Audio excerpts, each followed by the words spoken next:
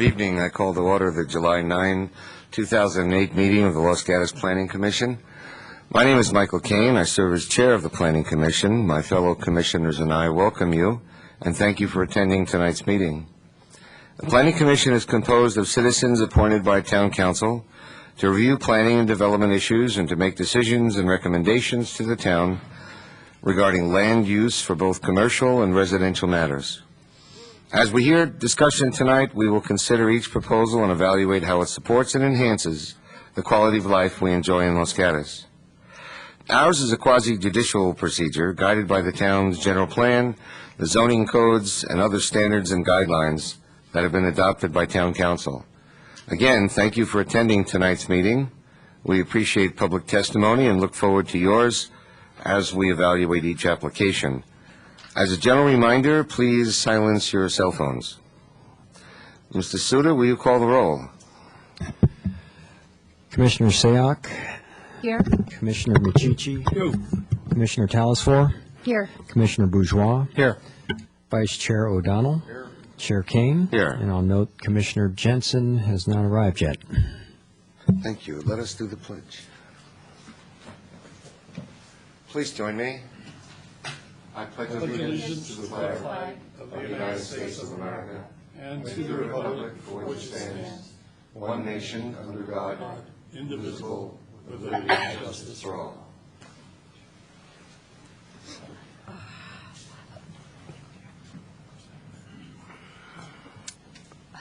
Commissioners, we have no minutes to approve tonight, and we have 3 desk items and 1 map. The map is a color version of what we've already received.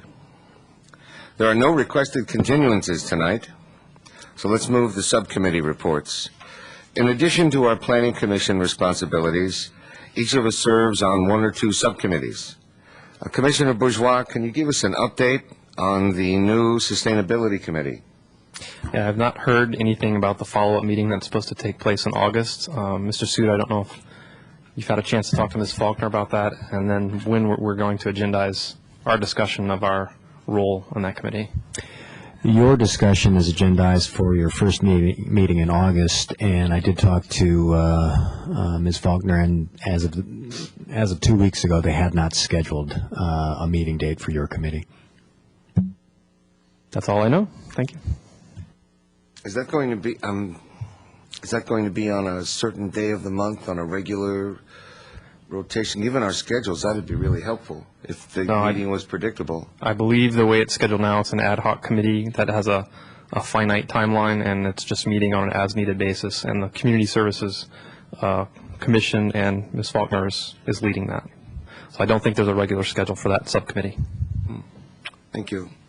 Commissioner Michichi, there was a Historic Preservation Committee meeting. Yeah, we had a special meeting on July 2nd. We had 2 items. First one was 222 Bella Vista Avenue.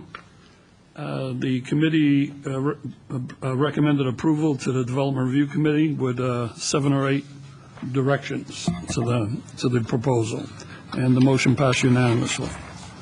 We also had a minor one at 222 Tate Avenue, which was to consider plans to modify a window in the Almond Grove Historic District, and we found the work was consistent with the development standards and approved it. Thank you. Any other committee reports? We move to verbal communications. As is your right, any member of the audience may speak for up to 3 minutes on any subject not on tonight's agenda. If you intend to speak, please fill out a speaker card located in the seat back in front of you so that we have a record of speakers, and turn that card into a staff member on your right. When speaking at the podium, state your name and address for the record. And please understand that state law prohibits the Commission from taking any action or discussing any topic that may be presented during verbal communications. And for verbal communications tonight, I have 1 card. Citizen Ray.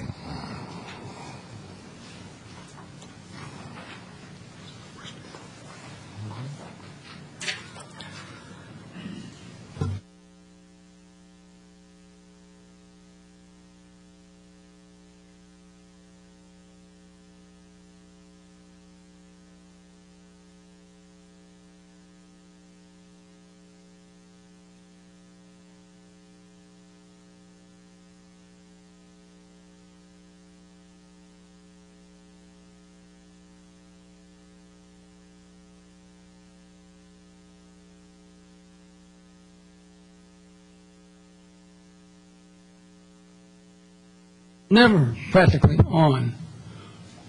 Don't you want to hear from the public? Anybody there? Anybody care? That's what George Washington said back in Valley Forge in '78, when he and his troops were starving, and they wrote the Continental Congress in Philadelphia and said, anybody there? Anybody care? I care, Mr. Davis. Arlene, start the timer. Thank you. Thank you. Thank you, Mr. Chairman. You do care, and it comes out loud and clear. And I'm going to vote for you when you run for town council in November. You bet. First issue is with Mr. Tsuda. Mr. Tsuda, are you aware your employees have stopped putting out individual copies of the staff reports? They're always on the table, always, in every community I go to, and it's always been the case here. Individual copies, 2 or 3, for we the people, so we can study it and know what's going on. But they've stopped doing it, and I have repeatedly asked them to resume doing it, and all I get is an argument. So, Mr. Tsuda, please step in and inform these unbelievable people what their duties are. And thank you. Well, I was up at Reservoir Road again this week. I hope you've been up there and seen what's going on. The house in blue, the lot 2, is going up in all blue lumber. And they got the second deck on now. And you can't believe how huge that is, okay? You can't believe it. And then the home on lot 4 totally obscures the home on lot 3. Lot 3, you never even know it's on there as you drive in the main entrance. That is an unbelievably sad situation, and 4 members of this board voted for it. You know who the 4 are. It includes Matici and our real estate lawyer. So, unbelievable. Lastly, DeSantis. Well, the lawsuit's been filed today, and so we will proceed to have that evaluated in the courts as from an environmental standpoint, CEQA, California Environmental Quality Act. We feel it is deficient, and we hope the courts find that to be the case. But if we don't win, say goodbye to the mountain. There will then be nothing but castles along the Rhine. Huge, monster, 10, 15, 20,000 square foot homes overlooking the valley, okay? White, yellow, pink, and probably purple. Because the nouveau riche have to show off their money. Have to show off their money. You got to control them. Thank you, Mr. With Davis. community values. Thank you very much. We move to consent, and tonight we have no items on consent, so we go to continued public hearings. We have 2 continued hearings tonight. Item 1 on tonight's agenda is 326 North Santa Cruz Avenue. This is conditional use permit U08004, requesting approval of a conditional use permit to operate a retail wine shop with wine testing on property zoned C2. This is APN 529-04039. Property owner Scott Little Villages Properties, LLC. And the applicant is Surya and Rahul Ravulapati. This item was continued from June 11. Mr. Suda, do we have a staff report? Ms. Savage will provide you with that staff report. Ms. Savage, thank you. Good evening, Commissioners. On June 11, 2008, the Planning Commission continued the subject application. The Planning Commission directed the applicant to provide a business plan, clarify the definition of local vines, clarify food service, justify the finding for public necessity and convenience, and modify the wine tasting hours. The applicant submitted additional information, including a business plan, on June 30th, 2008. The recommended conditions of approval were updated to reflect the modification of wine tasting hours to be noon to 6 p.m. 7 days a week. The town received 2 written communications after the June 11th Planning Commission hearing. Pursuant to the town's alcohol policy, this matter must be referred to the town council with a recommendation from the Planning Commission. This concludes staff presentation. Staff is available for any questions. Thank you, Ms. Savage. Commissioners, any question for staff? Commissioner Sayoc. Hello, Ms. Savage. I don't know if this is an appropriate question for you or for the applicant, but I do want to walk through something. It's Exhibit 6 that the applicant provided, and it's specific to the current Type 20 liquor license holders. And what is your question? Sorry. And so I just wanted to go through them. It says that there's 20, and it provides a breakdown. And it mentions that for grocery stores, that there are 2 grocery stores that own liquor licenses. And so my question is this for all of Los Gatos, or is this for specifically downtown? Because I know of more than 2 grocery stores that sell alcohol, and so I just wanted to clarify this. I don't have the numbers for that. If you could direct that to the applicant. Okay, thank you. Any other questions? All right, thank you. I'll open the public hearing, and we'll shortly call the applicant, who will have up to 5 minutes to speak. And after that, any other public members may speak, and we'll have up to 3 minutes, followed by the applicant with 3 minutes for rebuttal. If there are members of the audience who wish to speak, please turn in a speaker card, and you will each have 3 minutes. I now call Mr. or Mrs. Ravulapati.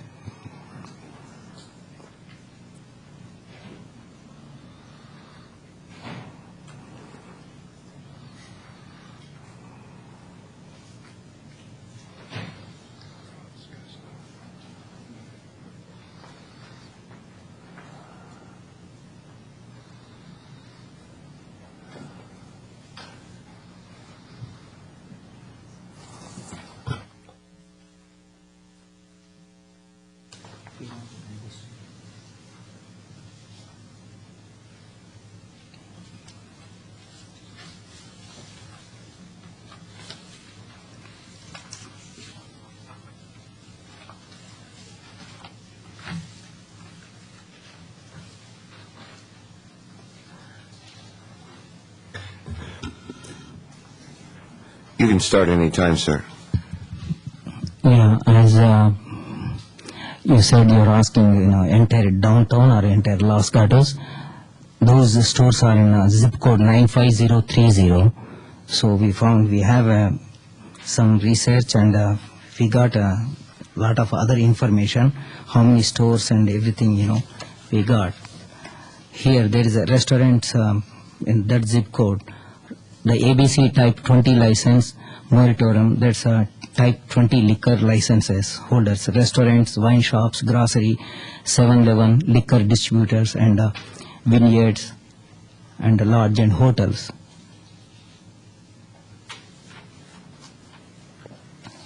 So, what else? If you have any questions, you can ask me, and I can answer. That answers my question. Thank you. Oh, okay. Okay. And this is earlier I told you last time in June 11th, this is a unique store. It's in a downtown. This is nothing competition or these kind of stores actually in Los Gatos. No one has it. This is a totally wine retail store with a wine tasting. And I didn't see, there is only some wine stores. There is one French wine store on Main Street, and another one is on the same Main Street. There is a Jenkins. That is a totally different business. There are 2 people doing totally different business. Wine, French wines, they sell only French wines only. They don't sell any other wines. And the Jenkins, there is I think 3 people share with that location, and they make their own wine, and they are holding the O2 license, that is a wine grower's license, which is a permit to sell their own wine. They cannot sell any other wines. So this our store is a totally unique and a different store. So that's why I'm requesting the commission to approve my license. This is a totally different, and this is going to be a unique store, and that is going to bring more revenue to the city. And we want to start this upscale wine store.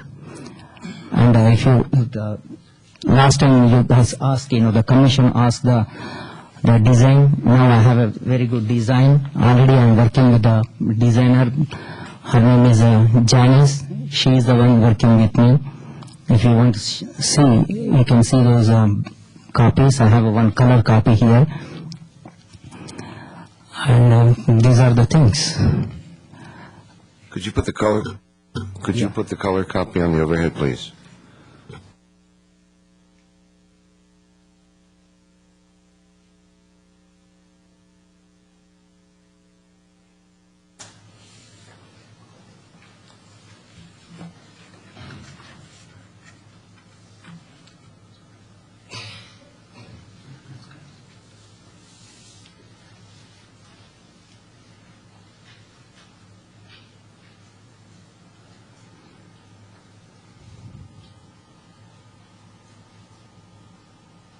In the Beedle Island, those are the wine display racks. Those are not seating or anything. So this is a wine counter. That is a place the people are going to taste. And behind that one, that is a display rack. And the other side, both side is a display, wine display. Last time they have the misunderstanding. Those are seatings. There is no seating. There is no chairs, anything.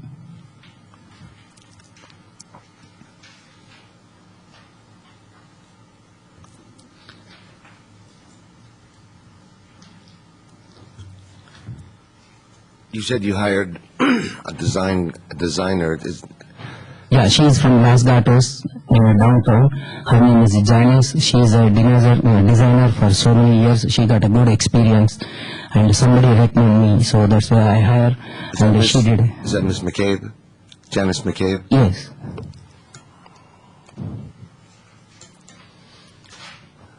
Commissioner Michichi. In your business plan, you had indicated you contacted a number of wineries. I think you listed 9 of them here. Yes. What was the response? How many of them are going with you, not going with you, what? There is out of 17, there is we contacted every one of them. Lot of people, some people, wineries, they don't make enough stock to sell other people. They I want. read that, right. Who has said they're going to go with you? Here I got.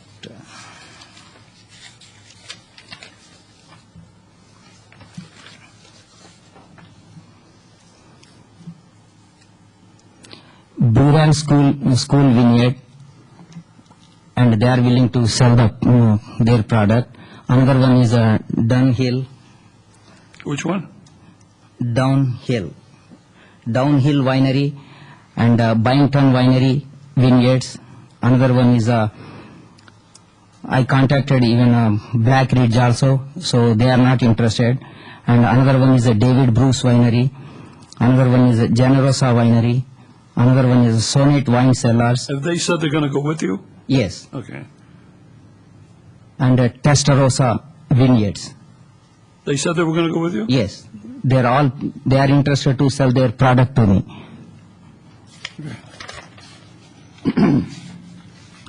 Mr. Sudo, could you get the applicant a copy of desk item 1?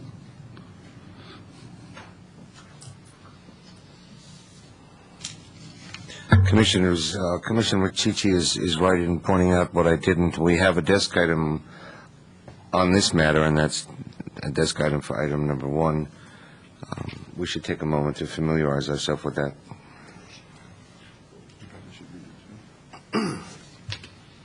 Okay, this regarding the Testarossa, when I contact them, they said that they have the distributor. Their name is Epic Wines. He carry the Testarossa wines. Already I talked to the partner, Epic Wines. His name is Art, and they represent for other wineries. and the Santa Cruz wineries, they carry really good quality wines. And he said that as soon as I get my license, he asked me to contact. And I don't know this one. Well, take a moment and read the letter. There's no rush. The letter seems important to the question.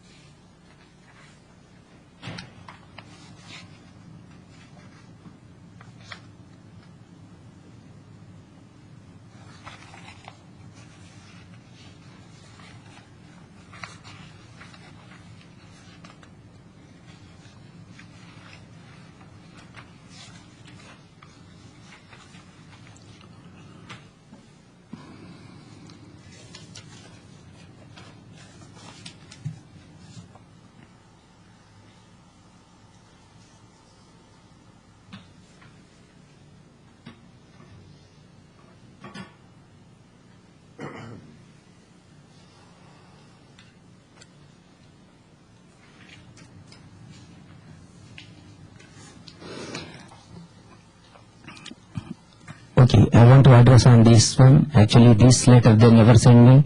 When I talked to them, they told me that one, yes, they are interested to sell their wine, but they asked me to go to the distributor Epic Wines.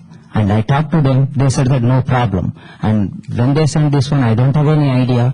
Actually, I never threaten anybody. I never talk to anybody. If somebody is making these stories, I'm not aware of with this letter. And if I have the winery means that's a really small, we started actually. Yes, I do. I have a winery, but we have only 2 products and we make very little wine. It's only 250 cases. And we have the tasting room in Livermore, and in Napa also we have a tasting room. I'm not hiding from the commission anything. If somebody asks something, I can tell all about my business. Recently, I think 2 weeks ago, Mr. Blackridge, his name is Fred. I asked him also, are you willing to sell your product? He said that, okay. Generally in a business, if anybody calls from outside to the winery, people happily, they will tell, okay, yes, I want to sell my winery. And Fred, he told me that one, no, I have to think about you first, whether to support or not. I'm not going to tell my decision to you. So you give me 1 week, I'm going on vacation. After coming back from vacation, I want to let you know my decision. After that one, he came back and he called me. He told me that one, okay, you are hiding lot of things from, you didn't tell me about your winery and other things. I said, that business is totally different, sir. This is a totally wine store. Why should I tell I have a different businesses. So why I have to disclose all this business to you? I am concerned about your wine. Are you willing to sell the wine or not? These are the questions I ask him. And if you want to support, that's fine. If you, over the face, if you say, no, I'm not going to support, and if they are interviewing like I'm giving a business, if somebody treat you totally different way, how do you feel? You tell me. So he didn't even have any courtesy as a businessman, how to talk to the people. He don't have any courtesy to talk to me that way. And he was so rude to me. And he said that I'm not going to support you. I'm not going to sell my product. Then I said, thank you, sir. That's all. And after that one, he called, and these Testarossa, and they made up these things. So if you want witness, I can get you. You can call the Epic Wines. I talked to the Art. He is the partner of Epic Wines. And I have all the phone number. I don't think that's necessary at this time. Thank you. All their phone numbers and names, everybody I have. But in the business, if somebody call, if you have a winery, if some stores or restaurant call you, you will sell happily, you will sell your product. But here, two people, they protesting and they are making all the stories. I never threaten. I don't know anything about this letter. Thank you very much. Let me see if there are some other questions. Commissioners? Commissioner Bourgeois? Thank you. I have a couple questions. First, I just wanted to confirm, did you personally make all the calls to those wineries? Or Yes. So you personally made all those calls? Yes. And secondly, I just wanted to state that, and I can't speak for the whole commission, but what I remember from the last meeting was not so much a concern. So we're issuing a conditional use permit, a use for that property. I didn't hear much concern over that use that you're proposing, but I heard concern over the lack of certainty in execution. We didn't feel we had enough detail that we felt it was going to be appropriately executed. So, and it seems to be and that's why we wanted a business plan. That's why we wanted the details. And we wanted you to define how, what are you considering a local wine? And I still haven't heard that from you. So if you could address, maybe go through the business plan, talk about the details that we specifically asked for, hours of operation, how are you going to police, what do you consider a local wine? How do you, I would love to hear your input on that, especially, how did you choose those wines? Is it just Los Gatos address, or did you look broader in the Santa Cruz Mountains? Yes, I pick up only Los Gatos address, Los Gatos wineries. Okay, so you didn't look broader in the Santa Cruz Mountains. You're defining local wines as just something that has a Los Gatos. No, I have contacted some Santa Cruz Mountains also, and today even the distributor, he called me. He carry round about Santa Cruz. Most people generally they want to go through the distributor or broker. They don't want to deal with direct any restaurants or store friend. So basically, lot of people, they are willing to sell their product. I contact them. If you want, I can give all the phone numbers. You can ask them whether I talk to them or not. And I talk to some Saratoga also. They have some wineries. I call and they released also Saratoga and Santa Cruz and Los Gatos. I got all their. I pull up all this information through the ABC. And we did a lot of research, not only myself, I hired somebody and they did a lot of work for me. And local wineries means this Los Gatos, generally last time in June 11th, the commission was asking, what do you mean local wineries means? We concentrate on local wineries, Los Gatos. That's the reason we pick up. Out of Los Gatos, there is a 17 wineries. Out of that one, 9 people willing to sell their product, and some people, they don't want. And the business plan, everything I mentioned, and we change our tasting hours also. Basically in wine, we have the wine tasting in Napa and Livermore. The people, generally nobody come, even Saturday also, we get the walk-in customers by 1:30, 2 o'clock. So that's the reason I put the 12 o'clock to 6 o'clock. So that's okay with us. Actually, changing timing is not a problem for us. And the store hours 10 to 9:30 we said. And even Sunday also we are planning to close early, 8 o'clock. And we give all our business plans and the Los Gatos information. If something is missing, please let me know. I'm happy to answer all your questions. Thank you. Commissioners, other questions? Do you have a follow-up? A quick follow-up. So in your business plan, you said you're going to have a section devoted to local wines, and you say those 8. But what I'm hearing from you now is that it's actually could be a little broader and include other local wineries in the Santa Cruz Mountains. Yes. Okay, thank you. Thank you. I'm going to call other speakers up and see what they have to say. Okay. Thank you. Janice McCabe. Thank you, sir.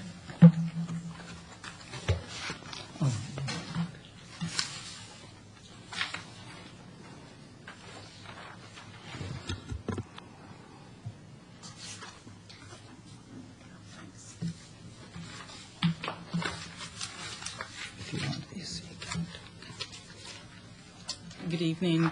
So I just want to make Could sure. you give us your name and address for Janice the record? McCabe. I have an interior design firm on Village Lane. I've been back there over 20 years. And I just want to make sure everybody knows that I'm here representing myself as my business, not any of the local organizations that I'm involved in. So anyway, Village Lane has had several vacancies on it for quite some time, and I think it would really help to fill out the neighborhood and the shopping area, I think, to make it more vital. And I think Los Gatos has been working towards becoming a destination, and as we know, a lot of the car dealerships group within one area, and I think having a wine tasting room that would represent different wineries, I think would be really an asset to the area and for that market. So, and then I thought, too, if anybody's got any questions regarding the finished materials. Any questions, Commissioners? Thank you very much. Thanks. Mr. John Scott?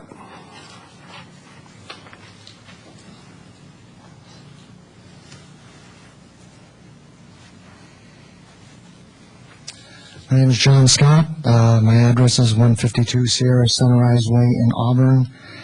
My brother and I own the building that the Rulapatis are looking to put the wine shop in. I worked with them to try to answer your questions from the last meeting. And one of the things that I felt that you were focusing on, one of the things that we discussed was, again, what is a local winery? And we determined, what would Los Gatos' interest be? And my opinion was Los Gatos' interest would be supporting other Los Gatos businesses. And I think that's why he mainly concentrated on the wineries that are specifically Los Gatos wineries. One of the things I have done since that meeting is I've gone through Los Gatos to some of the wine, there's not many, but to a couple of the wine stores that are here. And I couldn't find more than, unless it was a specific winery carrying their own wine, I couldn't find a store that really delved into local wines to any extent at all. It seems to me that this particular store, first of all, I think it is vital to the area that we're looking to put it in. It needs a draw. Our other businesses that are down there, we have 2 shops on Village Lane and we have 1 other shop on North Santa Cruz Avenue. And I can tell you from talking to my tenants that things are slow in that area and it needs some businesses to bring that in. Hopefully the new restaurant that's going in, Chicago Steak and Fish or whatever, will be a draw as well. I know that one of the concerns that was brought up at the other meeting was talking about what is a public convenience or necessity, and it just so happens that BevMo went into Capitola just a couple of weeks ago, and it was approved a couple of weeks ago in Capitola. And that question was brought up there because, again, like in most areas, I think their Type 20 licenses are being exceeded, and so the question comes up. And basically what it said in the paper concerning public convenience or necessity says the Institute for Public Strategies recommends communities conduct a risk-benefit analysis to decide on additional alcohol outlets. Benefits could include jobs, taxes, upgrading an area, entertainment value, and bringing a unique business to the community. Risks could include more police calls, capacity of local law enforcement, alcoholism rates, youth in the vicinity, duplication of existing services, and whether alternative uses are available. Clearly, it seems to me with this location, the benefits of this far outweigh the negatives, and one side to that is the police chief from Capitola was quoted as saying that, and he's talking about BevMo stores. You need to wrap it up, sir. Am I done? Yeah. Okay. What did the police chief say? Oh, okay. The police chief said, the BevMo stores do not pose a safety or security concern for law enforcement agencies. He pointed out the store design with lots of glass and lighting and the gourmet food and wine tasting, which tend to draw more sophisticated clientele. Thank you. Commissioners, any questions? Commissioner Telesfori. Thank you. Yes, my question to you is the local stores that are around this proposed retail application, can you refresh my memory and the Commission's memory about the stores that are Sure, absolutely. like with maybe 2 and 3 and behind? Because I know some stores go behind, correct? Well, generally, I think I don't think there's any stores anymore. We did have a store where they're looking to go in. We did have a bead shop that was there that went from front to back. I don't think any longer there are any stores that occupy frontage on each street. So on Santa Cruz Avenue right now, as you'd be going toward Los Gatos Saratoga Road, there is a new restaurant, the Chicago Steak and Fish. Next to that, there's a Japanese restaurant. Next to that, there's a Los Gatos coffee shop. Then beyond that, there's a little store that has some sort of gifts, I believe, gift items. And then obviously on the corner is Double D's. Going the other way, we have the Diamond Source, which is my other tenant. We have a store that has building material, home decor sort of things, I would assume is what it would be. And then there's a women's clothing store, and then a children's clothing store right on the end of the street, and then you get to Pedro's as you go across. Thank you. That's fine. Thank you. Other questions, Commissioners? Thank you very much. Fred Faltersack.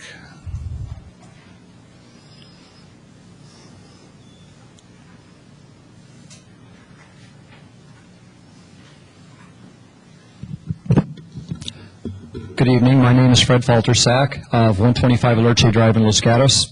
I am co-owner of Black Ridge Vineyards, a small boutique winery situated 3.5 miles from these council chambers overlooking the Lexington Reservoir.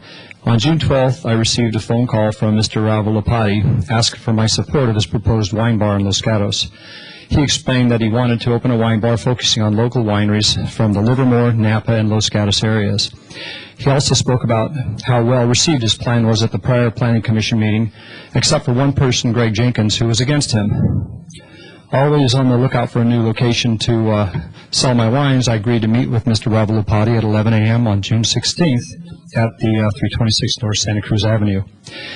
I then began my own research on the applicant by reviewing the entire video portion of the prior Planning Commission meeting pertaining to this application, and then performed a Google search on his name. My search revealed that he, his wife, and 2 children own and operate what appears to be a very large winery called Brihon Estate Vineyards, a division of Hard Rock Wine Company with locations in Lodi and Napa.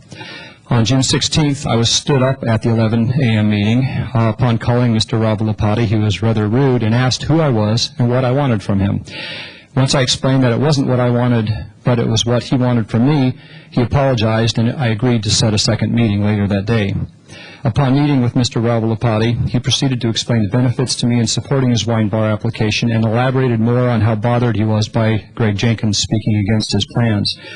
I asked him what background and knowledge he had that would help him in this venture, and his response was 20 years in the electronics industry and 6 years in real estate. I asked if owning a winery in Lodi and Napa might also help him. Mr. Ravalopati became rather defensive and said that his winery is actually very small. The photos of the vineyards and the buildings on the website were not his, and that any other businesses he may have or own has no bearing on what he plans to do in Los Gatos. The meeting concluded with me stating that I needed time to digest everything that was presented, and since I would be out of the country for a week, I promised him I'd give him my answer upon my return. On June 27th, I called Mr. Ravalopati as promised, told him that I was unable to give him my support. He then became rather aggressive, accusing me of being unreasonable and that I was prejudiced, among other things. His final words were that if I do not support him, that is okay. But if I speak out against him, God will come down and punish me. I replied, the last time I spoke with God, I was on pretty good terms. Are we finished with this conversation? For the record here tonight, I would love Los Gatos to be the destination and or the gateway to the Santa Cruz Mountain appellation. But I do not feel I can support this application. Thank you. Thank you. Any questions for the speaker? Commissioner Sayak. Thank you for coming here tonight. Do you have any local distributors in town or the closest town that do sell your wines? Well, right in downtown Los Gatos area, Nick's on Main Street, Steamers, Traverse, Randall James. Those are all restaurants that serve my wines. And like I said, I'm always looking for a place to sell my wines at. But So you're not opposed to retail. It just happens that not at all. We also serve in we serve sell our wines to numerous wine bars in there's in Saratoga. We've got one in Santa Cruz or Capitola. A few throughout. Everything that we do is pretty much the general Bay Area. We're a very small boutique winery, 1,000 cases a year or so. Okay. And I'm not opposed to it at all. We just don't have any sold at any wine bars in downtown Los Gatos at this time. Okay, thank you. Thank you. Other questions? Thank you very much. Susan Lee.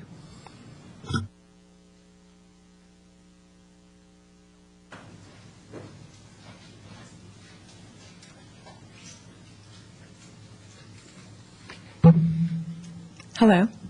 Okay, everyone hear me? I'm Susan Lee. I live at 227 Almendra Avenue. I am a resident. I'm the mother of two small children. I have a 9-month-old and a 3-year-old. There's a family across the street from us who has a 4-year-old and a 2-year-old. From my driveway, I can see the storefront that's under discussion. And I actually have a lot of concerns with issuing an alcohol permit for that area. There are currently stores that do sell alcohol close by us. There's a store on Highway 9, and then there's Safeway. And there used to be Pacific Wines and Liquors. To be really honest, a bad element hangs around those areas. I'm a little nervous sometimes about walking past them with my children. I've had abuse rained down on us by a couple of people in the past. Not something you really want for your toddlers to hear. Our street recently renovated 2 businesses, and they were turned into houses. So the city is obviously very concerned about having that street become predominantly residential. I'd like to think that they're also concerned about making it more upscale. And I understand that you claim that this is going to be an upscale store. From your proposal, it doesn't sound like that to me, especially a proprietor who threatens people that he's trying to sell to. That also makes me very nervous about having someone like that run a business down the street from me. In addition, the business plan sounds a little backwards. It seems like the first thing you want to do when opening a wine bar is to consider the ambiance and the selection. I don't know what your area of expertise is, but I think I could rattle off Mrs. more Lee, it's a minor point, wineries. but Yes. would you address Oh, I'm so the sorry. question and not the applicant? Certainly. Thank you. I think that someone who would open a wine store like this should be able to rattle off a dozen wineries in the area. There are a lot of very good wineries. He seems to be choosing by location rather than quality, which also surprises me. In addition, the 2 wine stores that are close to us that do sell alcohol sell some local wines and sell some pretty good quality wines, Safeway, and the other wine store, the liquor store on Highway 9.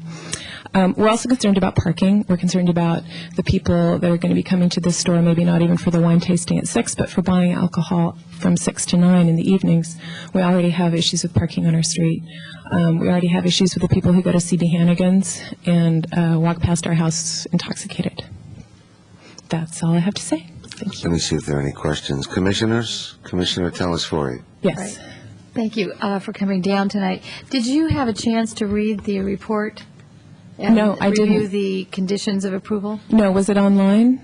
Yes. Oh, I apologize. No, I didn't get to. Yes, and I know last time when you came down also and spoke and were concerned about the hours of operation. Yes. And I just wanted to tell you that condition 8, or recommended condition 8, is that alcohol service shall be limited to wine tasting.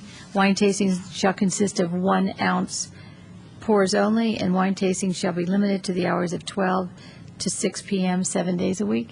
Exactly. Aware of that? I was actually from listening to him speak earlier, but I'm still concerned about a store selling wine until 9 p.m., especially when parking is not already enforced on our street. Okay, thank you. Commissioner Machichi. Now, could you, I think you made a statement that was related to the safety because of an element that would be loitering around the store. Yes. Could you elaborate on that? Certainly. I mean, early in the morning, because I'm a mom and I walk very early in the morning, even at that point, there are people hanging around the stores that sell alcohol who are, homeless, might have some mental issues. And I understand that the idea behind this business is that it would be upscale and would therefore not attract this element. But again, to me, the way that the business plan has been presented, the idea that only now does he talk to a designer, only now does he even contact a few wineries that haven't even promised to distribute with him yet, implies to me that it's not a high-end place. My family owns property in Napa and Sonoma, and I'm very familiar with wine tasting facilities up there and with high-end wine stores. And they're experienced professionals who already have contacts in wineries, all over the Bay Area. And a certain level of expertise, a certain level of service that I'm not seeing in this proposal. Other questions? Thank you very much. Thank you. Greg Jenkins.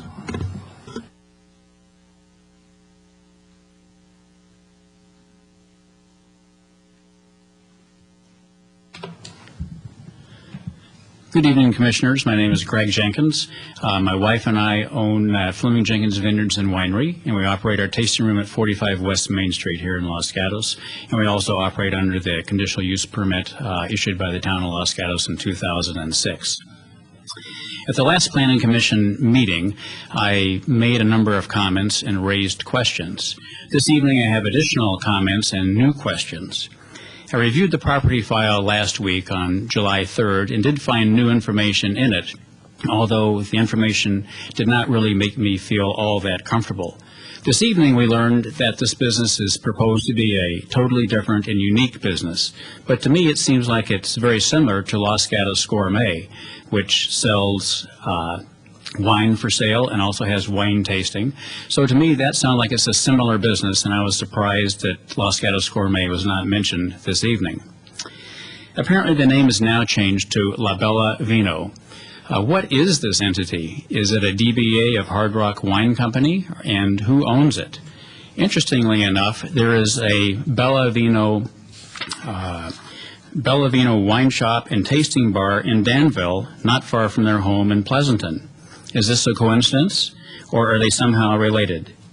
As we heard earlier, an internet search for Hard Rock Wine Company links to just one website, that of Ryan Estate Vineyards.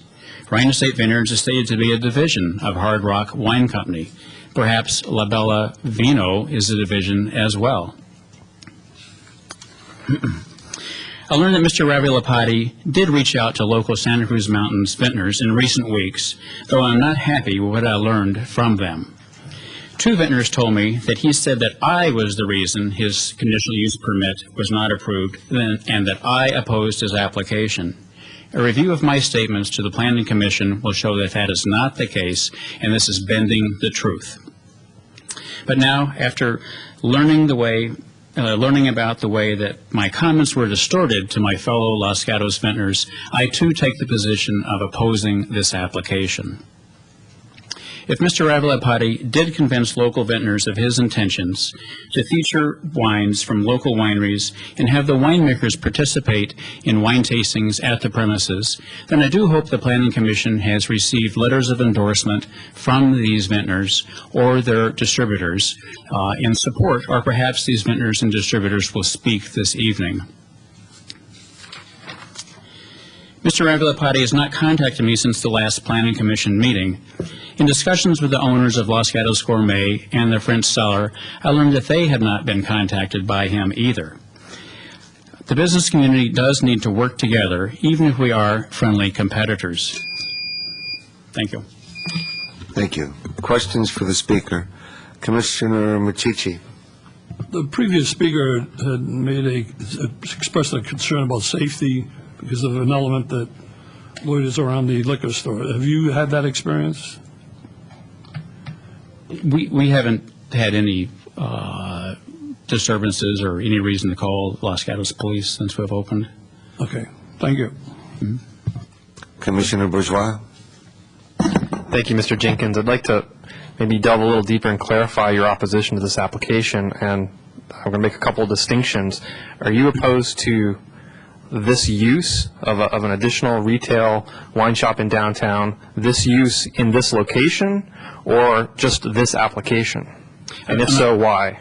Sorry. I'm opposed to this application. I'm in favor of this type of conditional use permit. I'm in favor of the conditional use permit at the location discussed. And my additional comments, although I ran out of time, was to say that we really do support more Santa Cruz Mountain wines being sold here in Los Gatos, that Los Gatos should be the gateway to the Santa Cruz Mountains, and we are totally in favor of all of that. And by the way, there's over 70 wineries in the Santa Cruz Mountains. Thank you. Other questions? Commissioner Telesforian. Hi. Can you please just refresh our memory about your hours of operation? Yes. Ms. Savage will know precisely, but we're operating now. What you operate on? Okay, we're operating now Tuesday through Sunday from noon to 6 p.m., although we can be open till 7 p.m., and once a month we can be open later for a special event. Thank you. Thank you. Other questions? Thank you very much. Christine Southard.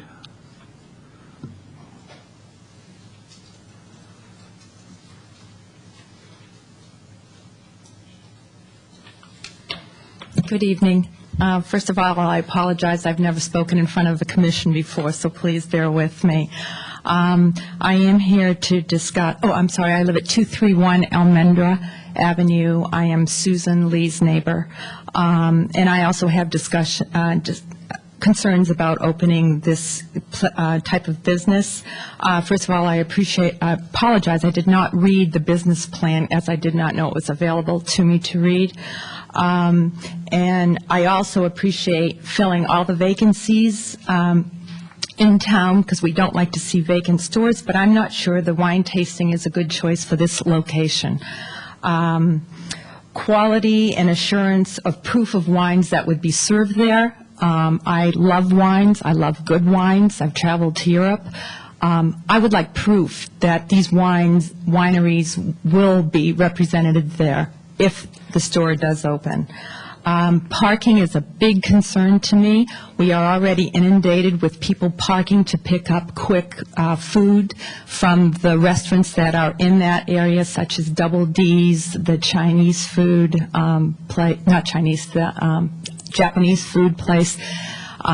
So I'm also concerned about this steak and fish restaurant that's opening because I feel that'll bring more illegal parking to our street, and this wine tasting will bring more illegal parking to our street as people already stop there for quick run-ins. I am also very much aware of the situation for monitoring parking in Los Gatos, and I have been trying to address that for over a year.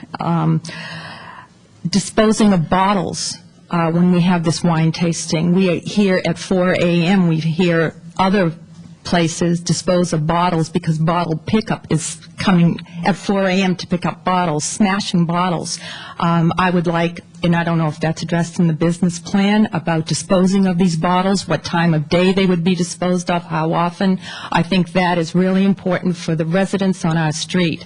As Mrs. Lee expressed, we have just turned over 2 businesses for residential. I went to a planning meeting, and they're thinking of redoing the whole street eventually as residential, and I think the town owes us to protect us, from businesses, although we are very supportive of people parking on our street during the day for the limited time as stated.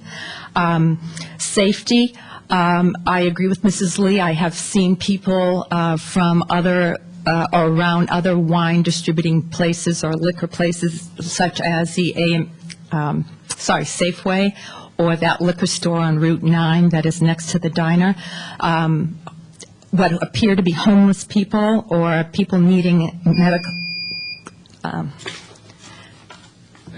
Thank you. Did you want to sum up, or?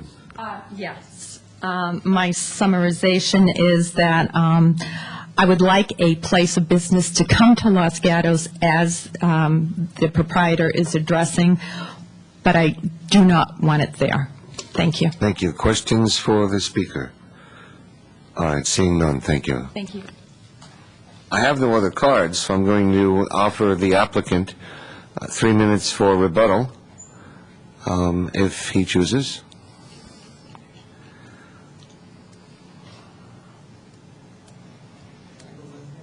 Yes.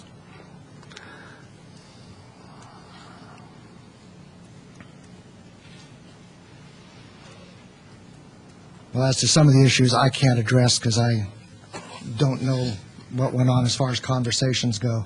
As to the issues of parking and that sort of thing, any retail business, and we are a retail, our business is a retail strip. We are on North Santa Cruz Avenue. Anything that goes in there is going to bring traffic. Hopefully bring traffic, otherwise there won't be anybody in there. As to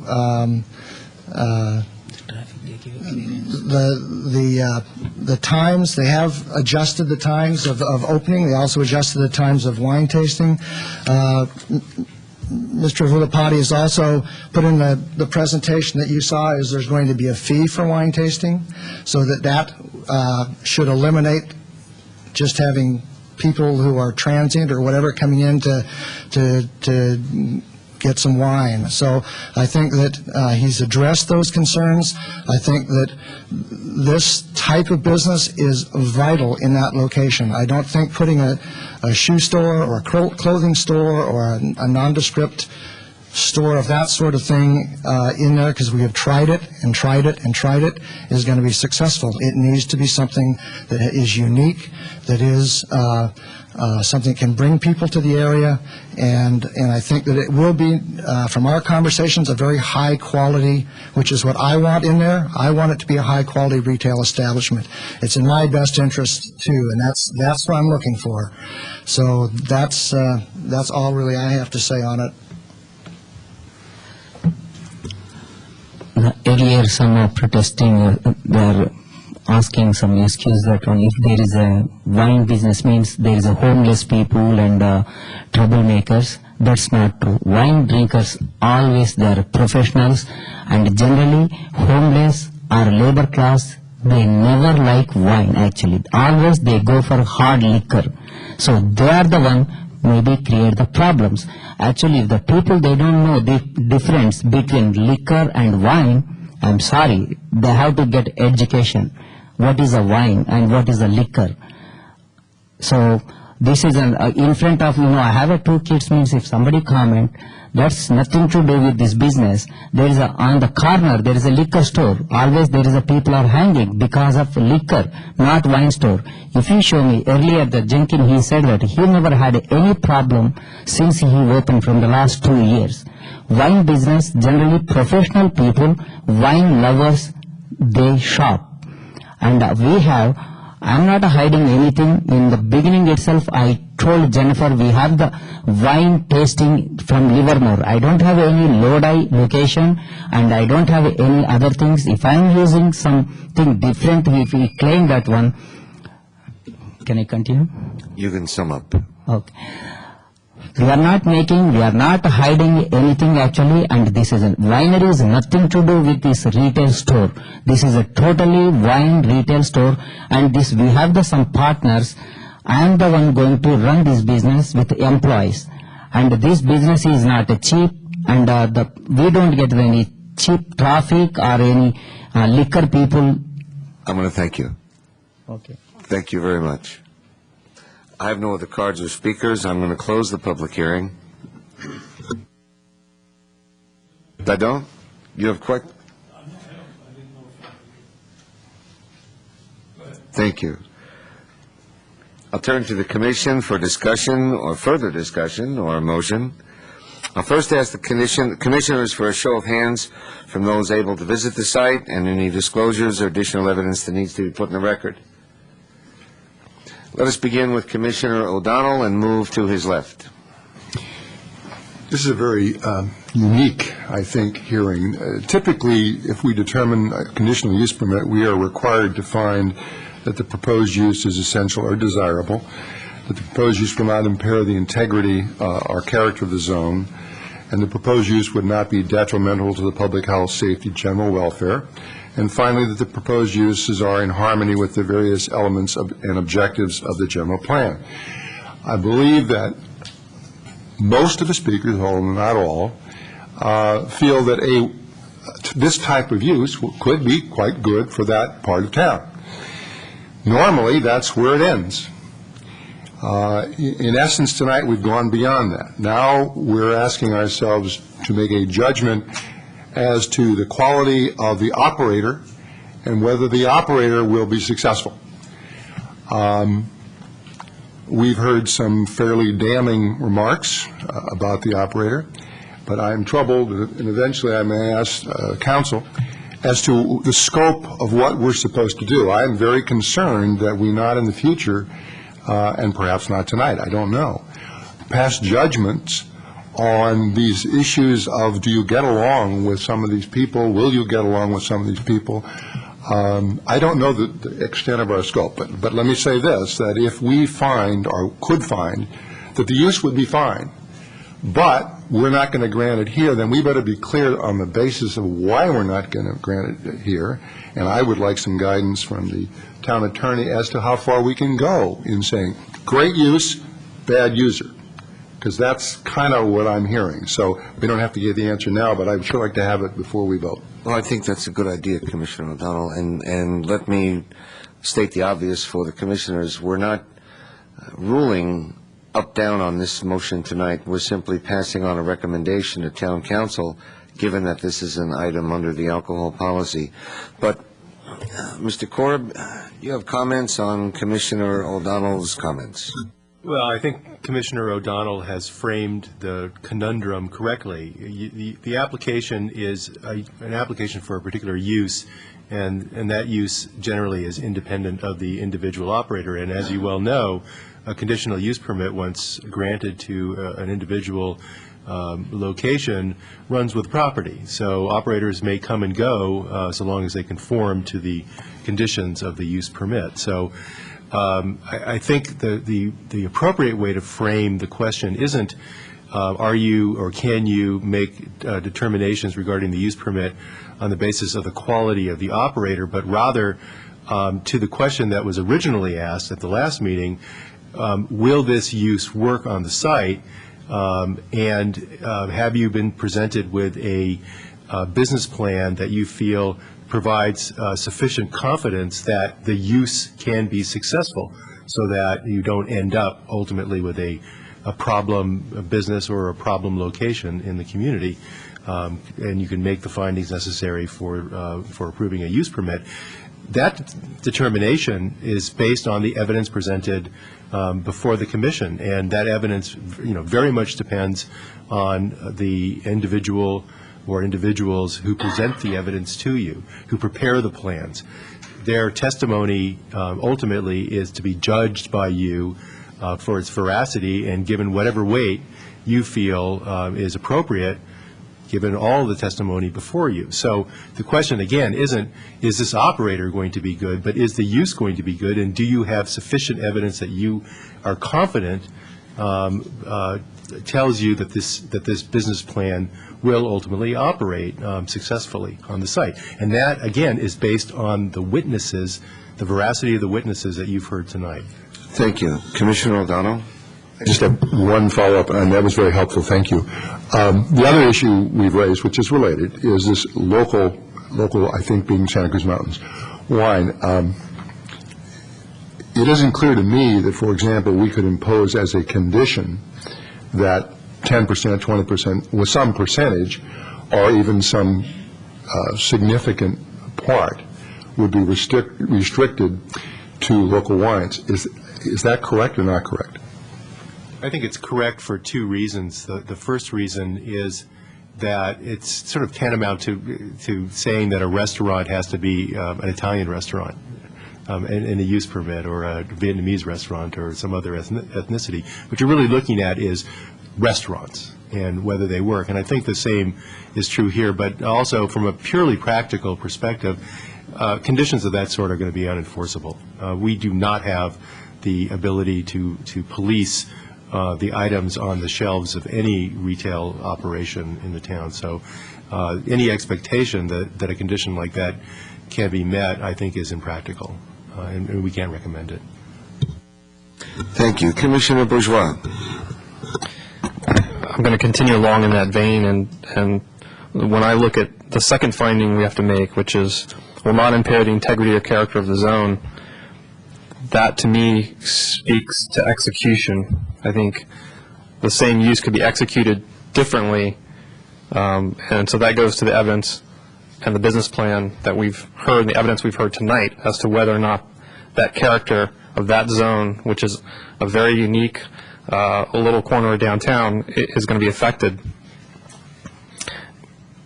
But also the essential, desirable for the public convenience or welfare. I think the intent of supporting local wineries is great.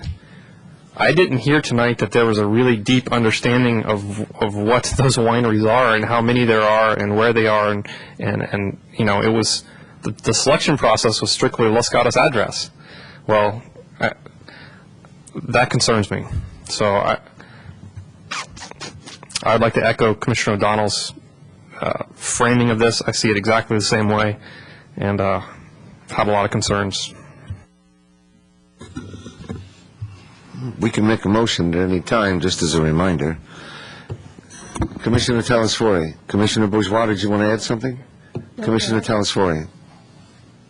Commissioner Bourgeois. I was going to go ahead and just make a motion for a recommendation of denial based on the evidence we heard tonight and the fact that I don't feel I can make those first two findings based on the business plan and the evidence we heard tonight. That's your motion. I'll second. Do we have a second? Commissioner Machiche? Yes. Thank you. Discussion-wise, we'll go down the line as we have been. Commissioner Telesfori. Thank you. This is hard, and I did look at this application strictly as a CUP. Personalities really cannot get in the way of a decision. So I would just say that the concerns I shared were echoed with my fellow commissioners, Bourgeois and O'Donnell. But also my big question was to serve Los Gatos. I wondered on a day-to-day, weekly, Monday through Friday, how this was really going to service the residents in that area. How will this enhance the shopping? How will this enhance our town? And I couldn't come up with how that was going to happen because we do have like businesses, and I was very confused about the local wineries, the numbers, and how that was happening. And I'm not sure, but I believe I remember in another wine bar, I think it was Los Gatos Gourmet, that when they came before us, they actually had people who were in the wine business saying that they were going to be selling their wine at the store, which gave me a lot more confidence of the business and the business plan. So for that reason, I support the motion. Commissioner Machiche. Commissioner Sayoc. I will be supporting the motion. One other finding that I'd like to state for the record why I'm doing so is the finding that's required by Section 23817.7 of the California Business and Professions Code. Basically, as I stated at the last meeting, there's a moratorium on Type 20 licenses, and it was the burden was on the applicant to show that a public convenience or necessity was needed for this Type 20 license that there currently is a moratorium on.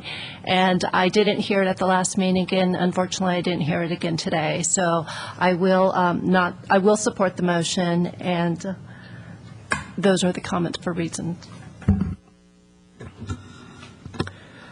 Commissioner Sayak, I know you brought up the ABC's Type 20 concern at the other meeting, and I want you to know I agree with you this time.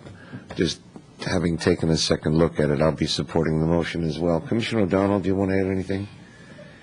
The only thing I'm going to say is that I am so troubled by this, the nature of this hearing and essentially the basis. We're treading a thin line. I don't disagree with anything that was said, but I'm very troubled because I feel like if we had somebody else before us tonight, for example, Fleming Jenkins, I think this would sail through, and I think you could say that's for good reason. But it does trouble me, and it particularly troubles me in light of the particular facts this evening, and therefore the best I can do is abstain, and I am going to abstain. Other comments? Commissioner Machici. I have a question, Mr. Corbett, could you repeat again your, the use aspect of what we were looking for and what we should be looking for here? Once again, the application goes to a use, not to a user, not to an individual. Right. I understand that. But the question previously raised by the Commission was, will this use be successful? Let us see a business plan so we can understand how the use will operate, how it will address problems that have been raised by the neighbors, and whether it can succeed in that location or not. All of that information is essentially evidence presented by a witness. And it is ultimately you, as the judges in this proceeding, of this application, your right and obligation to listen to the witnesses and to give whatever weight you believe is appropriate for their testimony. If there are issues regarding veracity, you can weigh their evidence accordingly. The weight of their evidence ultimately goes to the question of whether you can conclude that the business plan presented is sufficient to give you confidence that the use will succeed in that location. Thank you. I just to add a comment to that. I too looked at it with troubled from the standpoint of the findings, and initially couldn't find a reason not to do something like that based on those findings. But I think, based on Mr. Corb's description, I do feel the business plan didn't address and meet the necessary things that will bring success to this area. So that's why I'm supporting it. I would agree with you, Commissioner, and there's enough unusual testimony in this matter. We don't get into this kind of conflict. I guess the one advantage is we're making a motion to council, a recommendation. We're not making a final decision. If we're making a final decision, I think we'd be guided a lot more and spend a lot more time in terms of what Commissioner O'Donnell was saying. But as we're passing this on to council, we're passing it on with doubt and saying we're not confident in what's before us right now. There's a lot of controversial testimony so far, so we're going to do our job in terms of giving the kind of recommendation we're going to give. I'm about to call the question, Commissioner Telesforo. You want to add one more? It's just a very quick, maybe with this recommendation, we also could recommend that the council look into this policy a little more, maybe establish some kind of, the moratorium. Which policy? The ABC 20? The CUP, yeah, and the moratorium against License 20. Is that what it is? I'm not sure, but maybe they could, or have they?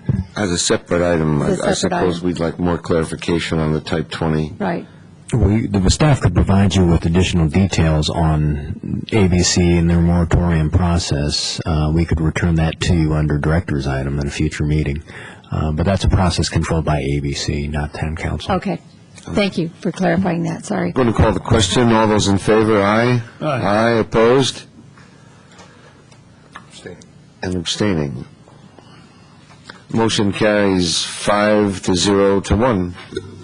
And a reminder to all parties interested in this application, the Commission's action is a recommendation to the Town Council. A hearing will be scheduled before the Town Council and will be noticed accordingly. No further action is required by the applicant.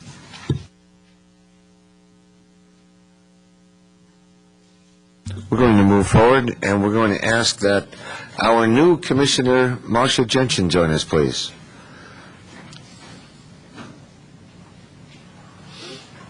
Thank you, Mr. Chair. My apologies for my mistake in the timing of tonight's meeting to the staff and my fellow commissioners. If it helps any, I did it once as vice chair. For some reason, I thought it started at 7:30, and I was here promptly at 7:30.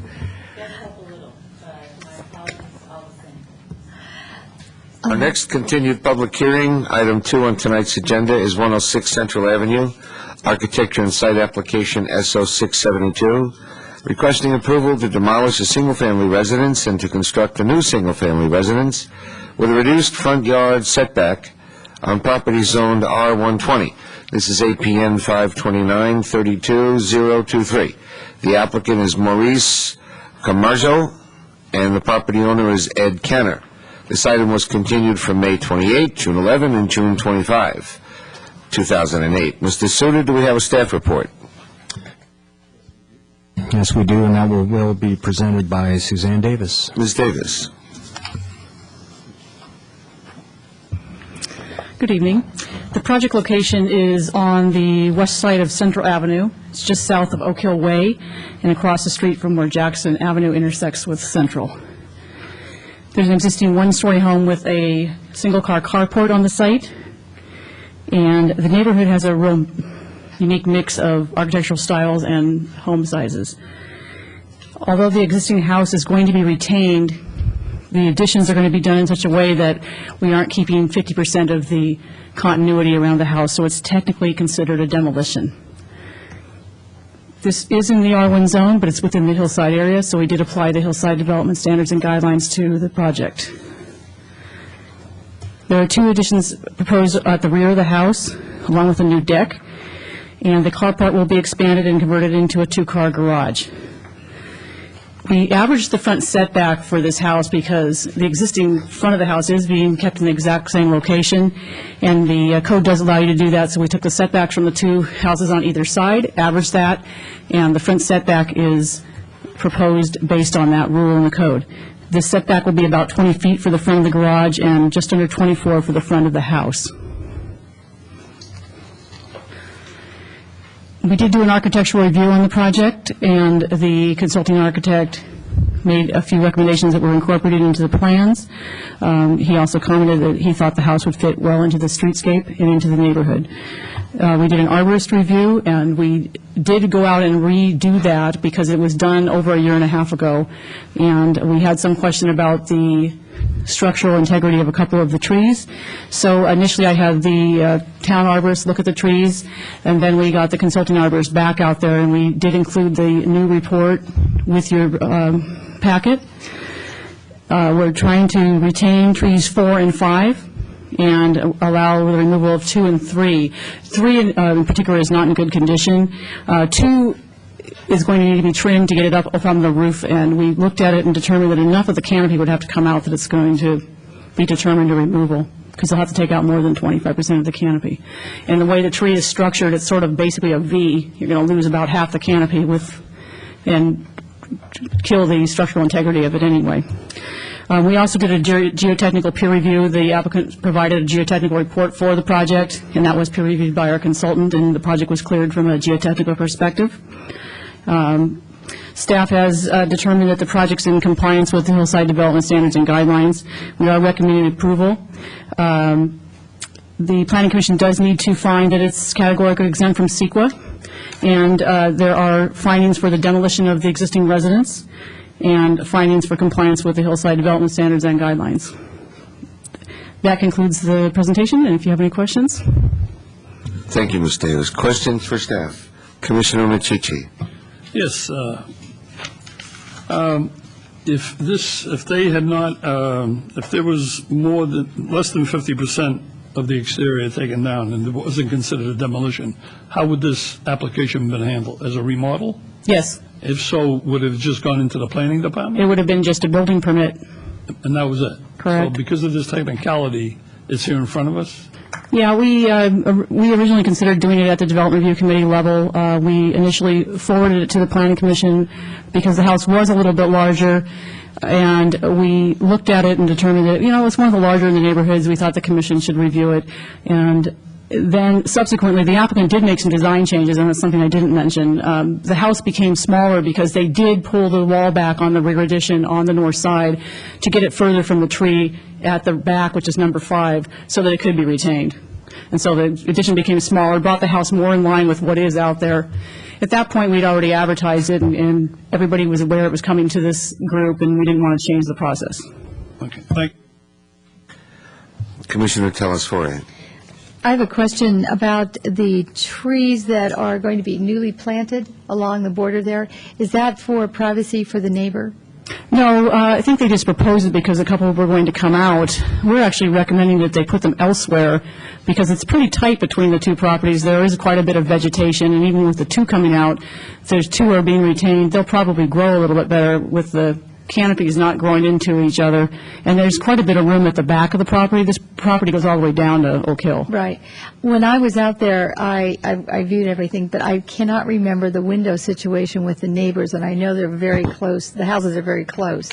So was that ever looked at? There's pretty good separation between the house on the right side. I understand that, but nonetheless, when I was standing on the deck, I could look into the windows. So my question to you is, that hasn't been thought of yet. I'm sure the applicant put some consideration into that, but we didn't specifically talk to the neighbor about it. That's fine, thank you. Commissioner Bourgeois. Thank you, Ms. Davis. I'm going to continue with the kind of the tree questions. The staff report says if they're not able to plant those trees on site, they'd pay into the in lieu fee program. First question, it seems there's ample room to plant that number of trees. Do you have any inkling that they wouldn't want to do that? And if so, how does the in lieu fee program work? What does it go toward? I made the assumption that it could be a combination. I know they can plant some trees on the site. They might be able to put one up in the front. They can clearly put some along the rear and in the rear yard area. The reason I made that comment was in case they can't plant the required number. Based on the canopy spread, it's going to be 2 to 3 trees to replace each tree removed. And, for example, if 6 are required and you can only put 4 on the site, well, then you could pay an in lieu fee for the remaining 2 trees. It goes into a tree fund, and we base it on 24-inch box trees. It's approximately $250 fee per tree. And let me just add on to that. One of the things we look at when we're determining where to place mitigation trees is not only obviously the size at planting, but the size when these trees are mature. We don't want to replicate the same situation over and over again where they need to come back 10 years from now and have a tree removed because they're now overcrowded. So therefore, we take into consideration what these trees will look like in 10 or 15 years once they've grown. And those fees, what are the fees used for and how?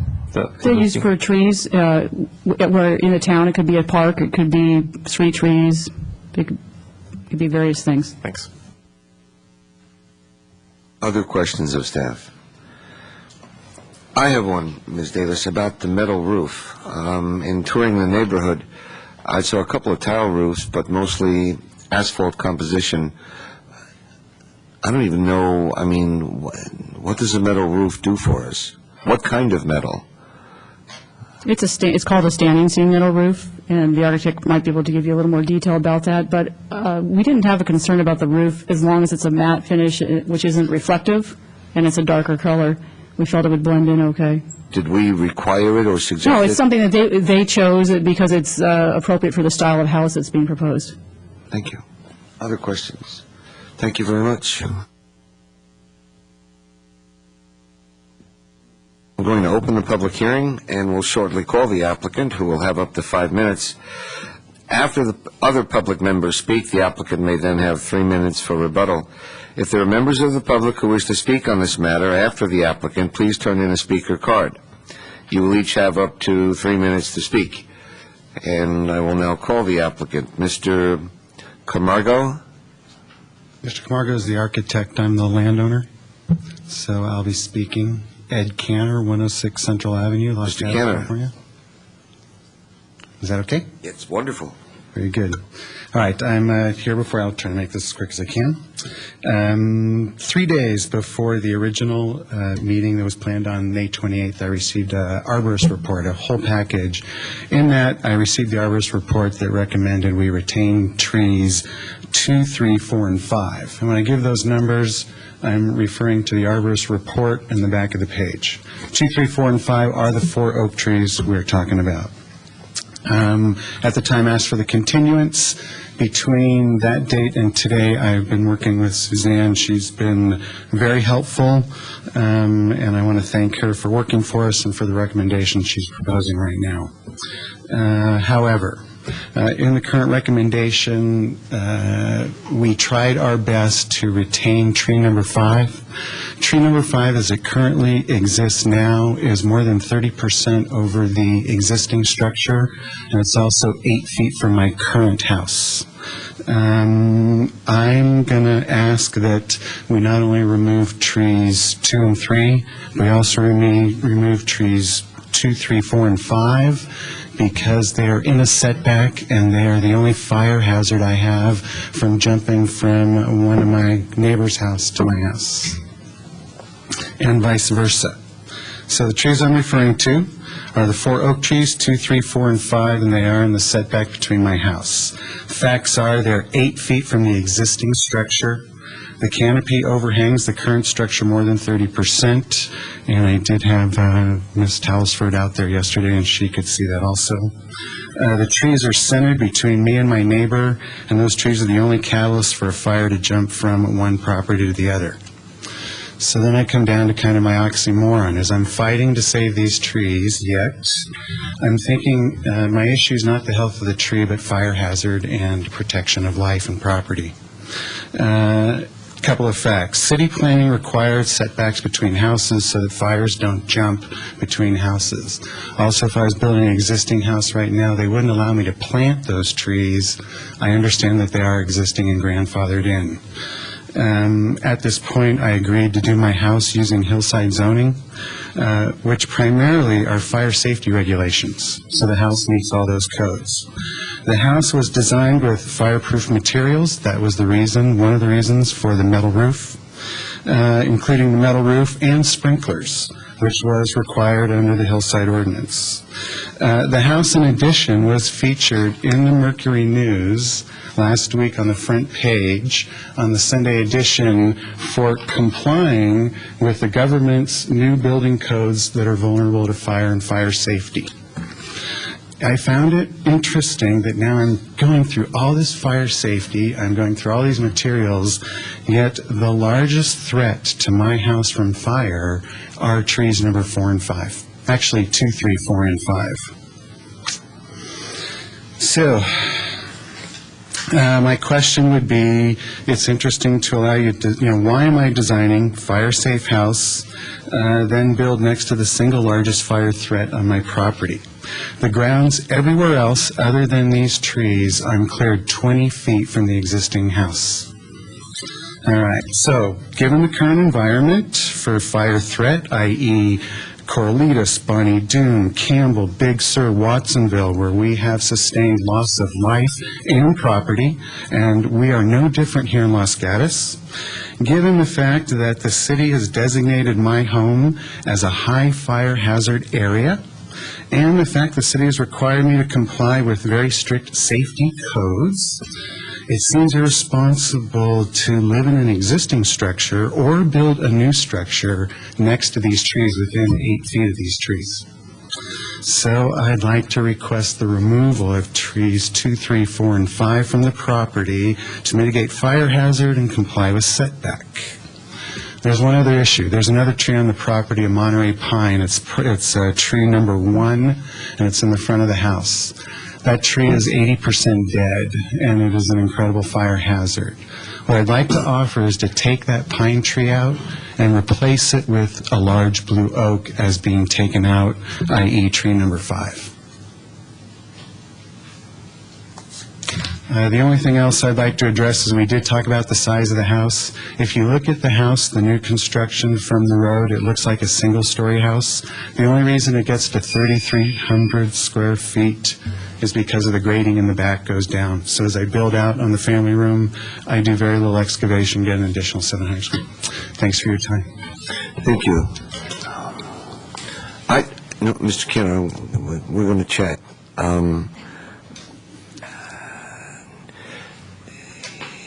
These new feelings that you have about the trees. Yeah. Have you had the opportunity to convey them to Ms. Davis? We've talked about the trees. Now, that's a binary question, no, sir. I did not. Thank you. Can you see how that puts me in an awkward spot? Where Yes. staff doesn't know that you want all the trees gone. But, I did talk to I'm sure you did, but it affects the staff report and how we've prepared and how we've looked at it. And I don't know that I'm going to make decisions of whether or not trees come or go or without guidance from staff. So, okay. I've got this urge to say, I'm going to talk to the commissioners, but you've worked on this for so long, and now I'm almost tempted to send it right back to Ms. Davis because she doesn't know what you want to do with it anymore. That'd be fair. What? I said if that's what's fair. Well, I don't know if it's fair or not, but I just wanted to share that The with reason you. being, when I was getting ready for this meeting, because I get these reports literally 3 days before the meeting. And as I'm getting ready for this meeting, I realize that, what am I doing? I'm about to put a $2 million structure next to a matchstick. I'm not questioning the merit of the revelation, just the timing of it. Commissioners, do you have questions? Actually, I've always asked to take these out, but I was working with the arborist and working with Suzanne, and that's why we redesigned the house. And after doing the redesign, we came to the conclusion that even with the redesign, if we have to clear the canopy away, it's going to be hard to save that tree. Commissioner O'Donnell. I really want to ask staff to respond. You raise a valid point. It puts everybody in a somewhat difficult position. On the other hand, if Ms. Davis has some comments, I get the feeling that although this may not have been crystal clear in discussions, the background may have been clear enough that staff may or may not feel that they would need more time. Could we at least find out from staff? Staff? Ms. Davis, can you comment, please? Tree number 4 is pretty close to the property line. We always looked at it that it could potentially be saved, but I don't disagree that they're close to the house. They are. We were trying to work with them based on the premise that we do try to save as many trees as possible and not just take everything out. I don't disagree that there could be a fire hazard, though, and I'm sure the arborist probably wouldn't either. But I did have 2 arborists look at the tree in the rear, and they both felt just based on the health of the tree, it wasn't justified to remove it. And I don't think I'm questioning the health of the trees. Yeah. Commissioner Telesfori. And you're not an arborist, and I'm going to ask this question, so maybe it's something you'd look at, but Mr. Canner suggested he would take tree number 5 and replant it to the front yard. What are the statistics that it's a blue oak? He was saying he would replace, if he takes the pine out, because the pine really is in pretty poor condition, very dry, it's very not in good shape. He was saying he could plant a blue oak in the front to replace the pine. Oh, is what he I'm was sorry. saying. I understood that he was going to take that one. Okay. I think that rear tree would be too hard to move it. When they're on a slope, they're not easily relocated. So I have a question for the applicant. So if those trees were removed, would you then put some kind of a privacy screening along that fence line? And it doesn't have to be a tree, it could be a hedge. Currently, there is hedging. Currently, actually, my neighbor has put in some vine that grows through the cyclone fence that separates our yards. Okay, well, I could see into windows when I was standing back there. Yeah. I noticed that you have a deck that's coming off of the new proposed kitchen that also would, so that's my question. And I'll let you know, that is a bedroom, too. So would that be something, though, you... Yeah, I'd be more than happy to put up Thank you. anything. Yeah, sure. Other questions for the property owner? Commissioner Jensen. Thank you, Mr. Chair. Actually, it's a question for staff, if I Very may. good. And also to indicate that I reviewed the last 3 continuances and consulted with Mr. Suda and believe that I'm qualified to participate in this matter. So, Ms. Davis, my question is, if for whatever reason the commission decided to allow tree number 5 to be removed, you were talking about replacement trees. So would we end up with replacement trees posing the same issue that Mr. Kenner is talking about now? How would those be placed? I wouldn't recommend putting them between the house and the adjacent neighbor, but they could put trees elsewhere on the property, further away from the house, so that they don't pose the same problem in the future. Thank you. Commissioner Machici. Could you just confirm for me again, the staff feels that it is a potential fire hazard, that tree? You know, we talked about this with the fire department, and the reason they weren't real adamant that the trees come out is because they're looking at this project as an addition remodel project. If it was a new house, he's correct. We probably would tell them to take the trees out. We have this conflicting thing going on with the fire danger, which is a real threat, and the desire to make properties fire safe and remove vegetation further away, with people wanting to retain trees. And, not everybody wants to take them out, but a lot of people do for this reason. Okay. I think you've answered my question. Thank you. Commissioner Sayah. Given the concerns that you have with fire safety, and given the town's strong desire to retain the existing trees, would you like more time to redesign so that you are not close to a tree? We'd that what I'm like to hearing? redesign. Right now, the tree is 8 feet from the house. The arborist recommends it be 10 feet. For me to do anything and comply with the arborist report, I have to move the existing house. So I'm not even remodeling now. Now it is just a rip down, move the whole house 3 feet over. And even then, I'm coming into the canopy. I don't know if everyone came out and saw the site, but the canopy almost overhangs both houses. One is fully over my house, which is tree number 5. Well, it's about 30% over my house. Tree number 4, I don't have a problem with. The only reason I'm taking that out is for my neighbor. That tree overhangs my neighbor's house 70%. If there's a fire, that really won't affect me. It'll fall right on their house. And I don't think I want to take on that liability. Because of the way the oaks exist now, trees 2, 3, and 5, they're parallel. 4 sits a little farther back, and it never had a chance to grow up straight because of the other trees, so it goes in an angle right across my property and right over their roof. So 4, I would really be doing just probably to mitigate some liability and to take care of the neighbor. And if you made me keep that one, I would keep it. It really doesn't affect my house. It's more than 15 feet away.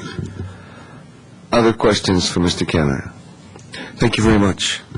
We'll have other members of the public speak, and I will call you back for 3 minutes of rebuttal. Martha Henley.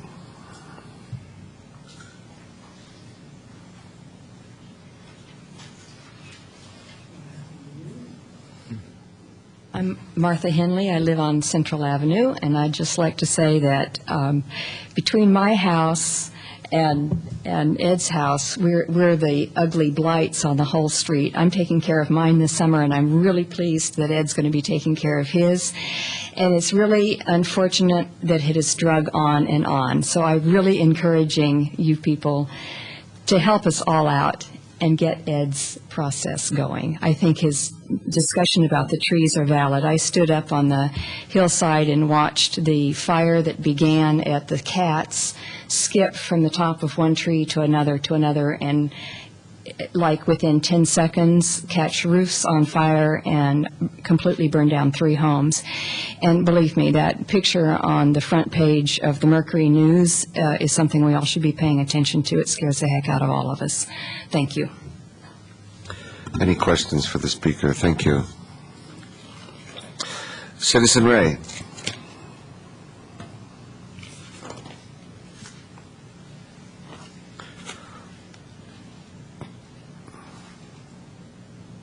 Thank you for giving me room. Just changed my testimony. Wow. Yes, in the public interest. First off, I feel a compulsion to comment about the fact that the staff continues to abuse their duties.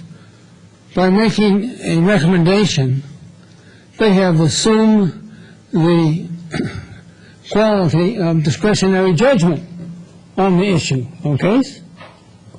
And that is the sole purview of the Planning Commission, okay? So I want to complain vehemently about the staff. And this is not the first time I've complained it, okay? They're abusing because the town code gives them no authority to use discretionary judgment and make a recommendation. The town code stipulates that they're relegated to information only. Information only, period, end of story. And their deceit and dishonesty continues to make me sick.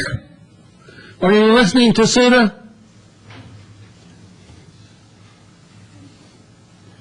Excuse me, I've got an allergy and my nose is running. But I hope you can still hear me. The last comment I have is I can't believe that Mr. Camargo here did this project.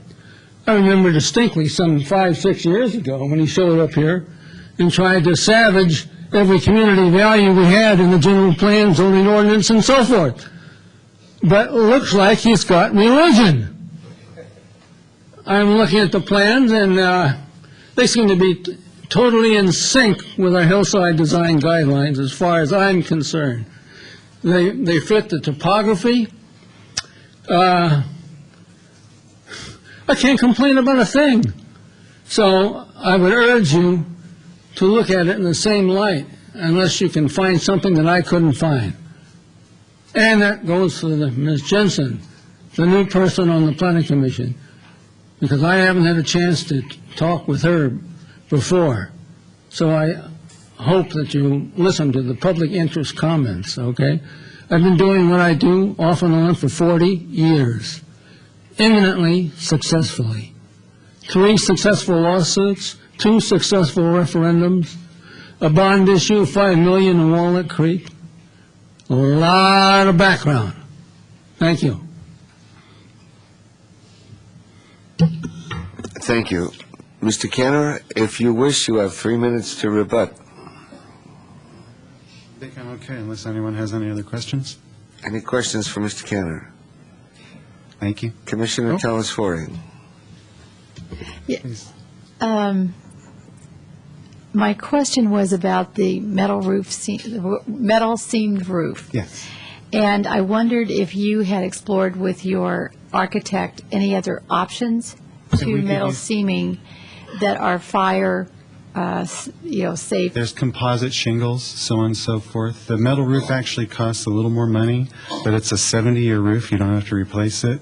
The other major benefit is my house will be green. It will not require air conditioning because the metal roof actually reflects the heat, doesn't absorb it. So you get a great insulation, longevity. We're building a house, not one that will be taken down in 20 years, but one that will be sustained over a significant period of time here in Los Gatos. I bring this up because the town architect had some concern with it. So my other question to you is, did you look at other metal options in roofing which are not seam, but they're tiles that look like shake, and they're other types of roofs? Yeah, those are the composite. Those are kind of they're metal. material. They're actually metal.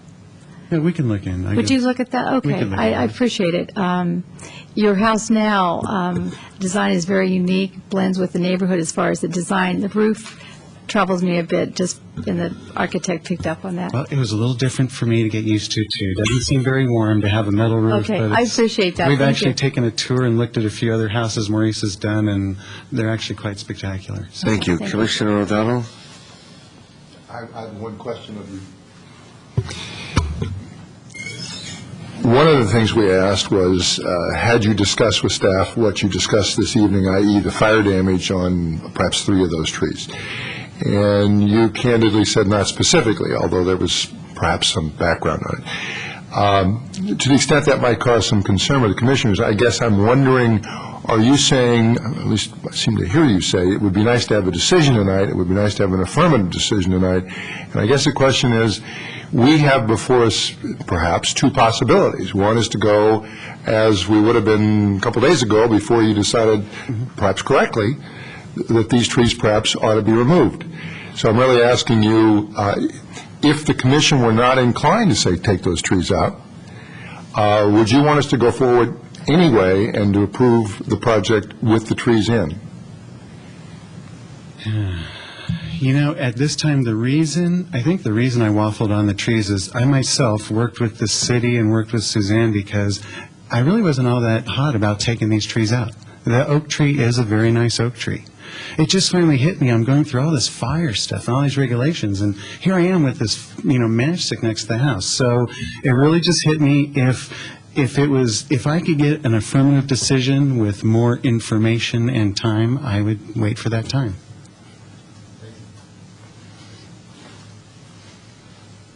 One more question from Commissioner Micciche. It's really a follow-on to Commissioner O'Donnell's. Go ahead.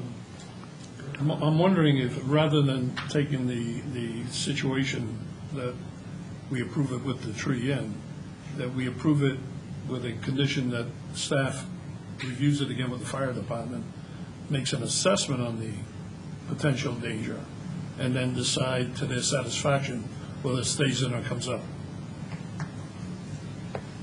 I'm thinking, Commissioner O'Donnell?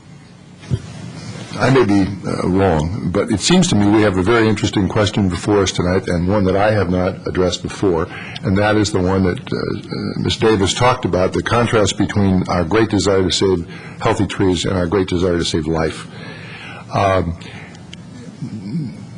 As the chair has said, he uses the phrase quasi-judicial. We don't make the laws, we try to interpret them.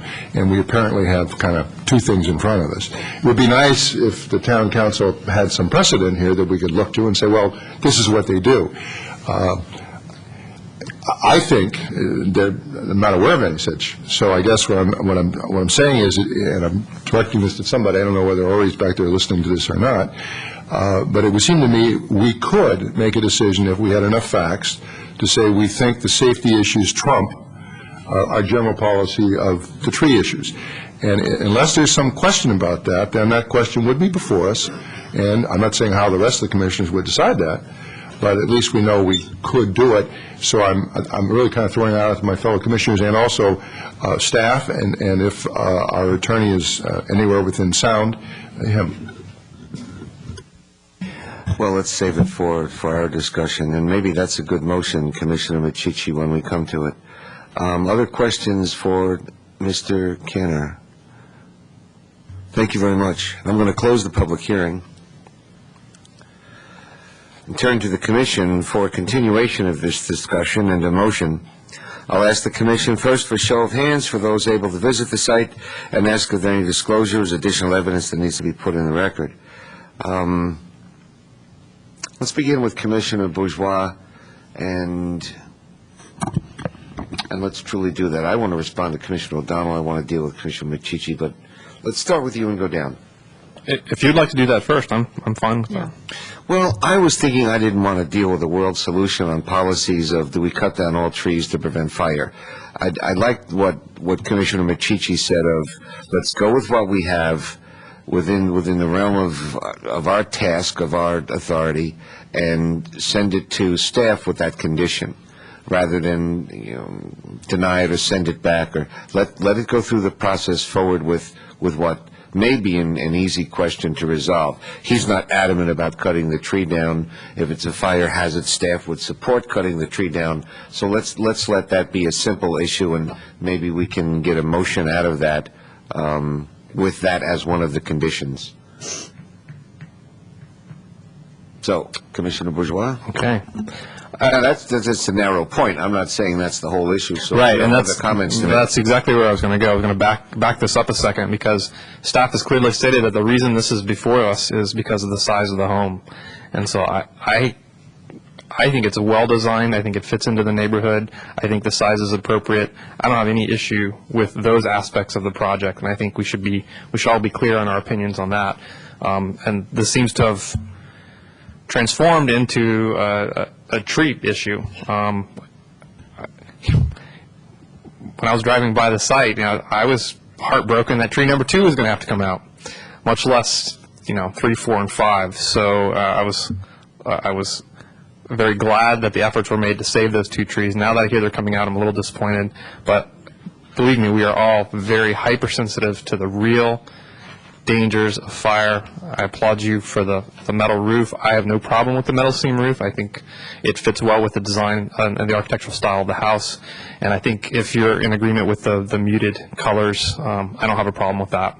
So if Mr. Machichi Commissioner Machichi, or someone down the line wants to make the motion with the project as is, looking at the fire issue, then I would support that.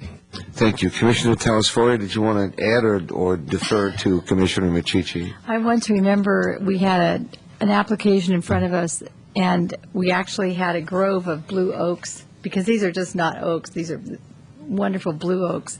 And we actually ended up moving the house to save the oaks. And here we are removing the oaks. So I'm sort of sitting here still remembering that battle that we had. That being said, I'm a little troubled with this, but I'd like to have it looked at. Maybe when it goes back to staff, they come up with it. The size of this home does not bother me at all, and I would agree with Commissioner Bourgeois. And I understand the benefits to the homeowner of metal roofs, and I think that that's very admirable. But it just triggered triggered some thinking and consideration for me when I read the staff report and the consulting architect mentioned just the design of it. And after having Mr. Cantor say he would explore perhaps looking at another metal roof that would be maybe more in keeping with that neighborhood, because the one, what I noticed about that neighborhood, it's very, very unique and has its own charm. But what's the unifying feature of that neighborhood really are the roofs. And most of them are asphalt, and I think there's a couple of tile. And I was very pleased to see that. But so if you would just consider that, I'd appreciate it. But if the trees have to be removed for life, I guess that's what happens. All right, I'm going to ask Commissioner Machichi for motion. I think he's ready. So therefore, having said that, I was going to ask Commissioner Sayoc, Commissioner Jensen, if they wanted to make remarks before I went to Commissioner Machichi. I just have a question for staff, if I may. Yes. When it comes to fire safety issues that are specific to trees, who exactly are we asking for more information from? Is it the fire department, or is it the arborist, or? It's the fire department, and that's the reason I was trying to interject. I wanted to provide the commission with a little background on the sequence of events on how we got to this question. Staff's normal and typical position on trees is that you design the house around the tree, not design the house and remove the tree. So that's our typical approach to tree preservation. The reason we got to this particular situation is that these new California fire codes went into effect on July 1. And so as this project was coming through the process at the last minute, we got these new fire codes in place. We did not realize the full implication of the new fire codes because some of these landscape requirements are not contained in the code per se, but in the guidelines that were issued subsequent to the code, which were issued a few months ago. It took us a while to actually analyze the guidance that was being provided from the state. So we actually learned of this conundrum very late in the process on this particular application. But our normal approach remains the same, even with the new fire codes, that here, applicant, here is what the fire code requires. It requires that you either trim or keep your house out of the canopy of these trees. That is where you need to start your site analysis from and then design your house accordingly. So this is really, I see as an unusual situation where the codes came into place at the very tail end of the process. Commissioner Jensen, anything? Just briefly, a question for Mr. Korb. Would it be appropriate for this body to delegate the question of whether the tree can be removed and it's a safety hazard to another agency or back to the staff, or is that something we just need to get the information and then consider it? You have the authority to place a condition that would, in essence, delegate that authority to make that determination based on whatever additional evidence may be obtained by staff. And, well, let me leave it at that. That's your question. Commissioner Rachichi. I'd like to make a motion. Excellent. I'd like to make a motion approving the demolition of a single-family residence on application SO6-72 and to construct a new single-family residence on property zoned R120, APN 529-32023, with the following condition, that the tree in question be reviewed by planning and the fire department to assess the liability of fire that could be caused and make a determination then whether it should be removed or not. I'll make the findings that the project is category exempt pursuant to Section 15303 of the State Environmental Guidelines as adopted by the town, and is required by Section 29.10.09030E of the Town Code for the demolition of a single-family residence. I have considered that it is maintaining the town's housing stocking. It's a preservation of historical or architecturally significant buildings or structures. The property owners desire to maintain the structure and the economic utility of the building or structure. I find it compliant with the hillside development standards and conditions, and it meets the considerations listed in Exhibit 2. Do we have a second? I'll second. Commissioner O'Donnell provides us with a second. Discussion, Commissioner Telesfori.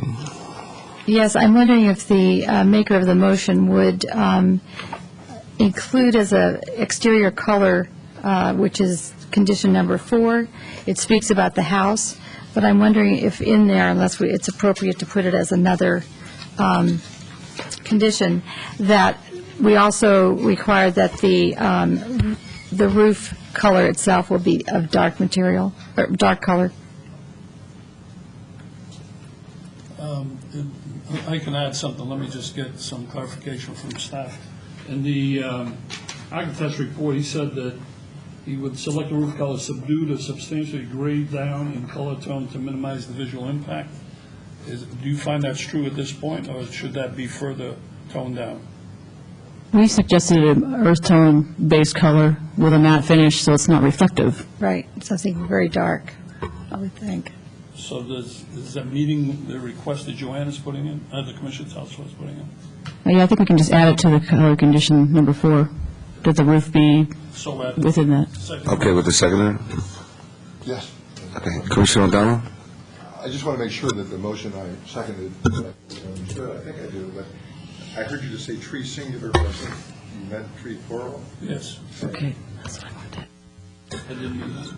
Other discussion? Commissioner Bourgeois.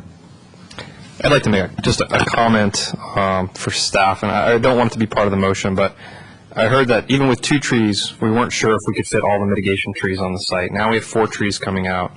5 is a very large tree, so it's almost certain that we're not going to fit trees.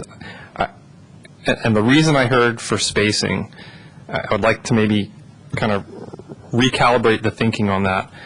A full blue oak in a parkland with no other trees around it has a certain canopy spread, and then blue oaks together in an oak woodland have a different shape. And the hillside standards are also about habitat in the hillsides. And so if there is space in the property to do a little bit denser planting, I think that's probably appropriate if that space isn't usable and it doesn't provide any hazard to other structures. I think a little bit denser planting of trees in a blue oak woodland setting is actually very appropriate and does meet the hillside development standards and guidelines, because a lot of that document talks about preservation of habitat. So.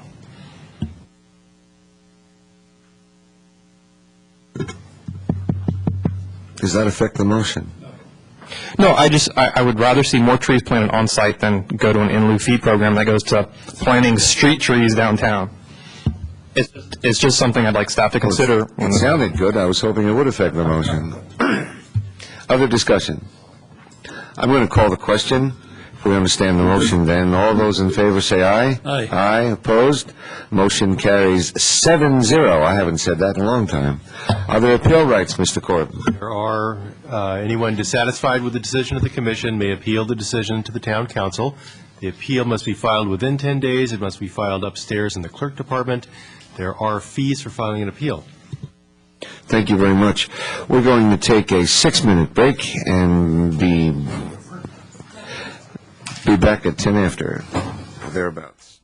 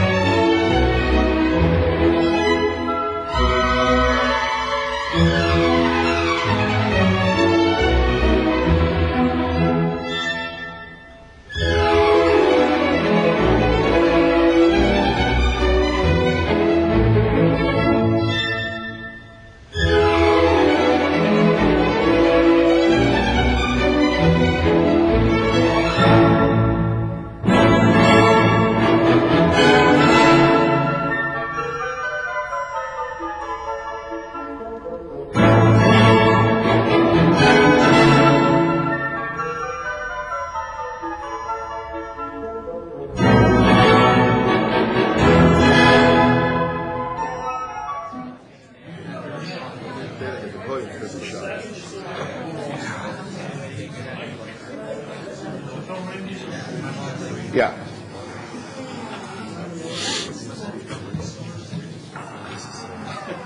Need me? Opening statement? No. You're going to take it from the first get-go. No, I can do that if you want, but I thought you were going to say hello. You thought what? I thought you were going to say hello. To them or to you? To them. Huh? It doesn't matter to me. Yeah. Go for I it. can use this.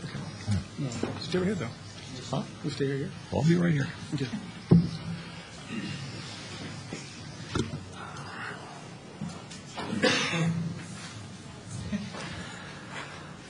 Going to reconvene the hearing, and I've made an executive decision, having talked to 10 people to make sure they don't get too mad at me. We're going to do the last item first. When we look at the scope of time that's been assigned to the 3 items remaining, the last item has the least amount of time assigned to it. There's a presumption that it may not be that involved, may not be that complicated. Items 3 and 4 at this point seem to be more complicated than the 5th item. My thought is if we do the 5th item now, then we will get to and be able to deal with items 3 and 4. If we do items 3 and 4, the hour will be such that we will not do the 5th item. It seems to make sense to me. So we are going to go forward with item number 5, which is our 3rd public hearing. Item number 5 on tonight's agenda, 126 Central Avenue. This is architecture and site application S08083, requesting approval to exceed the maximum allowed FAR and construct an addition to a single-family residence on property zoned R110 APN 529-32026.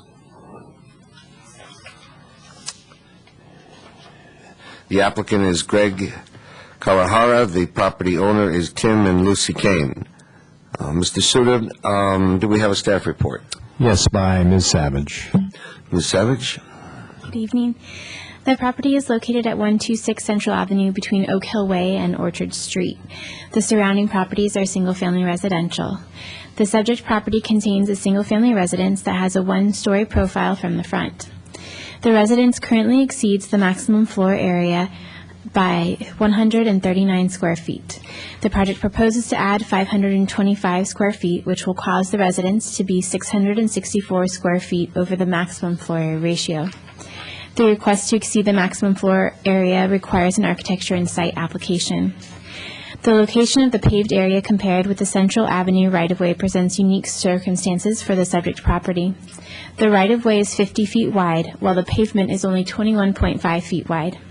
The town has no intention of changing the position of the paved road or increasing the paved area. When viewing the subject property, there is an area between the edge of the pavement and the front property line that appears as part of the site. Thus, the mass and scale, when viewed from the street, is very similar in appearance to other homes in the neighborhood. The project includes a front porch addition that would create a greater non-conforming front setback, reduced from 2.5 feet to 1.75 feet. Town code provides a means for a non-conforming lot to request reduced setbacks with an architecture and site application. Although the structure would be 1.75 feet from the right-of-way, the structure will be 22.25 feet from the paved road, again, given the unique situation of the property. The distance from the edge of pavement will be similar to that of other homes in the neighborhood. This concludes staff's presentation. Staff is available for any questions. Thank you. Questions of staff? Seeing none, I'm going to call the applicant and open the public hearing. And shortly we'll call the applicant, who will have up to 5 minutes to speak. After any other public members speak, the applicant may then return and have 3 minutes to speak rebuttal. If there are members of the public who wish to speak on this matter after the applicant, turn in the speaker card. You will have 3 minutes in which to speak. I now call the applicant, Mr. Kawahara.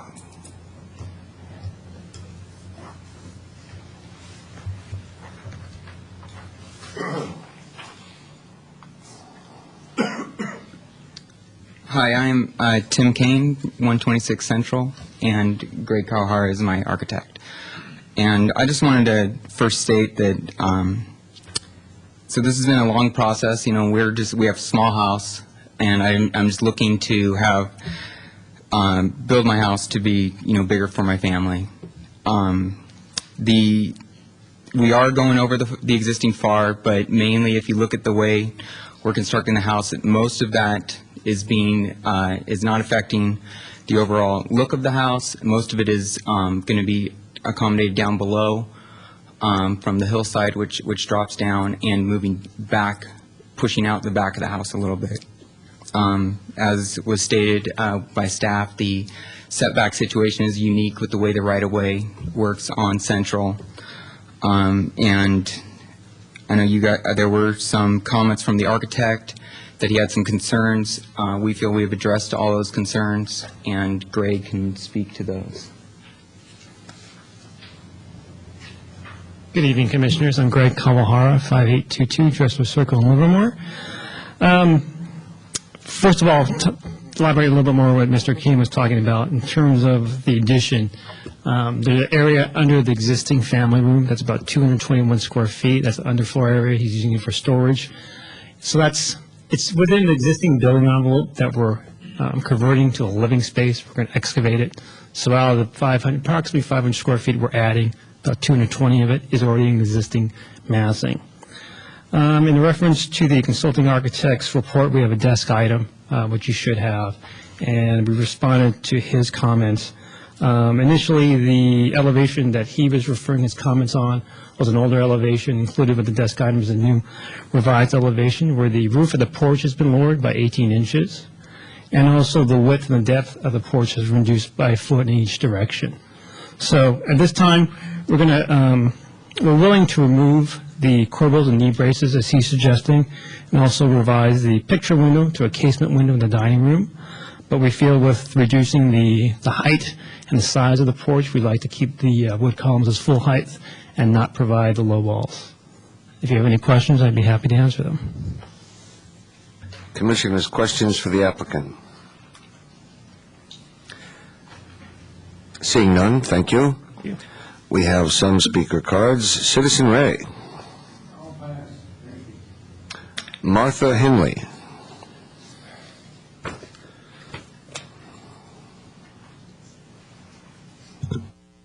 Martha Henley, 137 Central Avenue. I've lived on Central Avenue for 25 years, and it's been really fun to watch the neighborhood grow. And in particular, it's been a delight to have children come into the neighborhood. Those of us who have been there for a long time are retiring out, and young people are coming in. And with today's lifestyles and with children, it's very difficult with these older homes that were built very small. The story poles have been up, and I have to say that I think the front of the house will be improved with the additional gable roof on the porch, and I can see why the family room needs to be a little bit bigger with two rambunctious boys, which are an absolute delight. Thank you very much. I recommend that you pass. Thank you. I have no other cards. Would the applicant like to rebut anything that he heard? Then I'm going to close the public hearing and look to the commissioners for discussion and or a motion. I'll ask first for a show of hands for those who are able to visit the site and ask if there are any disclosures or additional evidence that needs to be put on the record. Let us begin with Commissioner Sayoc and move to her left.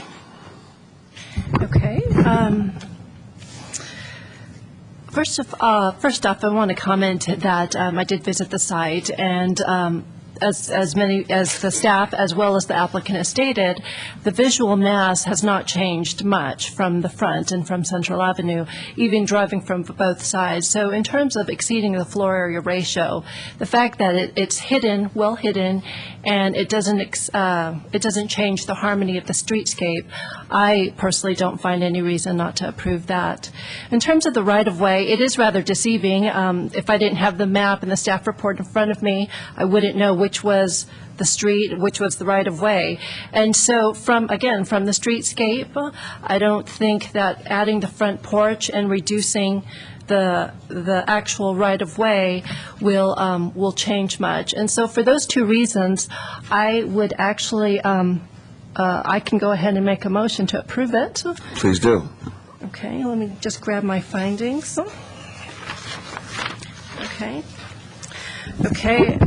I move to approve architecture and site application S-08-038 for 126 Central Avenue.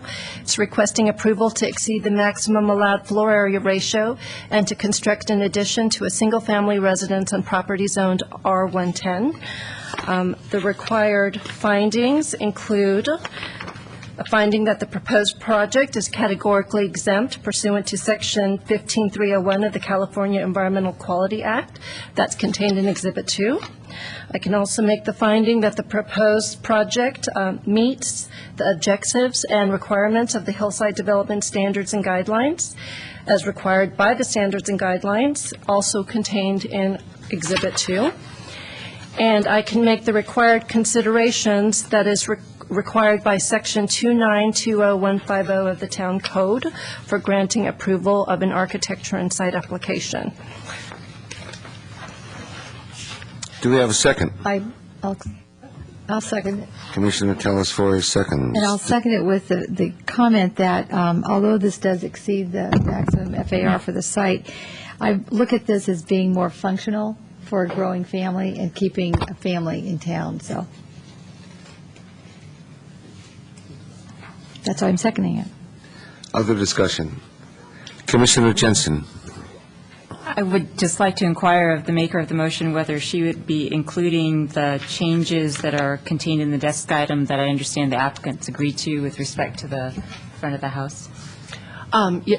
Yes, I will be. Thank you for that reminder. And the seconder? Yes.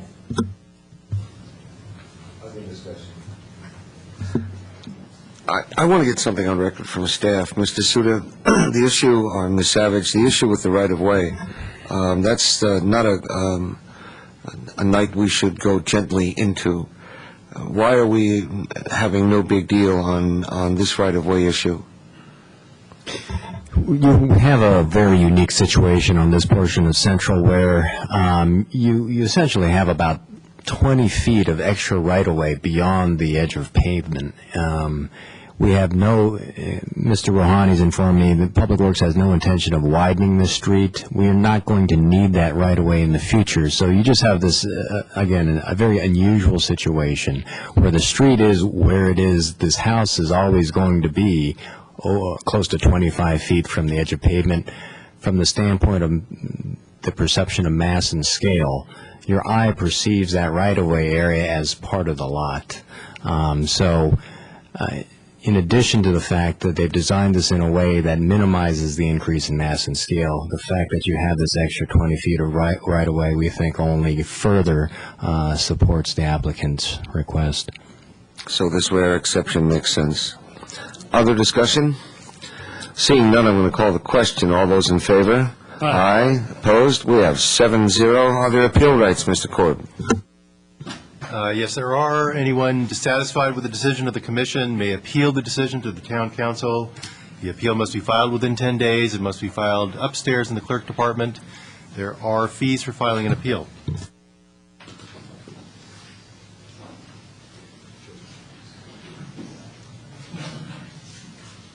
So we move to the first of our new public hearings tonight, which item number 3 on our agenda. This is 14881 National Avenue and 14830 Los Gatos Boulevard.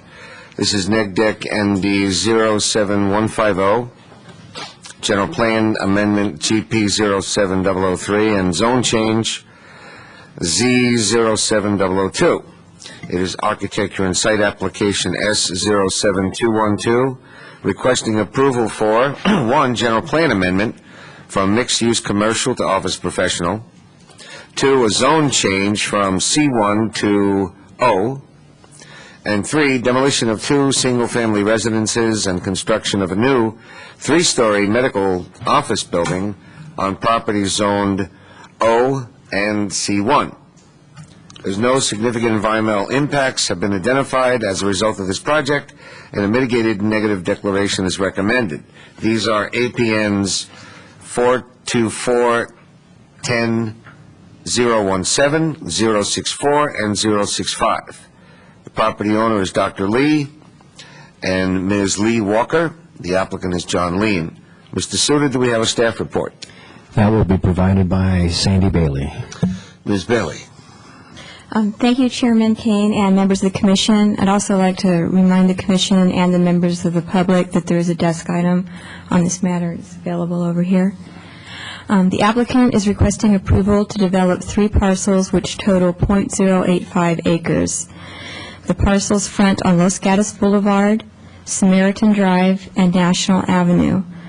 The project involves several requests, which Chairman Kane had pointed out, which is a general plan amendment from mixed use to office for 2 parcels at the corner of Los Gatos Boulevard and Samaritan Drive, a zone change from C1 to office for those same 2 parcels, demolition of 2 single-family residents, and construction of a 20,600 square foot, 3-story medical office building with underground parking. Since there are 2 land use and zoning designations for this site, an amendment to consolidate the designations is necessary. Staff believes that the general plan amendment and rezoning to office as opposed to mixed-use commercial is the best alternative for the following reasons. The proposed office use will have access from National Avenue. The office designation will be consistent with the neighborhood. The setbacks for an office zone are greater than a CH zone, which will enhance the amount of landscaping around this prominent corner. Parcel assembly is encouraged, and the applicant was able to secure 3 parcels for this development. The applicant was unable at this time to obtain a 4th parcel to the south, which is zoned commercial. The applicant has designed the project so they could do a phase 2 if they're able to obtain the 4th site. If they are not successful in obtaining the site, the 4th parcel can stand on its own to be developed at a future date. The project was reviewed by the town's consulting architect and arborist, and a traffic study, initial study, and a mitigated negative declaration were prepared. A traffic impact mitigation fee and street improvements are required.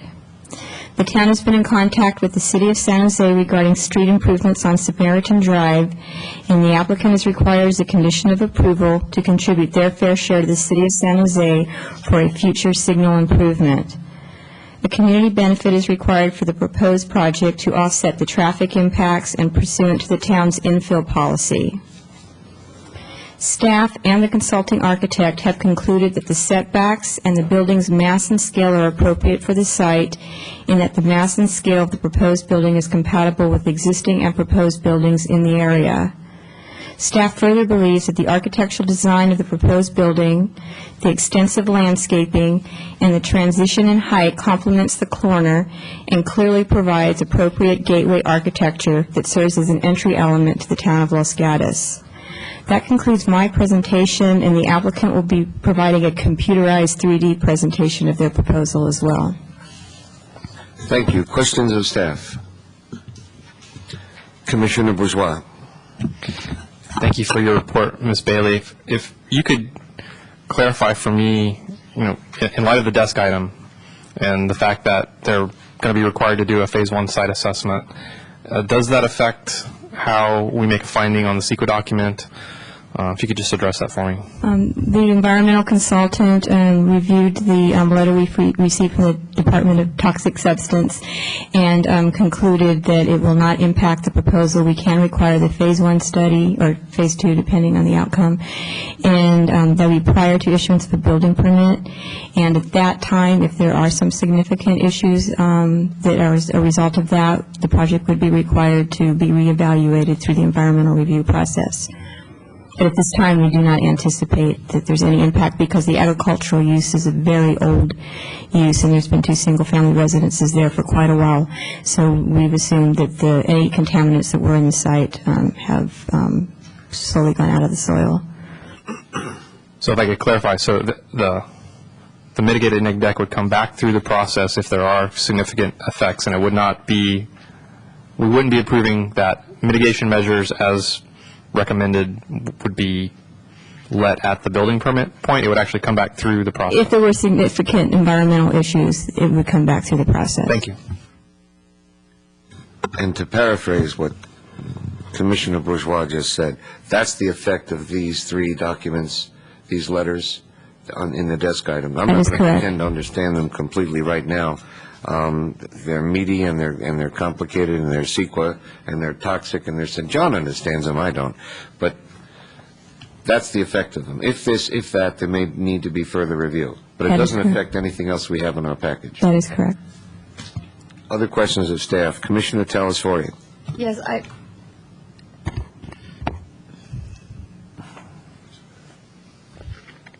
have a question of staff. I'm sorry, I didn't mean to interrupt you. But let me ask you, you talk about the proposed, you think this is compatible because of the proposed projects in the area? Are you referring to the parking lot that will be across the street? No, we're talking about town projects. The building across the street, where Burton Road. That's a similar height building. Actually, technically, it's taller than this building. And then the new building that's under construction down by Torino de Flores, that's also similar in height. And then there's an office building around the corner on National Avenue, which is also has a height, I believe, of 35 feet. Okay, so it is in town. I wasn't sure. Okay, thank you. Commissioner Machici. A question for Mr. Suda. In the staff report, I may have missed it, but should I have gotten a copy of the town's resolution, which clarifies the responsibilities of the Planning Commission as it relates to the architectural consultant? Because as I read this now, and not having read the full resolution, I just want to get clarification. Essentially, what it's telling me is if he says it's okay, unless we find compelling evidence or a mistake or an error, that we have to go with his recommendation or have a finding against it. Yes, that's the resolution that's in the commissioner's binder that's provided to you. And what that resolution, it's a council resolution that established the role of the architectural consultant. And it established 3 grounds under which the planning commission may disagree and change the recommendation of the town's consulting architect. Okay. I'll refresh the commissioner's memory. This is our resolution, one of our favorites, 2002-25, and I wasn't familiar with it either myself. So I did have it in my binder. I just haven't looked at it in a long time. I made one extra copy. May I You want see to it? pass that down? The text that's quoted to us in the package is taken verbatim from the town council resolution. Other questions? Commissioner Sayoc. 2 quick questions. The first, as a follow-up to what Commissioner Machici just said, I realize he has the resolution in front of him, but does the consulting architect's purview go beyond strictly architecture? No.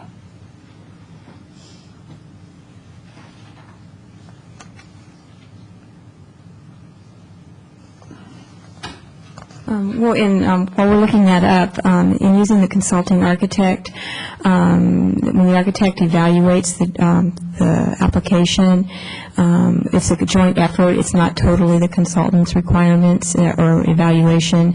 Staff is involved with that and evaluates their response to make sure that we are compliant with all the general plan and town code policies and code requirements. So it's a joint effort when the consultant does evaluate in terms of architecture. He also evaluates for streetscape, compatibility with the neighborhood. Okay. And then my second question, it's concerning the desk item that's before us, and it's the letter from Department of Transportation, Exhibit 19. Number 5, it talks about, and I'll just read it for those who don't have it in front of them. On page 14 of the traffic impact study, the recommended solution to improve the difficult left turn is not visually clear. We suggest providing geometric plans for both the medical office driveway and the additional left turn lane widening for the northbound National Avenue approach. So, I myself, when I was reviewing the staff report, found that a visual would have been helpful also, and I'm wondering, is that something that is difficult to obtain? Could we somehow get a copy so that it would be extremely helpful as we make a decision? The more detailed plan would be required during when they file for their civil plans through the permit process for street improvements. That's when we ask for the more precise plans, and at that time, we could, I don't know if it impacts your decision tonight, but if you'd like that as an item of interest or something, we could forward that to you at a later date to take a look at, as we will be forwarding it to Caltrans as well. And the reason why I'm bringing it up is, as you read the CEQA document and as you read the staff report, traffic is one of the largest issues. In fact, under the initial study, it was potentially significant impact unless mitigation incorporated. And at least just looking at this desk item, if the Department of Transportation doesn't feel that the recommendation is something that will mitigate the problem, doesn't that directly affect the negative deck and how we approach the initial study? When our traffic engineer and our environmental consultant reviewed Caltrans' comments, it was determined it was just more of a clarification that they needed, that they wanted to see what the plan looked like. They didn't address any potential impacts from what the town was proposing to do. For the commissioner's background, Caltrans often asks for geometric information and these kinds of detailed drawings anywhere in the vicinity of their on and off ramps, whether or not it directly impacts the on and off ramps. They want to just be in the know about anything that may potentially affect their on and off ramps. So this is part of their standard policy. It's within that general radius, and they ask for that information, so they maintain it in their database. And then similar to the toxic question, if something larger than what we anticipated is discovered, how would the process then move forward? Would it also come back as a... Well, it'd be kind of moving backwards, actually. Would have to come back through, the environmental consultant would need to redo the environmental study. We would need to recirculate it and bring it back for another public hearing. Thank you. Commissioner O'Donnell. It's been my experience in the valley over the last 40 years or so that as the orchards go out, this comment always comes down. And you recall that, for example, DDT they stopped using it years ago. We still find it in the soils. I have never seen a situation where it wasn't mitigated, and normally it doesn't have to be mitigated. So I think when I looked at that DTSC letter, I don't blame them for sending it, but I didn't find any insight in the letter. So I think what we're hearing from staff is certainly consistent with my experience. Other questions for staff? All right. Seeing none, I will now open the public hearing and will shortly call the applicant, who will have up to 5 minutes to speak. After other public members speak, the applicant may then return and speak for 3 minutes in rebuttal. If there are other members of the public who wish to speak on this matter after the applicant, please turn in a speaker card. You will then each have 3 minutes to speak. And I call the applicant or property owner, Dr. Walker. Good evening, Commissioners. Thank you for the opportunity to present my building to you.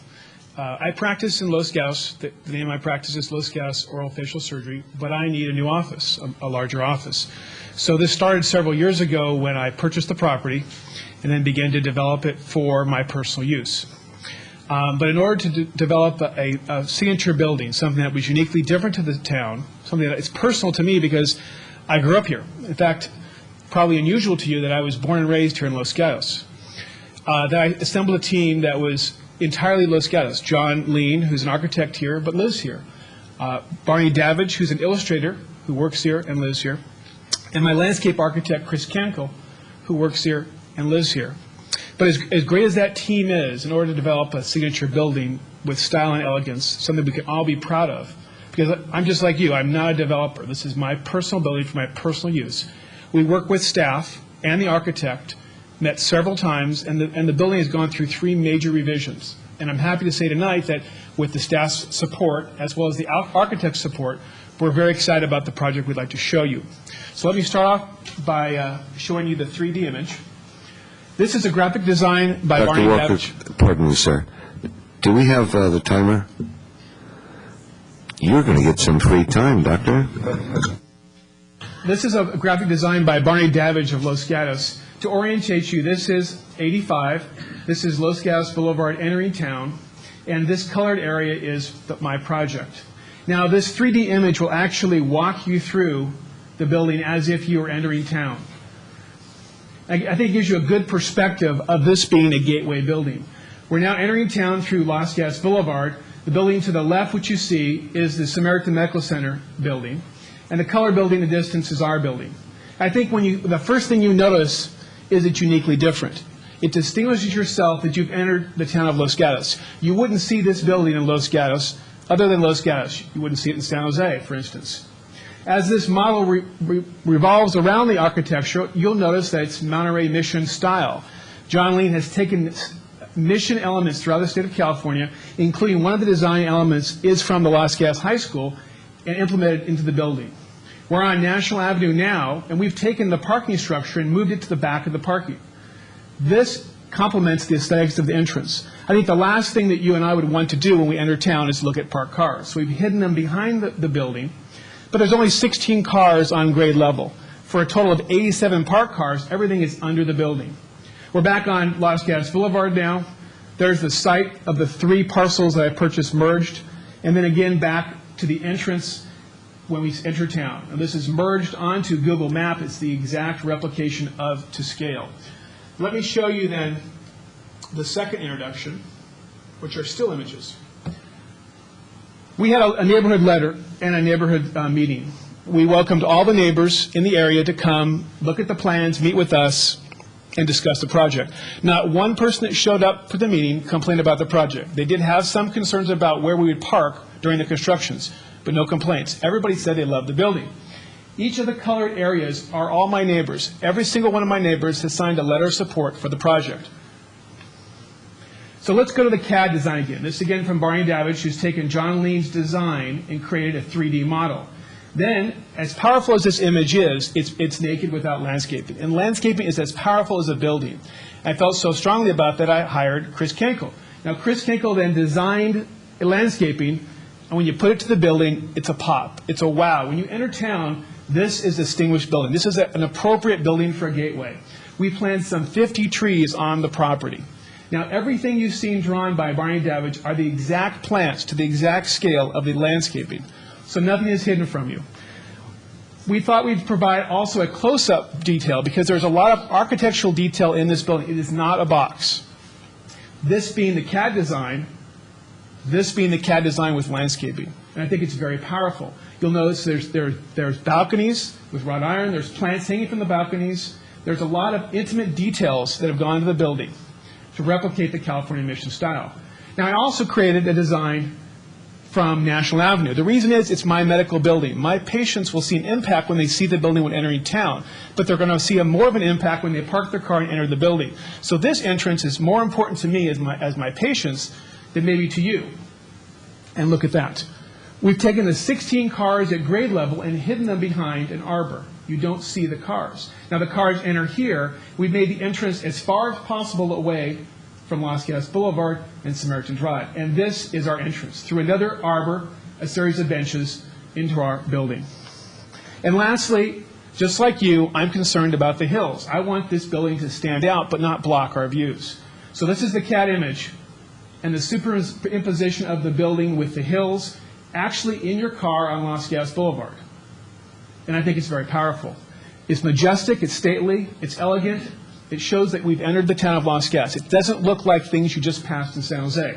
Now, this isn't really the picture because we removed the signages. And for the sake of realism, this is what you actually see. This is the signages. So I wanted to introduce this project both by the 3D CAD images and the still pictures because I think we brought a very unique and exciting building to my hometown, Los Gatos. I grew up here. I marched in the Christmas Day Parade when I was a Boy Scout in Troop 502. I shopped at Crislo's when I was a kid. I met my wife at Los Gatos High School and married her. We got married at St. Mary's Church in downtown Los Gatos, and we live here today. So this, to me, is very powerful and very personal. It's not just a development. It's my office and my home. So thank you very much.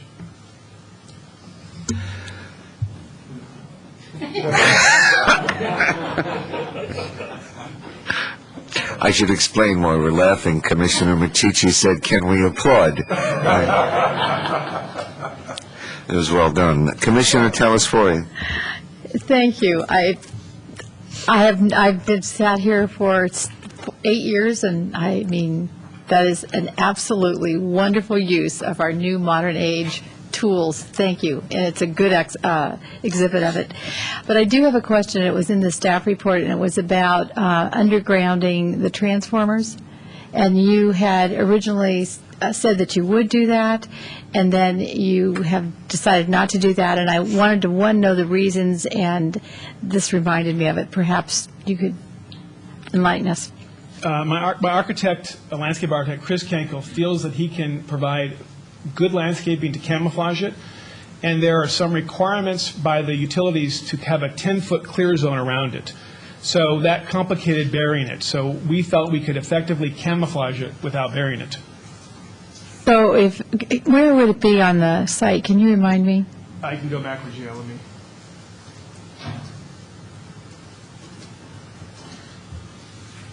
The transformer would be located within these bushes on this corner on National Avenue. So if you found that you couldn't be successful at that, would you then maybe consider undergrounding it? To me, as I said, this building is immensely personal. I want this to be beautiful for myself and my patients. And the last thing I want to look at is an ugly transformer sitting out in front of the building. As you probably noticed, that this picture doesn't show them, but there are power lines and a telephone pole. And I'm removing all the telephone poles and the power lines here because to me that's a visual eyesore. To benefit your project. Thank you very much. Commissioner O'Donnell. Could you clarify again? I heard your answer on undergrounding, but I'm not sure I fully understood it. You said PG&E or whoever it is, it would require a 10-foot free zone. Or so. Would you clarify? I didn't understand that. And maybe I should defer that to the technical people, but PG&E requires, because of the power generated in the box, a 10-foot clear zone so they can get in with their sticks and de-arm the power. So they want this clear area, which we can't put landscaping around. That's if it's underground. Both ways. Because of the way we face it, they're using the frontage as part of their clear zone to open the box and to de-arm the power. We have landscaped the sides and the back and tucked it into the berm. So we've camouflaged those sides that they don't care about. If it's buried, then you're going to have a square, empty area with no landscaping. Thank you. Okay. Commissioner Machici. Yeah, I applaud you for what you presented tonight, by the way, and it gives me a good view without having to study all this other garbage here. Thank you. But I do have concerns about the grading. It states in here that you're going to remove about 11,000 cubic yards. And to my knowledge, a truck typically can carry around 11 cubic yards, and I think the tandem ones can carry 9 cubic yards each. And that translates to 1,000 trucks times 2 coming in and out, okay? Has anybody looked at the impact that's going to have during construction? And at least addressed it from a traffic control point? I'm not aware that no one's looked at it. Okay. Can you discuss it? I'll simply say, John Lean, I just simply say it is a condition in your report that states that the public roadways, sidewalks shall be returned to their original condition. I realize that. Construction, and we have direct access to the freeway. We won't be taking loads of earth through town streets. Okay, so the trucks are going to come off 85 and go back onto 85? That would be my guess. They want to get the heck out of here and dump it over on the east side somewhere, I believe. How long has anybody given any consideration how long this is going to be happening? These 1,000 trucks are going to be going back and forth? I can't answer. Go ahead. They can, well, part of the application is that we're asking for the early foundation permit because of the rain season coming up. We have scheduled to do the dig in 1 month. Okay. And let me also say that we've been told by the general contractor we have been working with that in 3 months the concrete garage will be complete. The very first thing, of course, besides demolition, would be the removal of the earth. And my guess it's probably a 2 to 3 week process. Thank you. Commissioner Bourgeois. I also applaud you. Thank you for the presentation. It was very informative. Is your landscape architect present and going to speak? He can speak if you have a question for him. Okay, yeah, I'll just, if he's going to speak later, I'll ask him this, but I'll ask you as well. You've obviously, this is very personal, you've given a lot of thought into making this fit into the character of Los Gatos, and I think from an aesthetic standpoint, the landscaping is fantastic. However, I don't see a single species that would exist naturally in Los Gatos, so that's kind of the train of questioning I'm probably going to pursue with the landscape architect. So. Has the landscape architect turned in a speaker card? Yes, he has. So he's coming up in due course. Yes, as he's coming up as he lives here. He's coming up as a citizen, but he could address that question for you. Okay. Would you like him to address it now? No. Commissioner Jensen. Dr. Walker, I don't know if this is appropriate to ask you, but there's references in the staff report to a proposed building in San Jose on the corner of Grosvenor. Yes. And I wonder if that's what's rendered in the 3D, the tall building. Is that what we're seeing? Yes. Did you want to see that? It's not there now. It's proposed. Yeah, this is the building it's a phased project. This is phase 2. So it's approved?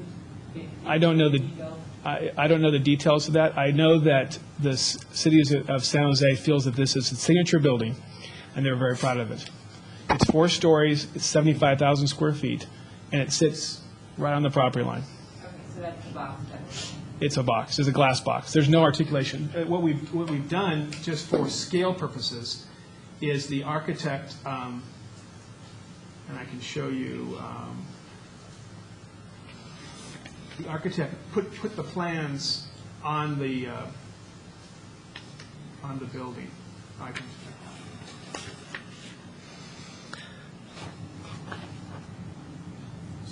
So that's the actual plans. Okay.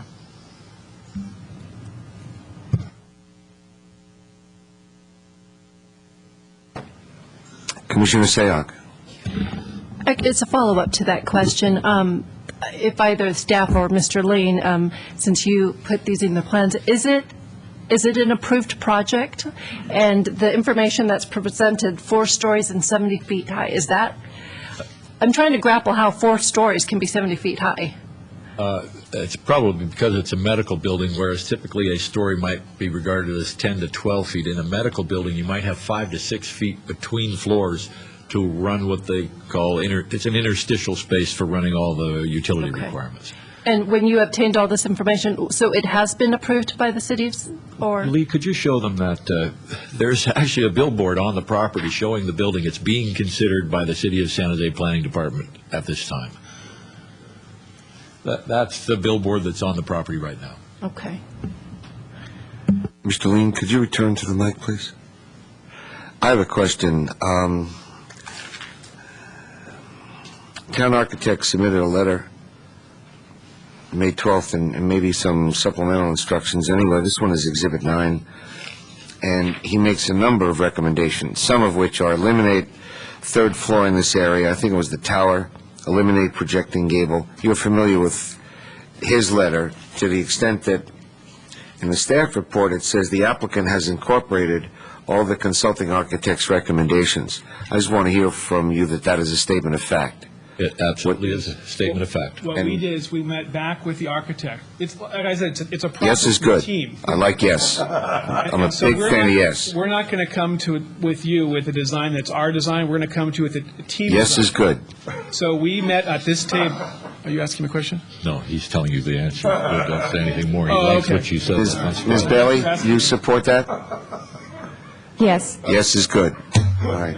Other questions for the applicant? Thank you. I have a number of speaker cards. Sandy Harris. Dr. Walker, at the end of this, you'll have 3 minutes to rebut anything you hear. Okay.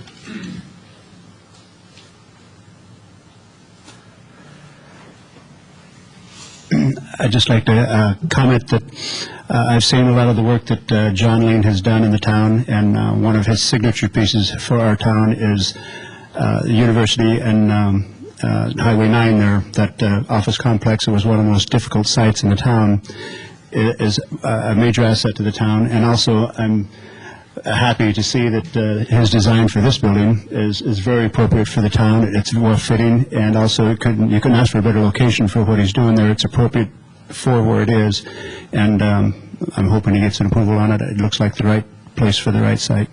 Thank you.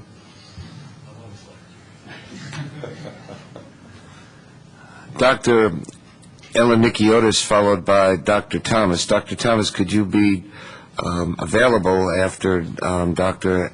Elanikiotis speaks?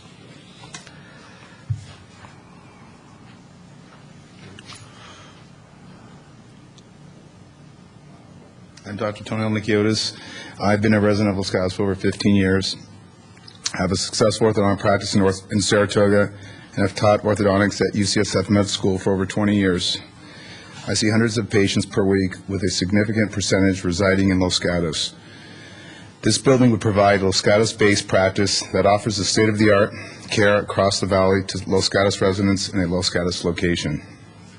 We are some of the most respected and renowned dental professionals in Silicon Valley, and see the opportunity to serve our Los Gatos patients in a Los Gatos location, indicative and representative of the reputation of the town and of the citizens of Los Gatos.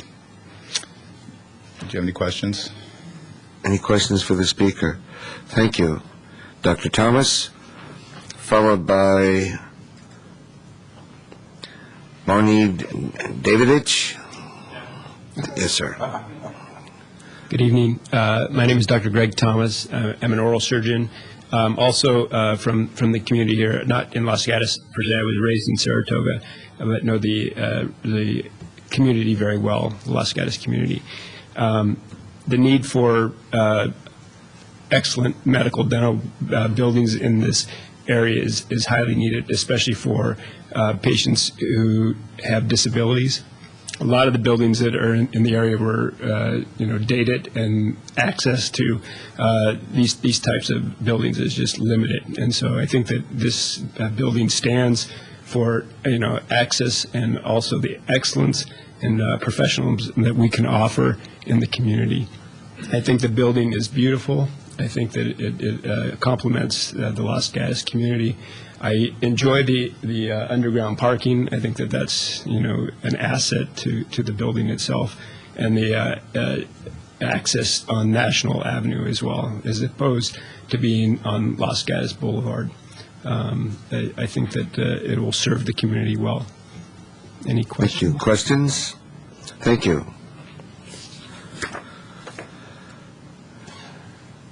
Barney Davich, 116 Tate Avenue. I'm an architecture illustrator, and I did these, but I came as a citizen. I've been a member of Los Gatos for 30 years, and I still feel like a youngster here, which I like. And also I've had my practice here 30 years, and I've never once talked about a project before in front of a planning commission.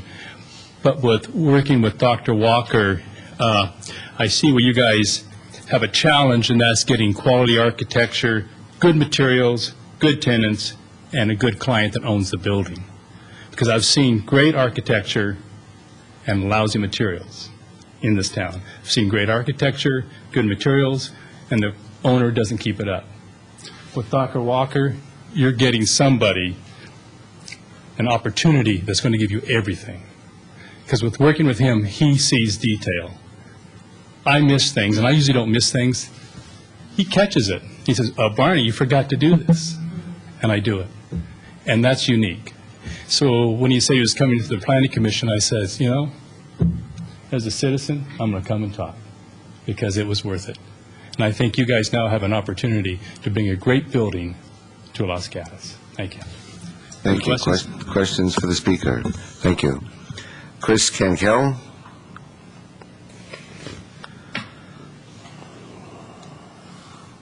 Good evening. I'm Chris Kenkel, 122 Euclid Avenue. I'm also the landscape architect for the project. So I'm going to wear both hats, but I'm up here right now as a citizen in support of Dr. Walker and Mrs. Walker.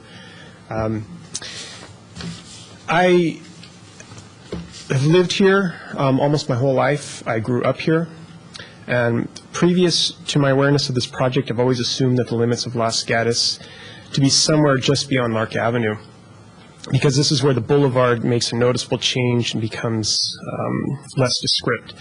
Not until I discussed this project with Dr. Walker did I realize the town limits are in fact Samaritan Drive. A landmark building such as Dr. Walker's will help better define the town limits. I feel that the style and quality of architecture of this proposed building is not only very pleasant and appealing when viewed as a project unto itself, but very appropriate to the overall character and architectural fabric of Los Gatos. When entering town, the building will accurately represent and reflect the architectural quality, style, and diversity of Los Gatos, and will be an appropriate gateway building for our town. This will be a vast improvement to the existing buildings on the site that do not reflect the architectural character of Los Gatos and falsely portray the town's qualities. For these reasons, I support this project. Thank you. Thank you. Questions for the speaker? Commissioner Bourgeois. Thank you. If you could maybe put your landscape architect All right. hat on. I'm on the clock now. Yeah. All right, I'll make my question really slow. So we have an approved street tree list, and we have a list of native species trees and shrubs in our hillside standards and guidelines. Do you think it would be possible for you to achieve the same aesthetic with maybe a little bit of revision and incorporating some native species? I say that it's a goal that the town has to try and do that, and it's also a wise water use practice. Sure. As we know, water is like gold in California, and right. Anything we can do on large projects such as this to reduce the water use in landscaping is encouraged. Okay. Should I speak to that now, or would you rather have... I'd like you to speak to it now if possible. That is always an objective from the onset of a project, and it was specifically with this one. I'm glad you prefaced earlier in your conversation the issue of natives. We did provide 2 more sheets with our submittal, and it was a full planting plan. I'm not sure if you received that in your package. I'm hoping you did. L2 and L3. Are they there? There is a plant list on sheet L2 on the left-hand side. And just quickly scanning that, about 25% of those plants are in fact California natives. For example, we have Shyness mole, California pepper. There's Galvasia speciosa, which is island bush snapdragon. That's native to the Channel Islands. There's Adiantum elucium. It's a native fern.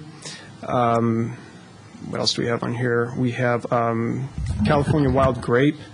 If I could interject, I did review that plant list, and seeing more of the larger stature trees, and actually Shyness mole is I think Cal Ipsy considers it an invasive plant. We have one, and we're placing it over by the group of the others so that we try and transition. Yeah, because there's that real strong line of them, and we're bringing one in, and it's completely contained with the basement of the building. So where it's going to go is going to help blur that property line and integrate the two sides. My only request is that you take another look at it and maybe try and incorporate some of the larger trees. If you could look at maybe our tree lists and see if you can achieve the same aesthetic. So we use the approved street tree list. Okay. So we have the Gigeras out on the boulevard, and we have the pistache on Samaritan. Then inside we use Linophamenus, which is the Catalina ironwood. So we do have that as a screen tree between the parking lot and the adjacent lot. So can you give me more how much farther, or what would be your recommendation where to go with that? Well, I'm not going to design this for you up here. I see Chinese pistachio, Chinese elm. I know these are on our approved street tree list, but there are also a lot of native options on that list too. And if you could just give it some thought. I would be happy to. And with the staff's input as to the appropriateness, I'm totally open to that. Other questions? You are off the clock. Dr. Rahimi. Hello, I'm Mamal Rahimi. I'm a resident of Los Gatos. I, as well, grew up here, and I have my practice here, which I've been practicing for 8 years in Los Gatos. I, too, have outgrown my space, and I've been looking really, actually, for the last year pretty heavily to try and find a place to move my practice into. And it wasn't until Dr. Walker's practice came around that I just finally said, wow, this is the place. It's an absolutely beautiful building in an ideal part of town, in the entrance excuse me, of town. And I really think it just meets everything I know I'm looking for. Being from Los Gatos, I'm very sensitive to, the buildings as well, and want something aesthetic. I just think it's absolutely gorgeous. That's about it. Thanks. Thank you. Questions? Thank you. Lee Quintana.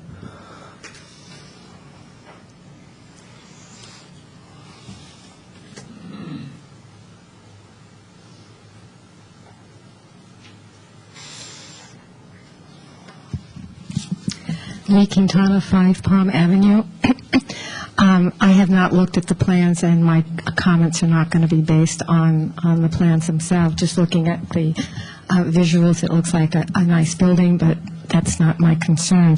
My concern has to do with the environmental, specifically more so the letter from the Department of Toxic Substances than the transportation. But CEQA is intended initial studies are intended to identify all potential impacts and then study them for mitigation. The letter from the Department of Transportation states that they cannot eliminate the possibility of the pesticides, etc., because the initial study does not present direct evidence. And the response to that from the consultant is that they will do a study. However, until the need for remediation is determined and the nature and extent of the remediation activities can be defined, the traffic, air quality, and noise impacts associated with it cannot be determined, and therefore it would be speculative at this time. The purpose of CEQA is to determine whether or not there are going to be any impacts and whether they can be mitigated, and the speculation is that there won't be, or I'm not saying this right. It's speculative because the studies have not been done yet, and that's deferred analysis and deferred mitigation, which is not something that is considered acceptable under the CEQA guidelines. Thank you. Questions for the speaker? Thank you. Citizen Ray.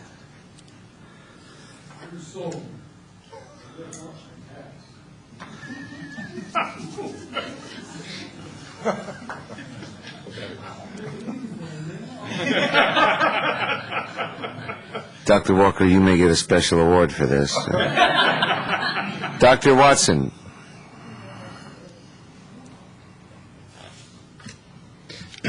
I'm Mark Watson, a general dentist and past president of the Santa Clara County Dental Society, and I practiced in San Jose for 25 years. A large portion of my patients reside in Los Gatos, as I'm currently located on the other side of Samaritan Drive right now in a rather older building that's starting to show its age. And at least half of my patients every day complain about the parking there. So I wish to move to a new building that has adequate parking, as Dr. Walker's building certainly does. I also wish to move to a nicer building, as the one I'm in is really showing its age. And I want that nicer building to convey the quality and the type of dentistry that I do. And Dr. Walker's building certainly does that. So I think a high-quality building like this would benefit not only my patients, but the other residents in Los Gatos that want good quality dental care. Thank you. Questions for the speaker? Dr. Tom Peters.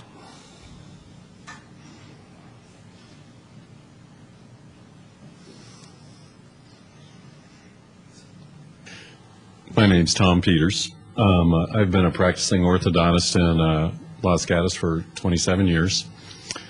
I bought a couple of acres off of Foster Road 23 years ago, and that's where I built my home. I like to add, the only other experience I've had with the Planning Commission was when I built my home, and we had very little trouble because I like Los Gatos. I'm proud of it. When I bought my practice here, when I came out of residency, I was excited. I grew up in the Central Valley, and Los Gatos was always considered a nice, upscale, tasteful place to be. Ever since then, I've been proud to bring people from all over the world with my education and with my businesses that have been associated with my education. When I saw Dr. Walker's building, it fit exactly my idea of Los Gatos. It was tasteful. It was upscale. And it's at a unique spot. It's an entry port into Los Gatos. People's first impressions are going to be good when they see a building like that there. I remodeled a couple years ago, and I wish I hadn't. I would like to have a building like that to move into because it fits my idea of the way I like to practice orthodontics. And in the big picture, I think the most important thing is it's going to attract quality practitioners to Los Gatos, like Dr. Rahimi, Dr. Watson. And people that live here aren't going to have to go out of the area to find a good quality building with good quality practitioners. Looking at the plans, I mean, there are details that are nice. I mean, it's got California mission style architecture, which I think fits too. Other things that other people have mentioned, you know, the parking's, you know, is underground, which is different than most of the places in our area. I actually practice close to where Dr. Walker's proposed building site is. So I support it, and I urge you guys to do the same thing. Thank you. Questions? Thank you. Dr. Santos.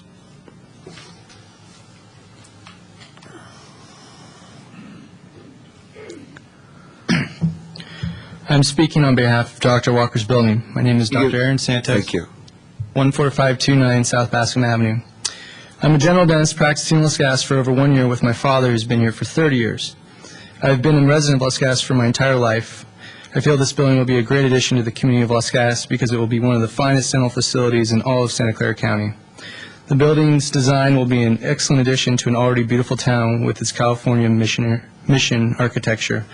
Also, the building's parking area will have easy underground access with handicap accessibility. I feel that it is important to the community of Los Gatos to allow Dr. Walker to build this project in order to serve the people of Los Gatos with a quality dental facility. I plan on being a future tenant because I feel this building has a lot of room for not only the town's growth and development, but my own as a young practicing dentist in the community of Los Gatos. I hope there are many more projects in the future like Dr. Walker's because they will greatly benefit our town in providing state-of-the-art health care. Thank you. Questions? Thank you very much. Doctors Escudero and Dr. Torres.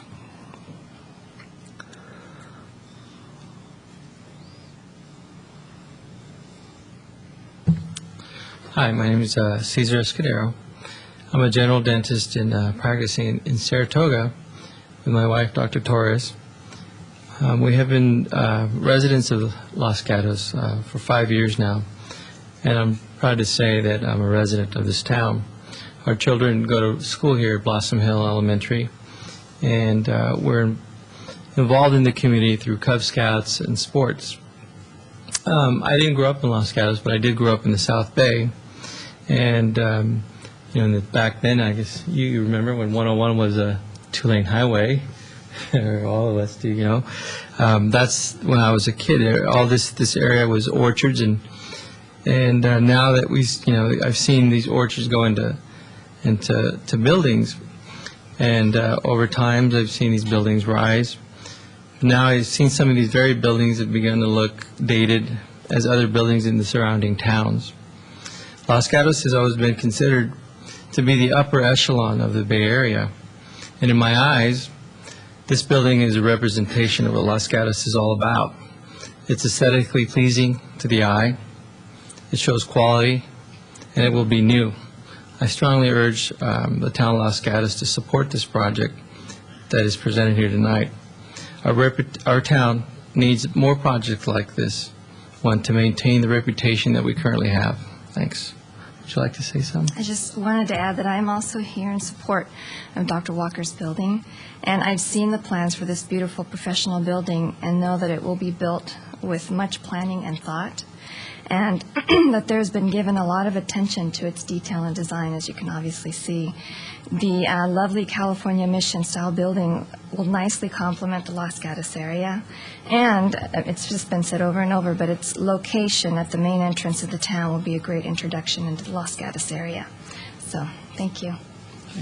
Thank you. Questions for the speakers? Dr. Stacy Hine and Dr. Darrell Hine.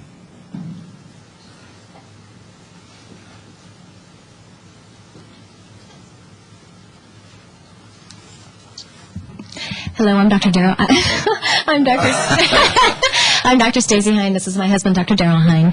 We are both internal medicine physicians at 15215 National Avenue. We've been in practice here for 10 years. We also live in Los Gatos. Our 2 children will go eventually to Los Gatos schools. I also grew up here, attended kindergarten at Daves Avenue, and graduated from Los Gatos High School. So I feel that I'm very in tune and tied to the town. My point tonight is actually very simple.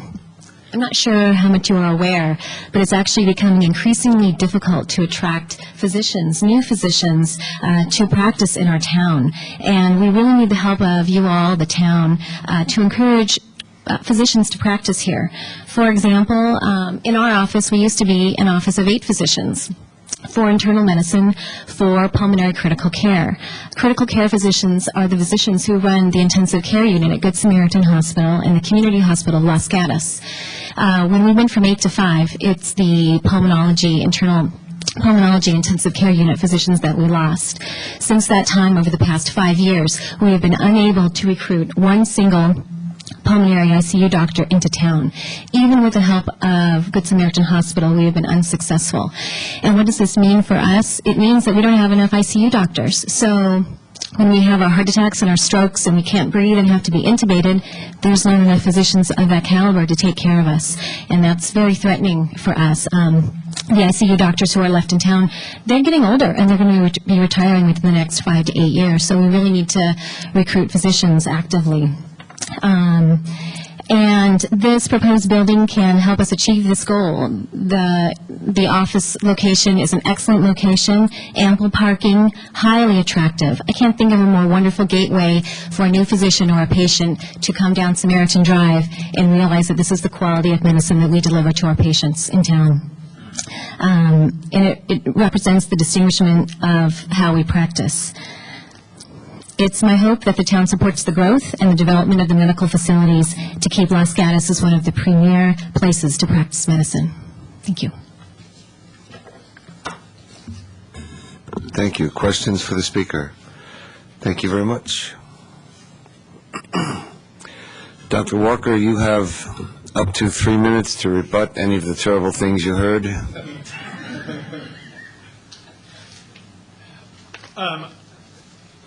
No, I don't have anything other than to say that I think Stanley's been great. You know, we came to this town with a vision. My vision was to bring a great medical facility for my office, but also for my coworkers. And Stanley worked with us arm and leg every day to mold, to transition, to amalgamate this building to what the staff liked, and then eventually what the architect. And so to come to you today with a staff report that's, I think, very glowing, and an architect report that's very supportive, and of course the doctors in town and myself, I think we brought you a very, very good project, and I have a lot of personal pride about. So I have nothing else to say than thank you for the time. Questions for the speaker? Commissioner Machichi. I'd like to ask a question of staff first, if I may. Related to the traffic, and I know a traffic study was done and so forth, but related to those 3 weeks where 1,000 trucks are going to be coming back and forth, does the town have the ability to get involved in their plan on how that's going to happen? Or could we direct it that there be more? There's a condition of approval regarding a construction management plan, and we will be meeting with the applicant prior to construction. So that will happen? Yes, it will. All right. I don't have any questions. Commissioner Sayre, was your hand up? One more. I'm sorry. May I? Yes. Okay. Could you elaborate on the community benefit? Let me read it as I've read it and may understand. You've offered $25,000 to the town as a community benefit. However, subtracting the cost that it's going to cost you to underground certain utilities, which are already expected to be greater than $25,000. So, in effect, your community benefit is to underground the overhead lines and so forth. Is that the way I read this? Should I show them? Okay. Yeah, I can answer that question by an illustration, I think, easier.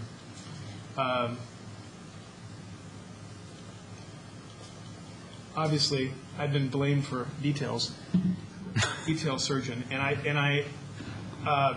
I don't like what I see when I drive down National Avenue. I see a telephone pole and I have overhead power lines, and I just don't like the look of that. And this is another picture of the telephone pole and the overhead lines. And as much as I might spend on the building and the landscaping, they stay there. To remove those lines and the telephone poles will cost about $100,000. That is not required by the project. I'm doing that because I don't want to look at them. So it's $100,000. It was $66,000 to take out the wires, another $35,000 for PG&E to take the pole out, and then we have to run new wires down National Avenue. Doctor, take the mic with you. Take the mic with you. I can just point to it. We have to run new wires down the sidewalk. The sidewalk is going to be changed, and it could be saw cut, but I'm going to put a brand new sidewalk. I don't want to see a saw cut sidewalk, so I'm putting a whole new sidewalk in. Now, that's not a community benefit. I'm just doing it. But when we run the wires in, we have to connect with the wires across the street at Samaritan, and also the wires up at the signal and across the way. So we have to rewire basically the whole intersection. Let me stop. I'm satisfied with the community benefit. Okay. Commissioner Sayoc? Dr. Walker, I'm going to concur with almost everyone here. I think it's a beautiful building, and I welcome and I support the project. However, I just want to give you some areas where I'm pausing and let you talk about them. The first is the fact that it's 3 stories. And just going through the notes, you have been before CDAC, and that was also an area of concern. And I do realize that the consulting architect provided some recommendations to help alleviate that. But the diagrams that you do show a ridge line of the hills, but it doesn't show the hills. And so that's an area of concern that I have, particularly since, as you say, this is going to be a landmark and development will follow you along Los Gatos Boulevard. It's going to energize the area, and I can just see a lot of excitement for people to want to develop in that area.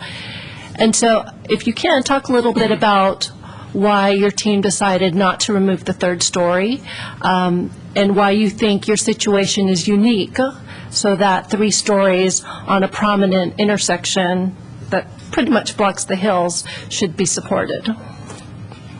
Okay. There are several questions within that. I'll start by telling you that our building is 35 feet tall. The immediate neighbor is 35 feet tall. The building across the street is 35 feet tall. And our neighbor that's 2 stories down that's building right now is 35 feet. This building here is 35 feet 4 inches, which is our most immediate neighbor. So we are at the level of heights of the other buildings, even though we have 3 stories, and we are shorter than this building by 4 inches. What you see here is a parking garage, so the building is up because of the parking garage, and we've camouflaged that from behind the building. Secondly, the answer to the 3rd story about the architect, we came to the architect and thought that the 3rd story brought a lot of architectural detail. You're not seeing a roof line, you're seeing it broken up by some windows. It's not a full 3rd story. The 3rd story is hidden within the roof line of really the 2nd story. It's a 2-story tall building with windows in the roof line. And working with the architect, we've changed the plan, and he thought it was very appropriate. So that's why we left it. I can answer the other question that you asked about regarding streetscape by showing you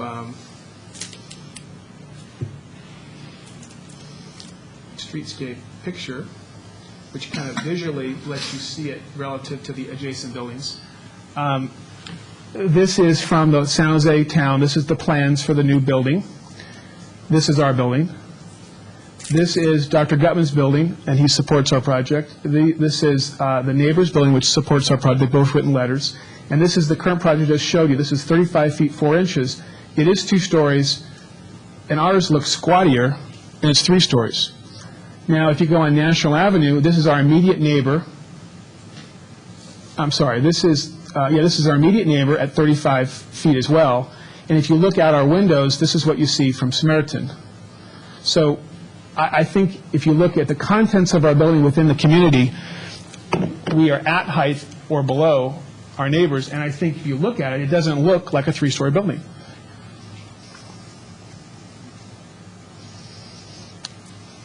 Thank you.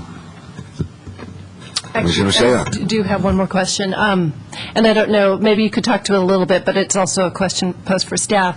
It seems like the most significant issue that the initial study as well as the staff has presented is the traffic issue.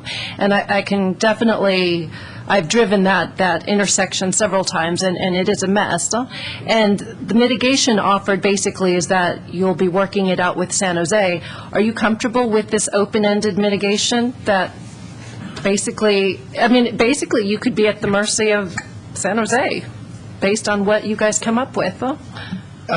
Well, I've worked with Sandy. I trust Sandy. I think that she's done a very good job. She's spoken to them almost daily over the last 2 weeks. We're going to pay our fair share. And I can't ask to not pay my fair share, so I think that's reasonable. It's based on traffic count, car counts for my building, which I think is a very fair way, and that's the way the town is calculating the fair share. I'm not expecting to not build a building and not pay my fair share, so I think it'll be fine. In addition to that, I'm making National Avenue improvements, which you're aware of. If the city of San Jose took my money, which I'd rather give it to you, frankly, and I've offered that. I'd offer to give it to you and then you redistribute it. Because once it goes to the abyss of San Jose, who knows where it's going to go? I'd rather be applied knowing that you had some control over that money. And it's likely to be a very sizable amount of money, very sizable amount of money. If the San Jose had put in their traffic signal and things they're doing to mitigate all the traffic, the national improvements that I'm doing wouldn't even be required. I'm doing those because I don't believe that they're going to finish them in time for my project. So I'm committing to that improvements because that continues the traffic level at LOSD. So and as the staff said, the traffic mitigation measures provided by the applicant will address the traffic impacts and will improve the existing traffic problems just by what I'm doing. In addition, I'm giving monies for the signal that will significantly improve the area. I'm comfortable because it's my fair share, and I trust Sandy and I trust the town that I will pay my fair share. Thank you. Other questions? Commissioner Bourgeois. I'd like to maybe stay on traffic for a second, and this might be a question for staff. But Dr. Walker, in your presentation, do you have just a layout of the street so we can talk about the intersections a little easier? And I'll preface my question in your fly-through presentation. Seeing that parking structure begged the question to me of cumulative impacts, and I went right back to the initial study and reminded myself what was written about cumulative impacts, because now we've got a 4-story building and increased parking at that intersection as well. And if I read the initial study correctly, it says cumulatively it's potentially significant at a level of service F. But you go to mitigation number 7, and mitigation number 7 is the additional left turn lane. The traffic folks also say that that doesn't totally solve the problem. You have to go to mitigation number 8, which is a U-turn on Samaritan east of National. And I'm having trouble understanding how a U-turn on Samaritan east of National helps the traffic situation. So I don't know who can answer that question, but I just can't grasp how that helps the level of service at the light. I believe that's a question that our Assistant Public Works Director can answer. Mr. Rohani. This intersection Commissioner Bourgeois, as you can see, right now is operating at level of D based on the town's standard. And after this project, we have looked at the cumulative effect of it. With the left turn, it will still operate at a level of D. One of the concepts that we looked at as a part of this project with City of San Jose and Caltrans was, what if that intersection is signalized? Actually, we did the analysis of a signal at National and Samaritan. That would even complicate matters worse. It is not an ideal situation, just the way the geometry of that intersection and that whole vicinity is, but certainly the signal would totally have a negative impact in terms of the operations of the Los Gatos Boulevard and the Samaritan. So we ruled that out, and we've been working with the City of San Jose, because a number of people, instead of making the left turn, would go down Samaritan Drive and make U-turns throughout the area at not any specific locations. So what is being proposed by the San Jose is further down into the Samaritan Drive, there would be a signal, and that would provide a U-turn so people could go make a U-turn and come back on Samaritan Drive toward Los Gatos Boulevard and Baskin. So collectively, they all should help in alleviating some of the pressures, but there is no ideal solution. I mean, that intersection, and the project applicant has fulfilled the town's requirement in terms of meeting the intersections at the same level or better. So the mitigations that we have worked with them to provide addresses that. Go ahead. And so the bottom line is that cumulatively, these mitigations keep the level of service at D. That is correct. Okay, thank you. Other questions for the speaker? Commissioner Telesfori. I have a question about you showed the entrance to the parking garage as being off of National, correct? Correct. So where do you exit? Can you refresh me? Same. And will you be having, I have a question about that, because will someone be able to make a left-hand turn onto National?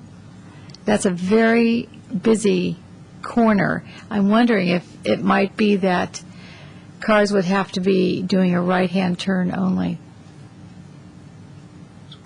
So the question is, can you currently make a left-hand turn out of the parking structure onto National Avenue? The way you have it working. Currently can make a left turn. Do you want to?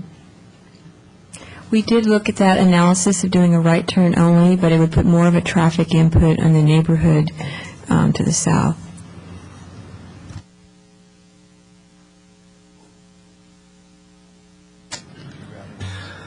Other questions for the speaker? Commissioner Sayak. Actually, my question's for Mr. Rouhani, so I'll just wait. Okay. Thank you, Doctor. I'm going to close the public hearing and turn to the commissioners for discussion and/or a motion. I'll first ask for show of hands from those who are able to visit the site, and ask if there are any disclosures or additional evidence that needs to be put on record. All right, let us begin with Commissioner Telesfori and move to her left. I have a question of staff. How confident are we in working the traffic? I mean, I see you have a plan, and I'm glad to see that, but how confident are you really in working this out? It is, I'll have to say, this morning it was atrocious, and I think I was there at 8 o'clock, early in the morning. Who do I address it to, Mr. Rouhani? Somebody. As I stated before, the staff has worked on various traffic components of this intersection and the project. The conditions that the applicant has had, they have fulfilled the requirements of the town based on our current policies. Now, clearly, as you've seen, and those of us who've driven in certain morning and afternoons at that intersection, it's less than ideal. That's why that intersection operates at a level of D versus kind of a perfect situation, which might be a B or A. However, with the measures that are being proposed, with providing a left turn on National, and also contributing toward that signal on Samaritan Drive, it should help at least not make the situation any worse, if not better. I believe it would make it better because right now there is no left and international, and true, people have to wait and do different maneuvers, but this certainly should help the matter. All right, well, thank you. You seem to be very confident about that. So, obviously, the building is very beautifully designed, and it's sensitive, and the landscaping plan flourishes and enhances it, and I'm sure we've already heard that, and you'll probably hear it some more. But we do have to consider the traffic. We had a letter from one of the neighbors, or one of your neighbors, who was concerned about the traffic as well, and the issues associated with it, but I'm feeling much better now that it's going to be mitigated. I would say that the three-story element does concern me. However, because of the building and the land and where the building's sited on the land, I'm much more comfortable with it. To me, it acts more than a gateway. It's almost a lighthouse sitting on a peninsula into Los Gatos. And the fact that the third story has been articulated so much, it doesn't appear massive. So I really congratulate you for accomplishing that, Mr. Lean. Thank you. And it's for that reason that I probably am okay with this third story element. However, I would just say that it's not what I would hope to see for other areas on the Los Gatos Boulevard.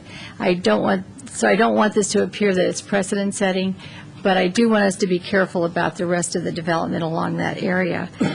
I think that's all I have to say. Thank you. Commissioner Machici. I'd like to make a motion. Please do. I should have. Would you like to make a motion? No, go ahead. I'll second it. I'd like to make a motion to approve the negative, let's see, which item is this? It's a mouthful. Negative declaration ND 07150, General Plan Amendment GP 07003, Zone Change Z 07002, Architecture and Site Application S 07212. Approving the General Plan Amendment for mixed-use commercial to office professional, a zone change from C-1 to 0,3. Demolition of 2 single-family residences and construction of a new 3-story medical office building on property zoned O and C1. No significant environmental impacts have been identified. As a result of this project, a mitigated negative declaration is recommended. APN 424-10-017, 064, and 065. On the findings, I find that all the general plan amendments are found to be internally consistent with the general plan, that the zone change is consistent with the general plan. I think the community benefit speaks for itself, so I'm recommending that.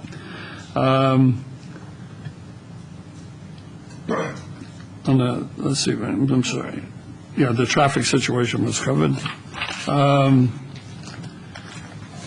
Those are only statements. As required by Section 291009030E of the Town Code for the demolition of a single-family residence, even though the housing stock will not be replaced, what is happening here is adding beauty to the town, and I'm not sure the town will miss these 2 residences. Yes. Mr. Chair, if I could just clarify the motion that was made. They always do that to me. We're still thinking about it, huh? Just clarify that the general plan amendment and zone change do require council action, so you're making a recommendation for approval on those 2. And then one last request from staff is that we request that the commission add one condition, and that is the architectural and site approval would be null and void if council does not approve the general plan amendment and zone change. Okay. I'll second it. You seconding the motion Yes. as amended? Yes. All right. To the maker of the motion, you want to put something in there about taking a second shot at that transformer? The applicant had initially agreed to put it underground. That's why I'm going back to it. And then... I would not, because I think he explained that if it goes underground, you're going to have area there that doesn't blend in with the existing design. I considered that, but I would not add that. Okay. Discussion. Commissioner Bourgeois. To the maker of the motion, I'm wondering if we could add a condition to, for the applicant to reevaluate the landscaping plan to include more native plants to the satisfaction of the Director of Community Development. I'm not sure it requires a condition. I think the applicant has already stated, well, I believe at least a representative of the applicant has stated that they would review that, be happy to review that and include that in there. I'm not sure to whose satisfaction we should do it. That's why I'm stating that. That's why I suggested that Director of Community Development to their satisfaction, to staff satisfaction. I have no problem with that, actually. And I forgot to add that, John. Thank you for reminding me. Yes, I would support that. Other discussion. Commissioner Jensen. I just wanted to suggest that could be another community benefit aside from undergrounding and what's in the motion, given the testimony of the physicians, that would probably find a community benefit for Los Gatos and providing additional health care and hopefully bringing additional physicians to Los Gatos, and that is a town-serving service. I would not mind adding that as a suggestion, but I think the impact I felt on the $100,000 that was being put into it seems significant enough to me. If they choose to be good Sams, so to speak. I was suggesting that you added it to the motion so much as I wanted to just make part of the record that I wanted suggestion. to Good. Other discussion. Seeing Commissioner Bourgeois. Well, I just wanted to add a little more evidence to the record. I think that we were all probably concerned. I know CDAC was concerned. When we saw the General Plan Committee, we were concerned about 3 stories.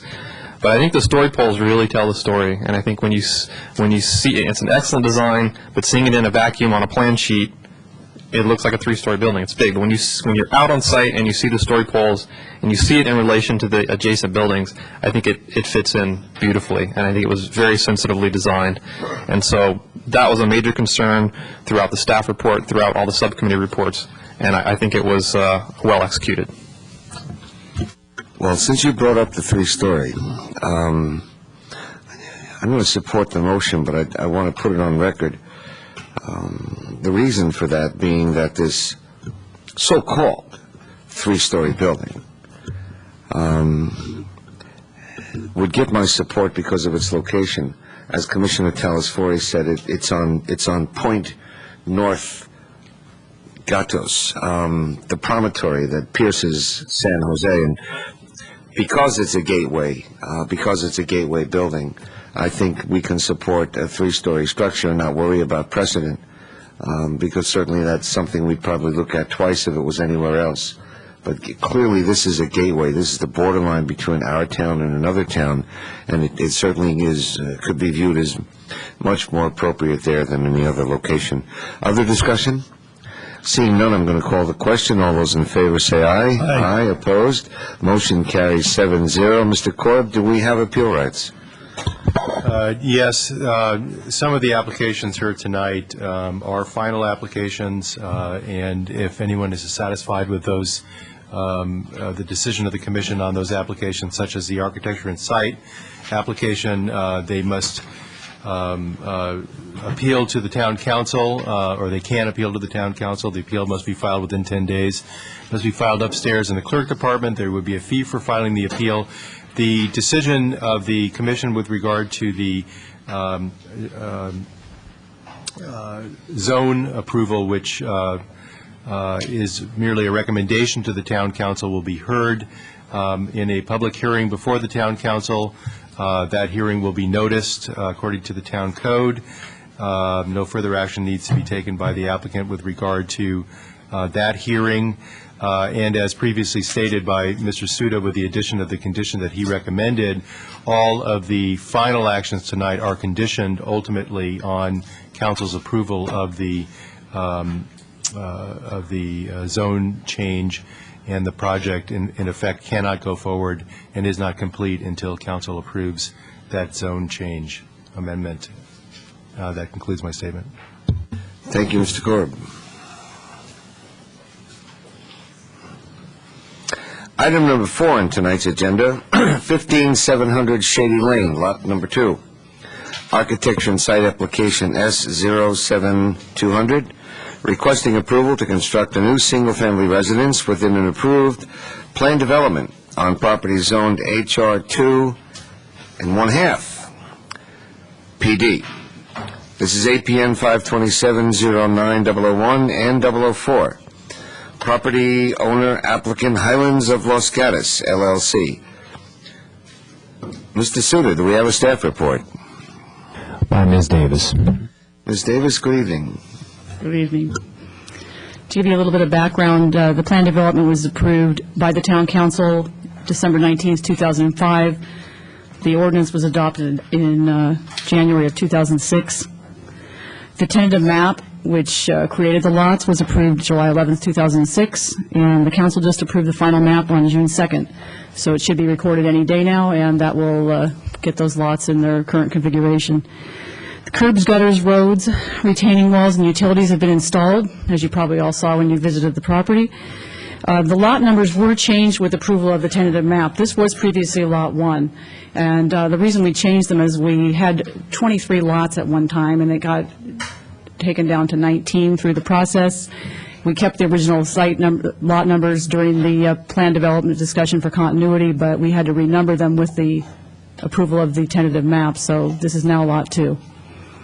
So you'll see that some of the lots will not change, but about half of them did, and the lot numbers referred to in the PD ordinance are referring to the original numbers.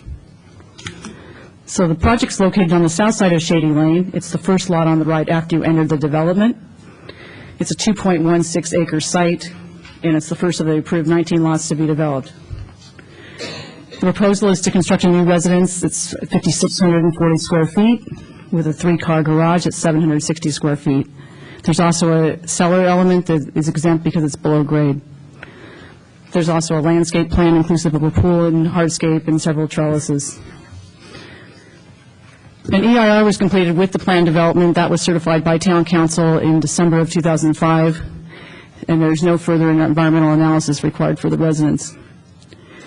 We did a number of technical reviews with the PD. We also did a number of them with this specific lot development, including architectural review, arborist review, geotechnical peer review of the geotechnical evaluations presented by the applicant, and you have all of those conclusive reports attached to your staff report.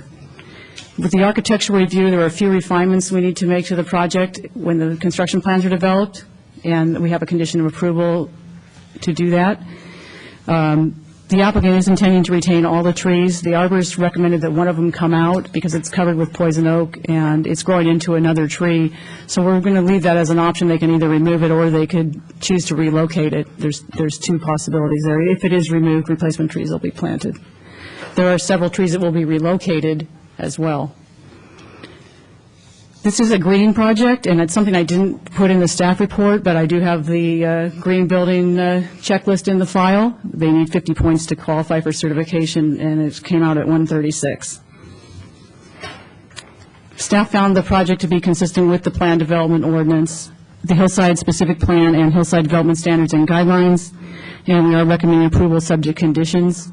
I'd like to suggest adding one condition requiring the green building certification. And the suggested wording is that the house shall be designed to achieve compliance with Greenpoint rated standards for green building certification.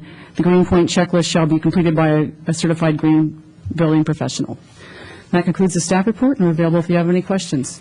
Well, I just want to thank you for the report and thank you for the addition.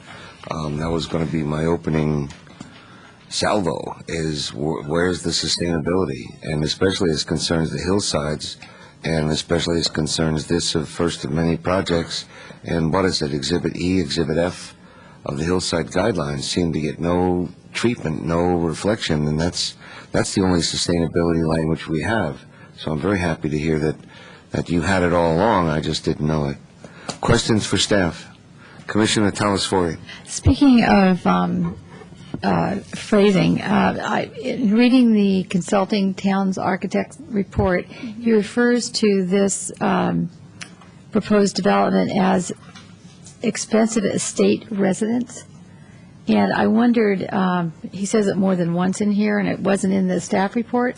So I'm wondering, and I didn't find it in our, hillside design guidelines or general plan, or is this a new phrase for us or a new category that doesn't, how do we fit this in? What does that mean?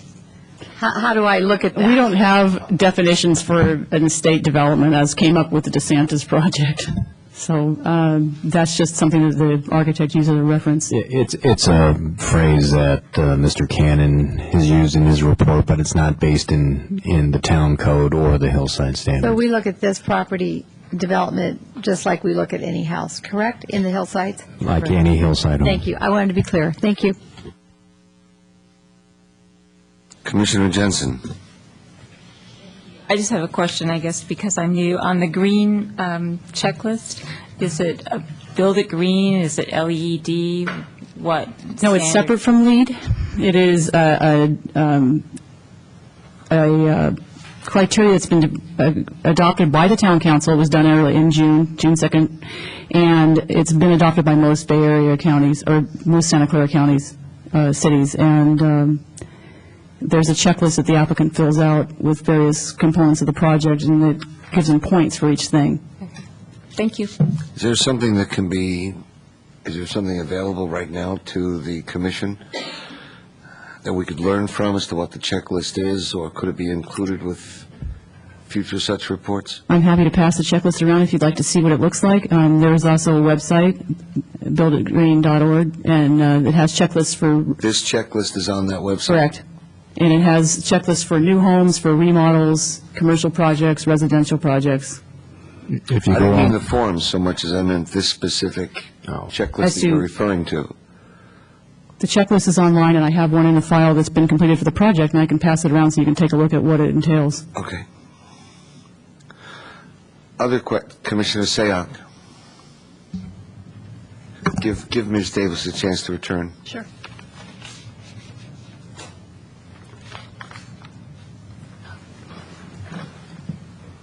Okay. Two questions concerning just the property in general. Since it was before my time when this was approved, I did go through the ordinance of the plan development, and two things stood out. The first is number 8, which was fencing. And it says in there, fencing shall be restricted to open designs such as wood with wire mesh and wood or concrete split rail fencing. Yet I noticed as soon as you enter the area, the fence on the left-hand side does not fit condition number 8. And so the question is this condition... The guardrail? Are you talking about the guardrail? Is this something... Well, why is there a discrepancy, I guess, is the question. Well, that's a guardrail that was required, and it was originally just supposed to be one of those Caltrans designs, and the owner decided to do a more aesthetically pleasing one and chose to do the cast concrete. Okay. That really isn't considered a fence. Okay. By definition. It was a required element that had to go in for safety reasons. Okay. I guess the reason why I brought that up was it's the first thing I saw as I approached the development, and immediately it just struck out as this isn't exactly the type of guardrail/fence that I would expect of the hillside area. So I just wanted to put that out there. The second thing that stood out when I was reviewing the documentation was the arborist report. And he talks about on page 3 of his report that basically the grading and compaction within the area has caused, his quote is, a substantial amount of grading and compaction has occurred within nearly the entire or considerable section of the tree's root zones, and that 75% of the root zones have been adversely impacted. And so the question is more process related. Should something happen to those trees because of the preparation for the site, what is the process and what are the ramifications? Well, we'll monitor those trees during construction. You know, they'll have tree fencing up. There's tree preservation requirements that have been attached to this project. And I did get the arborist back out there just last week, and we walked because the story poles weren't up originally. And so he came out once the poles were up, and we walked and looked at all those trees and had discussion about them, and he felt pretty comfortable that the trees were all going to be okay. The large tree, number 6, was the one we had the most concern about, and we did some measuring and made sure that it could meet all the minimum setbacks that he recommended. And if you also, you might notice that all the trees along the roadways where we've already done construction are doing okay. If that continues to be a concern for commissioners, under the tree ordinance, you can require that the applicant post a bond for the protection of each tree. So that is certainly an option to you if that continues to be a concern. And actually, I do have one more question. Since you mentioned tree number 6, the arborist also recommended that the light well design be modified so that you increase the distance away from the tree's trunk. Yet it somewhat contradicts the consulting architect's recommendation that we widen the light well design. We won't be able to widen it on that side because we don't want to get any closer to that tree. Okay. But it is further away from the tree than the arborist originally thought. He was working off a really small-scale plan, and when he got out there and saw the story poles and we were able to run some tapes and check the measurements, it's actually further away. He originally thought it was less than 12, and it's 15 feet is the closest point. Okay. Okay. Thank you. Other questions of staff? Ms. Davis, I haven't seen the green point rated checklist before. In terms of how it compares or correlates with Appendix B, which is the green building strategies and materials section of our hillside development standards that I referred to earlier, would it be safe to assume that this goes above and beyond what we have in our Appendix B, since it's reasonably old and hasn't been updated? And I would Yes, it's much more detailed. State of the art. Yes, it is much more detailed than what we put into the hillside development standards and guidelines. And the guidelines are guidelines. We didn't end up with any standards regarding sustainability because it was still very new when we adopted that document. And so we decided at that time, or the council decided in adopting not to make any requirements, absolute requirements in terms of standards. So they were putting there as guidelines to try to encourage people to do sustainable design. And now they've adopted this set of criteria, which is a step forward. Which would be for any house in the hillside over 3,500 feet. And we have language going through the process now which would be a lot stronger than this. Is that correct? Well, the guidelines in the hillside development standards and guidelines are still just guidelines, and we're encouraging people to do it. It's not a mandate, but it may eventually get to that point. And again, this goes above and beyond that. You said he needed, what, 50 points? Correct. And he's got 136. 136. It tallied it incorrect, and it's handwritten in there. We had to correct a couple of numbers. Other questions for staff?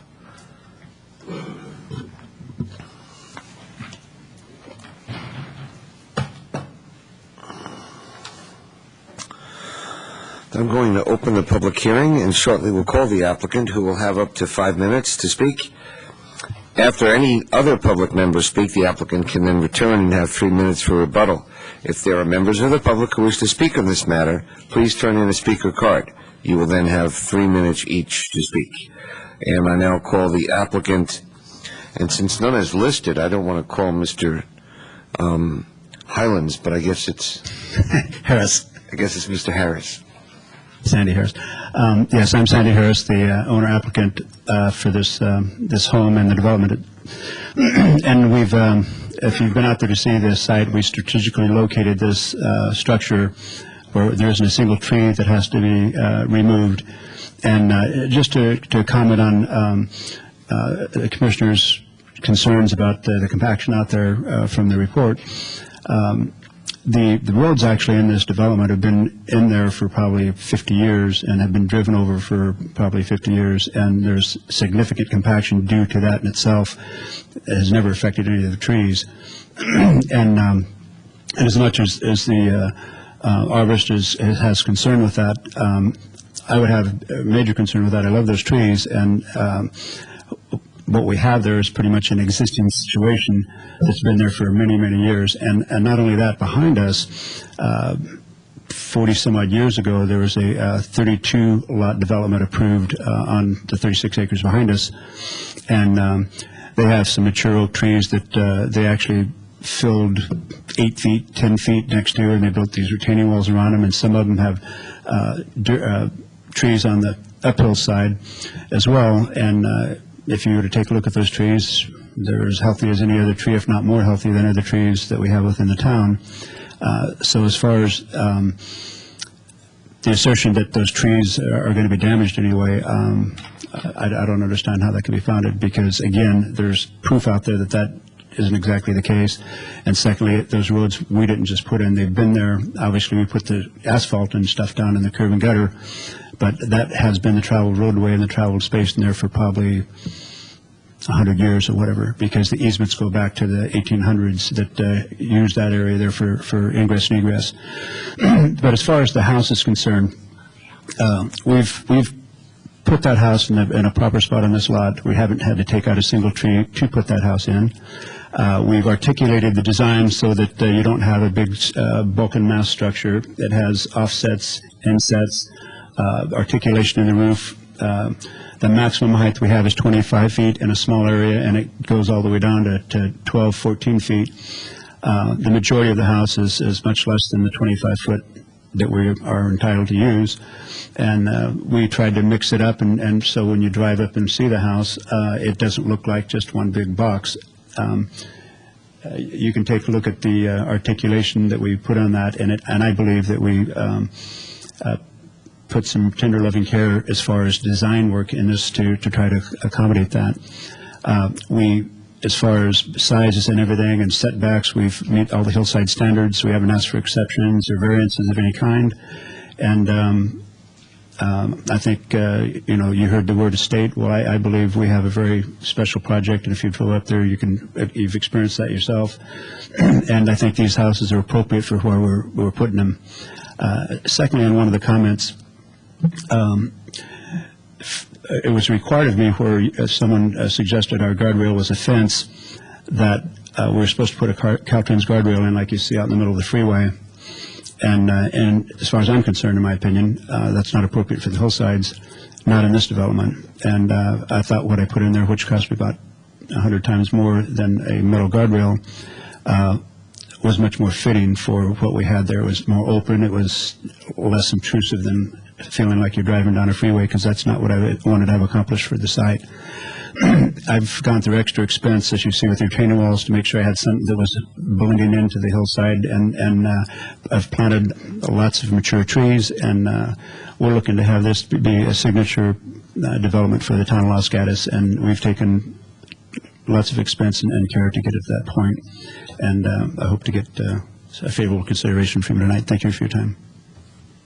Questions for the speaker? Commissioner Sayoc. Sorry about that. Based on what you've presented tonight for Lot 2, is it your goal to build all of your homes green? Yes, well, not only green, I should have elaborated on that a little more. We're going to build a smart house and a greenhouse, and you probably don't see many of those in the neighborhood, but our houses are going to be very energy efficient. You walk into a room, you don't have to turn the light on. When you walk out, you don't have to turn it off. If you have a bunch of lights on, you want to keep them on, you have the ability to do that. But however, when you leave, you don't have to go in and turn all the lights off. It can be done with just one command. As far as the electrical and the solar water, we're going to have solar water and solar electrical. So as far as the usage of our homes, not just this one, but all of our homes, will probably be less than a house that's 500 square feet, because we have the technology now to put some efficient solar panels in, and within the roof structure, so it doesn't look like, for example, on the hot water, you used to have big black coils and that sort of thing, and now you can integrate that within the roof structure itself, so you don't even know it's there. And same thing with the electrical. So if you're not using electrical or whatever, the meter's going the other direction, so there is a likelihood too that you might not even spend any money on your electrical. But that's our goal for all the houses up there, and just to throw a few more things out there. We're going to have it to the point where if you go to the airport or you're leaving or whatever and you want to come back to your house, or you forgot your purse in your house, you can look in any one of the rooms and on your cell phone, and you'll be able to see in any one of those rooms, oh, there it is, it's on my bed, or it's on the dresser, or whatever it is, or there's an alarm going off and you're not at home and you want to know what's going on. You have the ability to see any part of your house, inside or out. And as far as security, it's the same scenario. You have instead of having a big bell alarm, you have a motion detector out there that sends a silent alarm into the fire department if anything happens. And again, you have the ability to monitor that on site or away from site with your cell phone. Mm-hmm. Other questions? Commissioner Bourgeois. Thank you. This is the first house, so I'm assuming this is kind of a model of what you're thinking of for the rest of the development. Is that correct? Or yes, sir. And this is a relatively, I mean, you have a lot of topography on your site. This is a relatively flat pad. Not all of the lots are as flat or as large. Looking down the road, are you anticipating similar size sellers on all homes, and this one really doesn't step with anything because it's a flat lot? I'm just trying to get a feel for what we're approving and how that plays into your decision-making process moving forward. Well, each of the lots, the houses have to be designed specifically for the lots. Some of the lots obviously aren't going to take a house nearly this size, and we wouldn't even bring that to you. Each lot will be appropriately sized for the residence that goes on there. And, we want to minimize tree impact, we want to minimize disturbance, and we want to have something that's fitting in our development, which I believe this specific house is. But I think you'll see when we come with another proposal for the next home that that's the care that we're taking on each one of these. Thank you. And my follow-up question to that is I just want to make sure I've got the grading quantities right. I look at your preliminary grading plan, and I see about 2,480 yards of cut and about 800 yards of fill, and so got about 1,673 by my calculation of off-haul. Does that sound about right? Here's the guy that can answer that. Actually, because of the development in the... Could you give us your name and address, maybe? My name is David Fox. I am at 479 North Santa Cruz Avenue, Los Gatos. Actually, because of the development in the rear of the site, some of those elements are going to take some fill. We expect to nearly balance the site. And that's going to be our goal on all of these projects. We don't want to do any off-haul. And to further amplify to your question of the site-specific design of these homes, that's what we have in mind. Mr. Harris said we want to minimize tree impacts, which we do. We also want to minimize grading impacts. The off-haul of the dirt not only costs money, it impacts the roads within the development, so we don't want to impact the roads that we've just put in. And if we can balance the sites, that is our goal, to keep all the dirt on site and use it either to fill areas that become backyard areas or to use it for balancing the site for the driveways, that sort of thing. Commissioner Bourgeois. While I have Mr. Fox up there, if I could just ask a landscaping question as well. You may. I applaud the use of natives. I like the zonation. I think that's great. I did have a couple of questions about your species selection, alder and sycamore, and kind of bring me through your selection process, because this is clearly an oak woodland habitat. I mean, very clearly, and those are a little bit more water intensive species, and you also chose to introduce a non-native oak as well. So if you could just kind of talk me through your rationale. In the Bay Area at this time, we have, as you certainly know, we have a sudden oak death syndrome. It was originally for the tan oaks. It was limited to the tan oaks, but is now spread to other oak species. And they're finding that it is being hosted now by bay trees, rhododendrons, those sort of things, so that the transmission of this syndrome is much more pronounced and likely to accelerate. In fact, we are seeing it accelerate in several of the areas around here. And so I have a project in Saratoga where it's accelerated too. The oak woodland that we have on the highlands is a monoculture. And that monoculture, if the syndrome progresses as it appears as it's going to progress, will start to affect all of the trees. And it is my opinion that we need to have some biodiversity on the site. This particular lot, Lot 2, has more water on it than the other ones do. It's going to have a little more of a drainage effect than the ones that are the pure hillside. The sycamore that we can certainly use the racemosa, but the racemosa suffers from anthracnose very badly. So the linden plane tree, the Exacerfolia, is a better choice. It's indistinguishable from the racemosa, but it doesn't carry nor does it transmit the anthracnose. The alder trees, we have a native white alder that we could use. It's not as successful usually in these dry areas as the other alder species, and so that was my criteria behind that. I would like to see a little more biodiversity in the oak woodland that we have, given the situation that we're going through.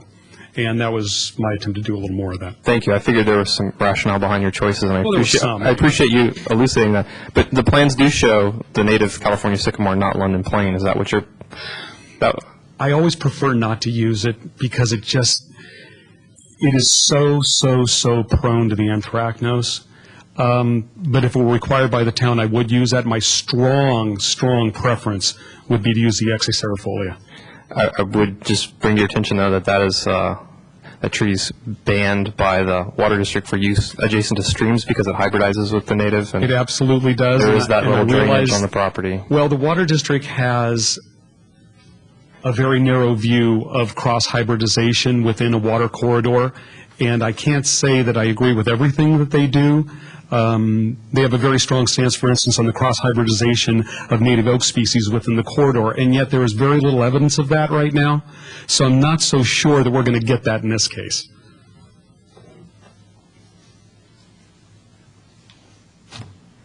Other questions for the speaker?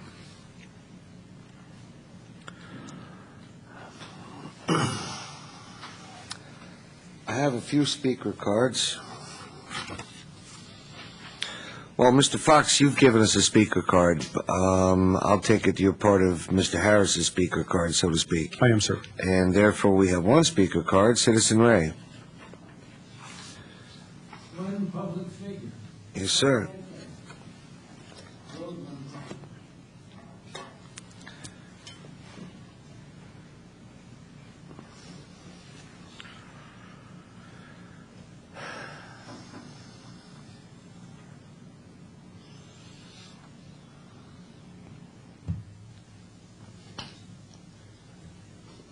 Yeah, probably the most important mountainside development in many years.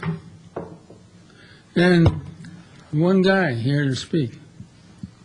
Unbelievable. I cannot believe it. Anybody out there in the audience that wants to come down and speak, you better hurry.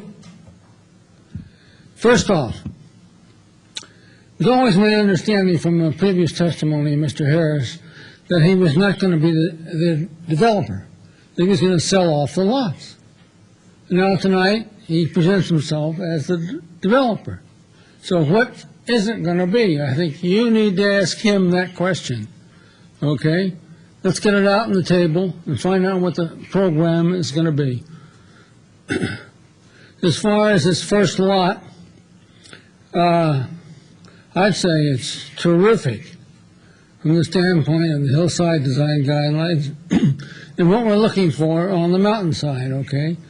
A development that blends with Mother Nature. This blends. There's no huge roof line that resembles the deck of an aircraft carrier. Articulated roofing, beautifully done. Single story. I just find one fault with the architecture, and that is the front doorway. the phallic symbol sticking up, okay?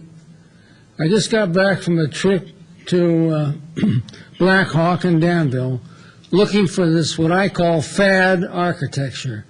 And if you want to see phallic symbols on the front doorway, go to Black Hawk, okay? That was, the first units were built in 1970, and it is so ugly, okay?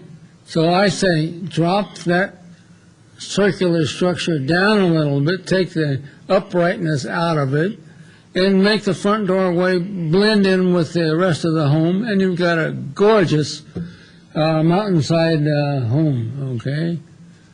The other thing that I wanted to bring up was, you know, in this 19-lot subdivision on the mountainside, we have a marvelous opportunity to utilize the new software that all the engineers have, to take a two-dimensional drawing, which is what we have, and by using the software, they're able to bring in the mountainside, okay, and make it a 3D presentation for your determination as to whether it fits or not.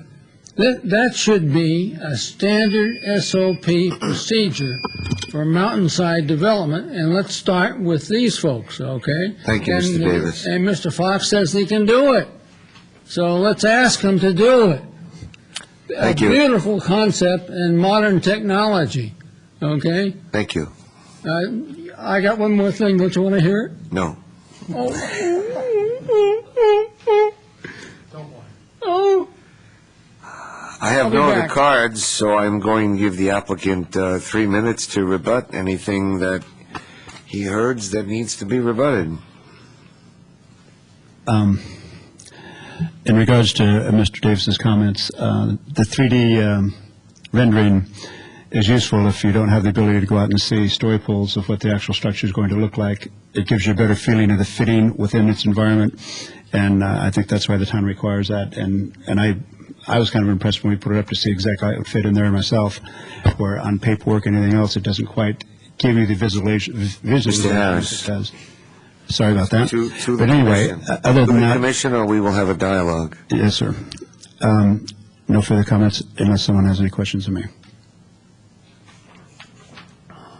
Well, in lieu of losing you, once I close the public hearing, I want to echo something Commissioner Bourgeois said, and I'll try to put it in the form of a question. And it'll end with something like, don't you think? You know, we've got 19 houses coming up there, and we've waited a couple of years to see what was going to come down the pike. This is a reasonably flat pad, or I should say comparatively, compared to the other building sites. And you've pressed the envelope right up to 6,400 feet.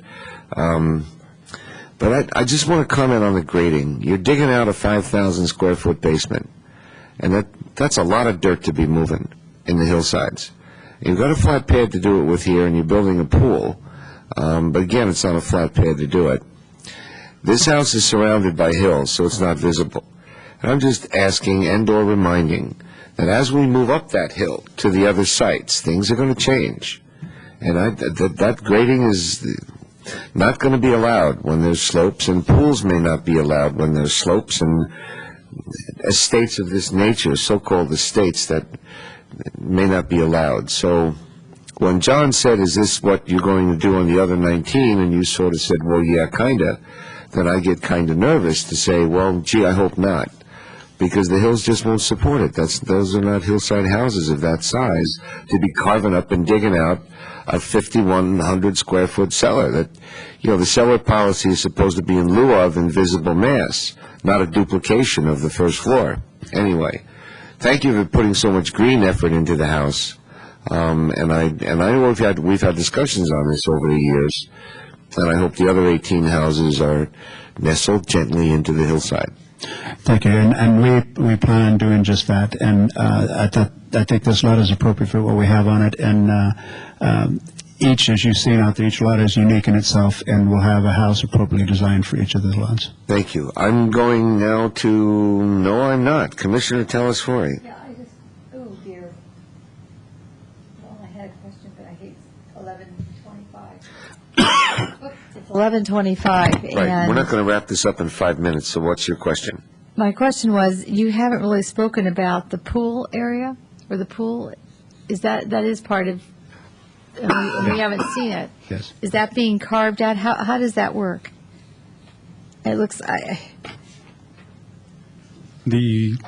Everything outside of the house was stepped up through the existing grades, so that if you look at the cross sections, you can see that we meet the existing grade as much as we can in creating flat areas in there.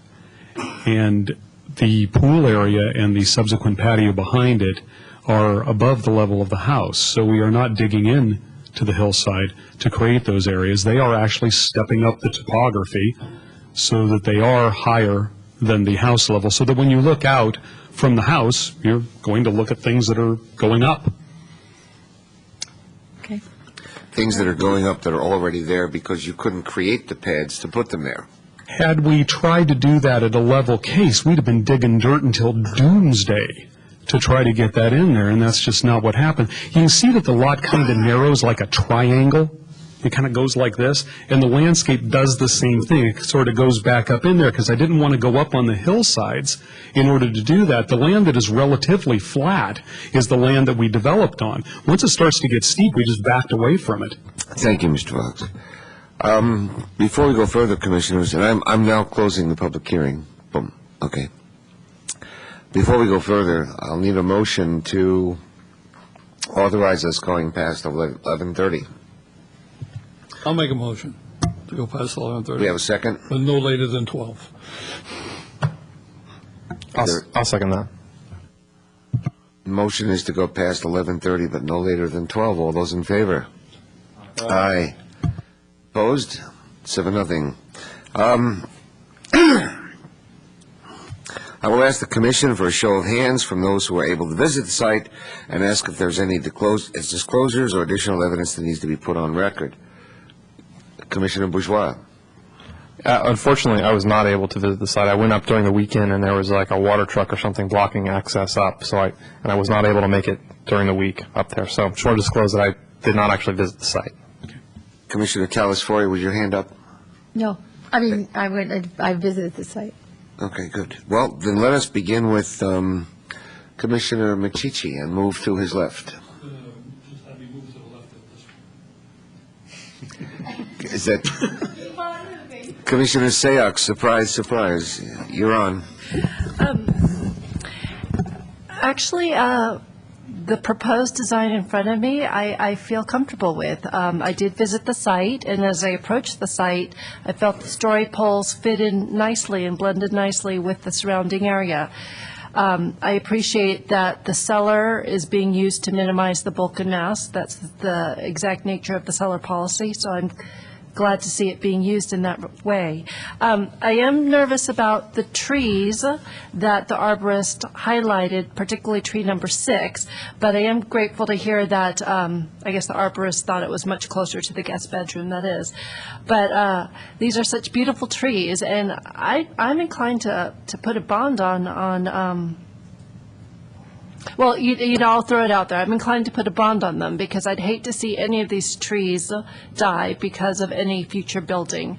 And I do appreciate your response that the compaction and grading has been there forever, but I would just hate to see any loss of those beautiful trees. And so any way we can try and just gently nudge you to be extra careful, I would certainly follow. And I definitely would like to put the condition of approval for the green building, as Ms. Davis had said. Thank you. Commissioner Jensen. I have nothing to add. Commissioner O'Donnell. I'm ready to make a motion unless those to my left want to. No, go ahead, sir. I may need some help on this, but I don't have to deal with secret. List of things I think we do have to deal with. I'll make a motion to approve the project. I'm finding it is consistent with the hillside development standards and guidelines in compliance with the hillside specific plan. It complies with its own plan development ordinance 2147. That The project is consistent, therefore, with consideration and approval of the architect and site applications, and we would approve, therefore, the architect and site application as 07200, subject to conditions set forth in Exhibit 3 of our package, and that the green certification be, if it is not now part of Exhibit 3, would it be added? We've seen the exhibit tonight. I think you said it was 137, 136. 136. As long as it's around that number, that would be the strength of the green certification. So that's the mission. I'll second it, but did you mention we're approving the architecture and site application S07? I thought I did, yeah. in fact, Okay, I said that. I'm sorry. Commissioner Machici seconds the motion. Discussion? Commissioner Telesfori. We don't have a fencing plan here, and maybe we should ask staff, wasn't that supposed to be, doesn't that come before us or with this as well? Or shouldn't it? They didn't propose any fencing, but they will need one for the pool area. So So they're not putting any fencing At anywhere? this point, there's not any fencing proposed. Without only around the pool area? If they're going to need one, it's going to be required by I code. understand that, but if they don't put a pool in, they're not putting any fencing in? That's correct at this point, yeah. Okay. And if they Well, what do you do, want to do? You want to make it a condition to have it come back, or what? or as a consent or something, I'd like to be able to see it, especially with this first house. I mean, we usually do see the fencing, and I'm a little disappointed in the balustrades that are making the guardrail. It's not the rural atmosphere I was hoping for. So I would like to, maybe on consent, see a fencing plan. I don't know if that's too much or not, but what does anyone else think? Mr. Suda? There's a couple ways to approach this. One is, as the commissioner suggested, another alternative is just to reiterate in a condition what is already stated in the hillside standards, which are very specific on the type of fencing that is allowed. Okay, then I would like to reiterate that it stays It's consistent with the hillside development standards. Thank you and very guidelines. much. Do you want to add that to the motion? Yes, could I add that to the motion? Thank you. Done. Thank you. Commissioner Bourgeois? I would just like to reiterate kind of the concerns some of us have expressed that, the size of this house and the size of the cellar is very specific to this lot, and that this is not in any way what we expect to see on, slopes, steep slopes and vegetated. So I just want to make that clear that this is a very site-specific decision. So. May I just add to that, going in your way, John? Commissioner 30 seconds. Telesfori. Thank you, I'm sorry. That the reason it is sites, is because to me, what stands out here is not the square footage as much as the mass and the scale of this. And it's 25 feet trying to appear as a one-story house.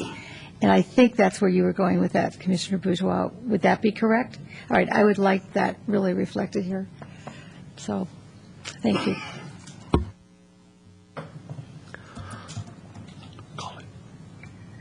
Any other discussion? I'm going to call the question. All those in favor say aye. Aye. Opposed? Nay. Motion carries 6-1. My nay is just a concern on the cellar policy, gentlemen. I think we've cut a lot of dirt, and I think there's no in-lieu or visible mass when the building is 25 feet, just so I put that on record. But motion passes 6-1. Mr. Suda, can you make up some, can you state any appeal rights? Absolutely. Appeal rights. This decision is appealable to the town council. Appeals must be filed within 10 days. There is a form and a fee for filing an appeal, which is available upstairs in the town clerk's office. Thank you. Thank you. Good. We move to continued other business. We have no continued other business, so we move to new other business. Item number 5 on the agenda is the report from the Director of Community Development, Mr. Suda. I have nothing tonight. Commission matters, item number 6. We're still working on changing the election date of the chair and vice chair. We're still working on our training dates. Commissioners, are there other business? Commissioner Bourgeois. Yeah, my wife and I would just like to thank the town staff, town council, and my fellow commissioners for all the expressions of sympathy and support we've gotten over the past couple weeks. So, thank you. You're welcome. Commissioner McChichy. Just a point to staff, I remember years ago we had a architecture and site application. They finally came back with a CAD drawing that answered an awful lot of questions. Is that something we ought to promote even more? Because those 3D drawings, I mean, they're just incredible to be able to make a judgment. On specific applications, we do strongly encourage that applicants provide some sort of visual modeling, computerized modeling, whether it's the fly-through, which was provided tonight, or photo simulations. Those are two techniques that we do encourage applicants to provide. Can we do more than encourage it? It's Or does it require? At this point, it's a difficult thing to require. However, with the technology getting so much better, more available, and cheaper, it's easier to provide now. We got to find out what it costs, though, because it used to be that it was expensive. So we said, I mean, personally, if I were going to be asked this, I want to say, okay, people go to a lot of expense to do the things, and they should. But when we impose another expense, we at least ought to know what it is. Yeah. Well, I appreciated the presentation, but I would ask Commissioner McChichy that you not give the applicant a standing ovation until all the evidence is on the record. This meeting is adjourned. You notice it.